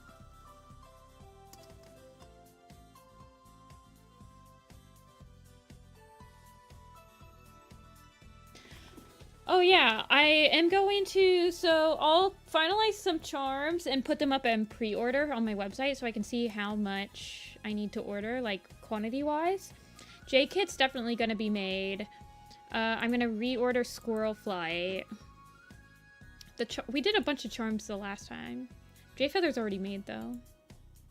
I need to make this. I'll probably finalize the Grey Wing and Clear Sky one and see how much interest there are for those ones. And if there's not too much interest for these two, then I might not make these charms. I might just make like a sticker sheet with some of these. Do River Ripple? Yeah, I might want to do River Ripple because I want the River Ripple charm. These ones are just all self-indulgent. But my Dawn of the Clan stuff sells okay on my website. I feel like my designs for them are pretty well recognized. Well, the Grey Wing and Clear Sky one would be recognized from the map that I hosted. So like at conventions, a lot of people, I print out like screenshots from maps that I do, and then if somebody recognizes who I am from like my Warrior Cat stuff, like they might not be into Warrior Cats anymore, but they'll be like, oh my gosh, I loved this map part or whatever, and so they'll buy a screenshot for me to like sign. Their prints, they're usually only like $10 prints, and then they get the signature that they want.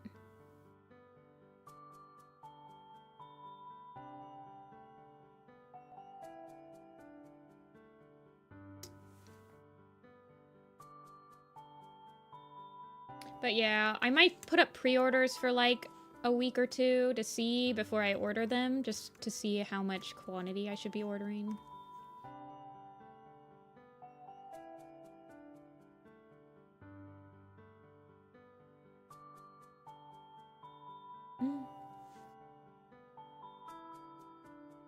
The Tall Shadow one would probably sell pretty good offline as just like a typical black cat keychain.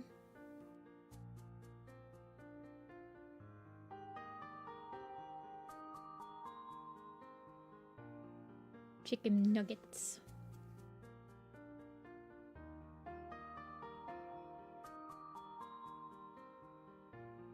I feel like the gray wing one might sell pretty well.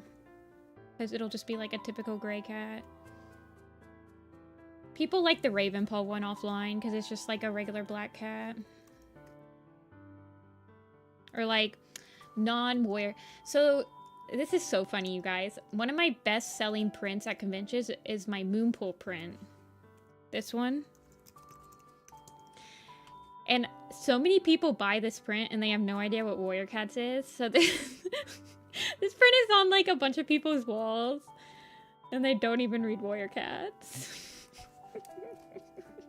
People will just come and be like, I like this one, it speaks to me. It reminds me of a secret place that no one else knows about. It's like your place, and it's all mystical and whimsical. And I'm like, yeah, that's pretty much what the Moonpool is, dude. Glad to see I nailed the vibe correctly. So funny. We did design a Hawk Frost keychain. They're kittens, Daniel, so they're supposed to be cute. Also I wanted to do here's a tiny one, but I'm not sure about this pose. But I want a tiny one to go with my rusty one. Those are the only ones that we did that were villains.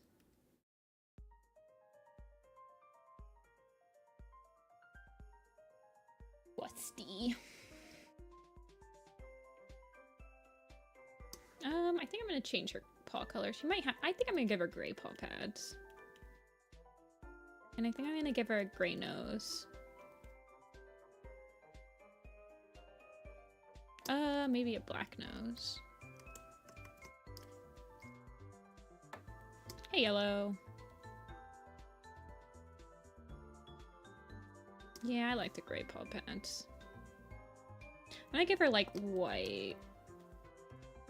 Wusty.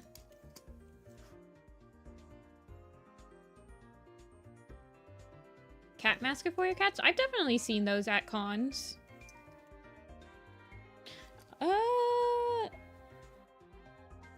Somebody did a Scourge cosplay. They saw my booth at one of the cons I sold at. They saw my booth, and then the next day they were like, it was a local con, so I'm sure that they were like just going home at the end of the day. And the next day they came back and they were like, I'm wearing my Scourge cosplay today. It was very amazing. They did it just for me.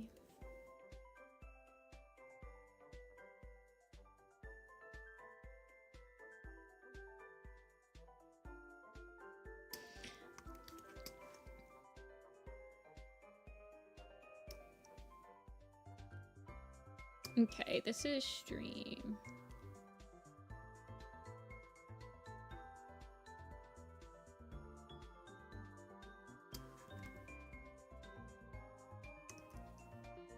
Etsy. I've been thinking of putting some stuff on Etsy, like opening up another shop that just has some. I wouldn't be able to do a lot of like made to order stuff, and I would probably only be able to put like a very limited quantity because you have to pay for each listing that you have on Etsy. And they do take... So the thing I like about Big Cartel, which is the website I use to host my online shop, is that they don't take a commission for each of your prices. It's just a monthly payment I have to pay to them. I've been thinking of switching over to Square, though. But Square doesn't have very good, like, shipping and handling modifications. I don't know.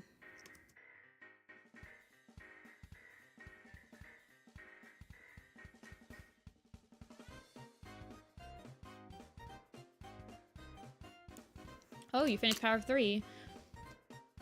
Oh, you're rereading it. I'm like, is this your first time?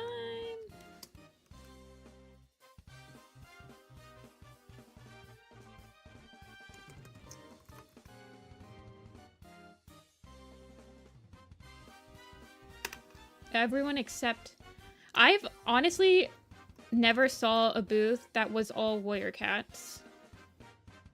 I've seen, like, there might be a person that's selling, like, a single warrior cat thing at their booth. And it's, like, really hidden. I'm not saying this because I do it, but one of the reasons I started selling at cons is because I've never seen anyone sell warrior cats at cons, so I was like, I want to see how that does. I want to see how good warrior cat sells at conventions, and it sells pretty good.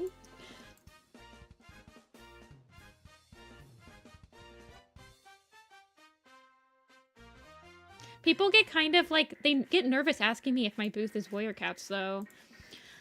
I'm like, no, it's all warrior cats. You're right. It's like they don't want me to feel offended that I think it's warrior cats or something. I'm like, no, I'm unapologetically warrior cats today.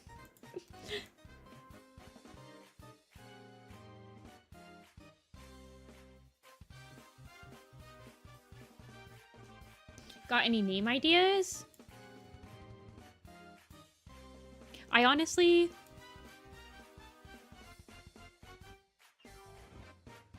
I kind of wish my name was Nifty Jessica.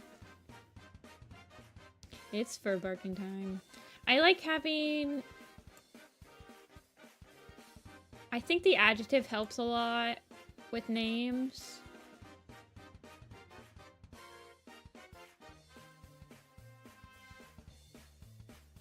The only one... So Bloom Petal is technically live. If you guys go to StreamKit... If you go to the Bloom Kit tag on the Warrior Cat design blog, Bloom Petal is already live. Whisper Breeze was posted today. Furbark's been posted. Stream Ripple is the only one. She's gonna need a new post. So Stream Ripple will not be posted until Saturday. Waffle Pelt? It's already 6 o'clock. I might end stream soon.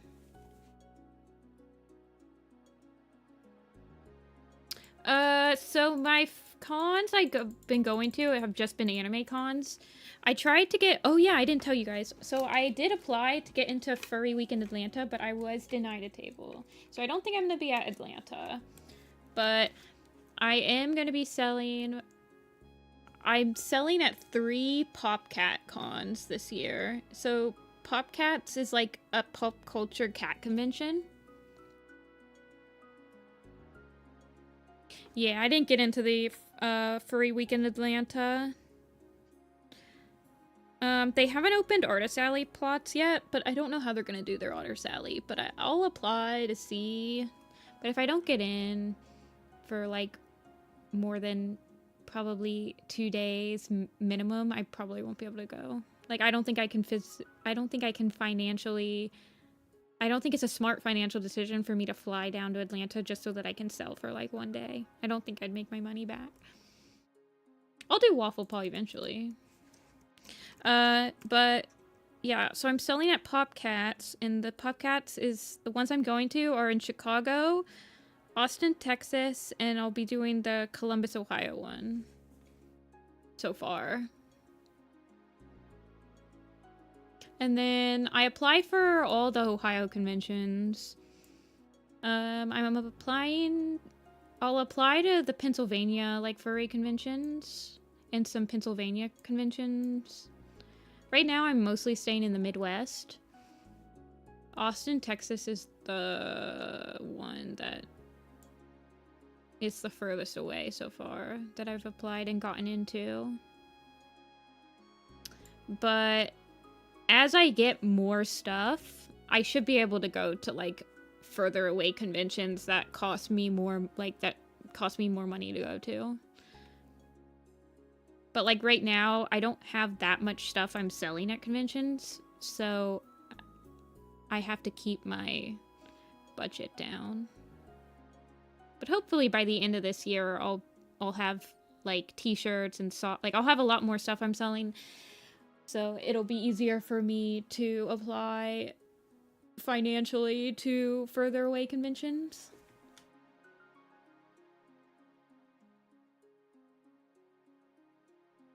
It was a fine arts convention. Yeah, so last year I sold at the anime, oh god, what was it called? Anime Ohio. It was in Cincy. And then I sold at MatsuryCon, which was in Columbus. I'll apply to Colossal Con in Sandusky, but apparently it's really hard to get into, so I don't think I'll get into it this year. I'll probably try like Animarathon too. I can't go to OhioCon this year, and I can't go to SekaiCon, which is a new con in Ohio, because I'll be in the Grand Canyon when those happen.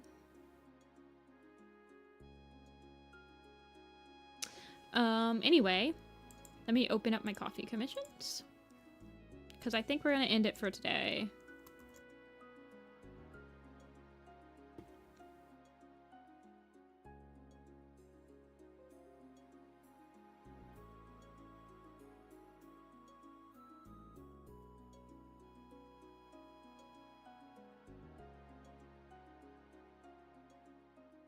Right now, I'm just applying to cons where I can, like, stay with a friend if I go, or if I already know, like, 3 other people that are selling there that I can just, like, get space on the floor of the hotel room to sleep in.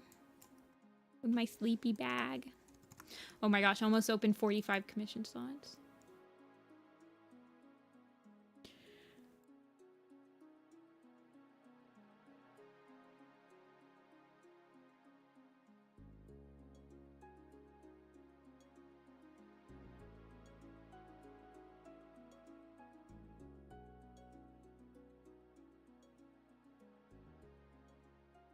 Alrighty.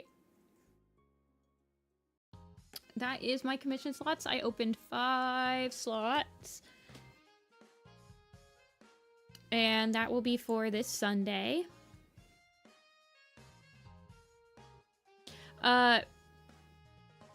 Rin, if you're planning on getting one this time, tell me if you're gonna do double characters, because I want to not have too many double character slots at once.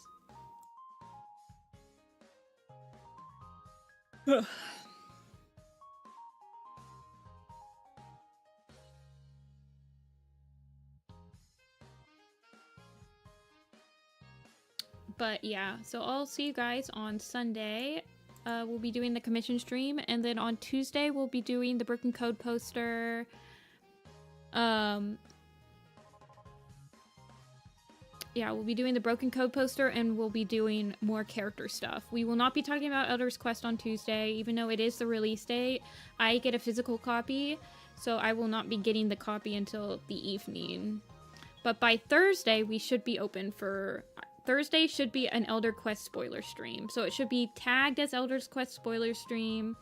It'll be a free-for-all. Every single thing about Warrior Cats can be spoiled in that stream. No holds bar, or however you say it. But, yes, I will see you guys then. Exciting. I'll tell you next stream. Okay, Alien. You'll probably have to tell me like 50 times that you were Alien, because otherwise I forget. But yes, thank you guys for watching. Thanks for keeping me company. I always really appreciate it. And I'll see you guys on Sunday. Bye!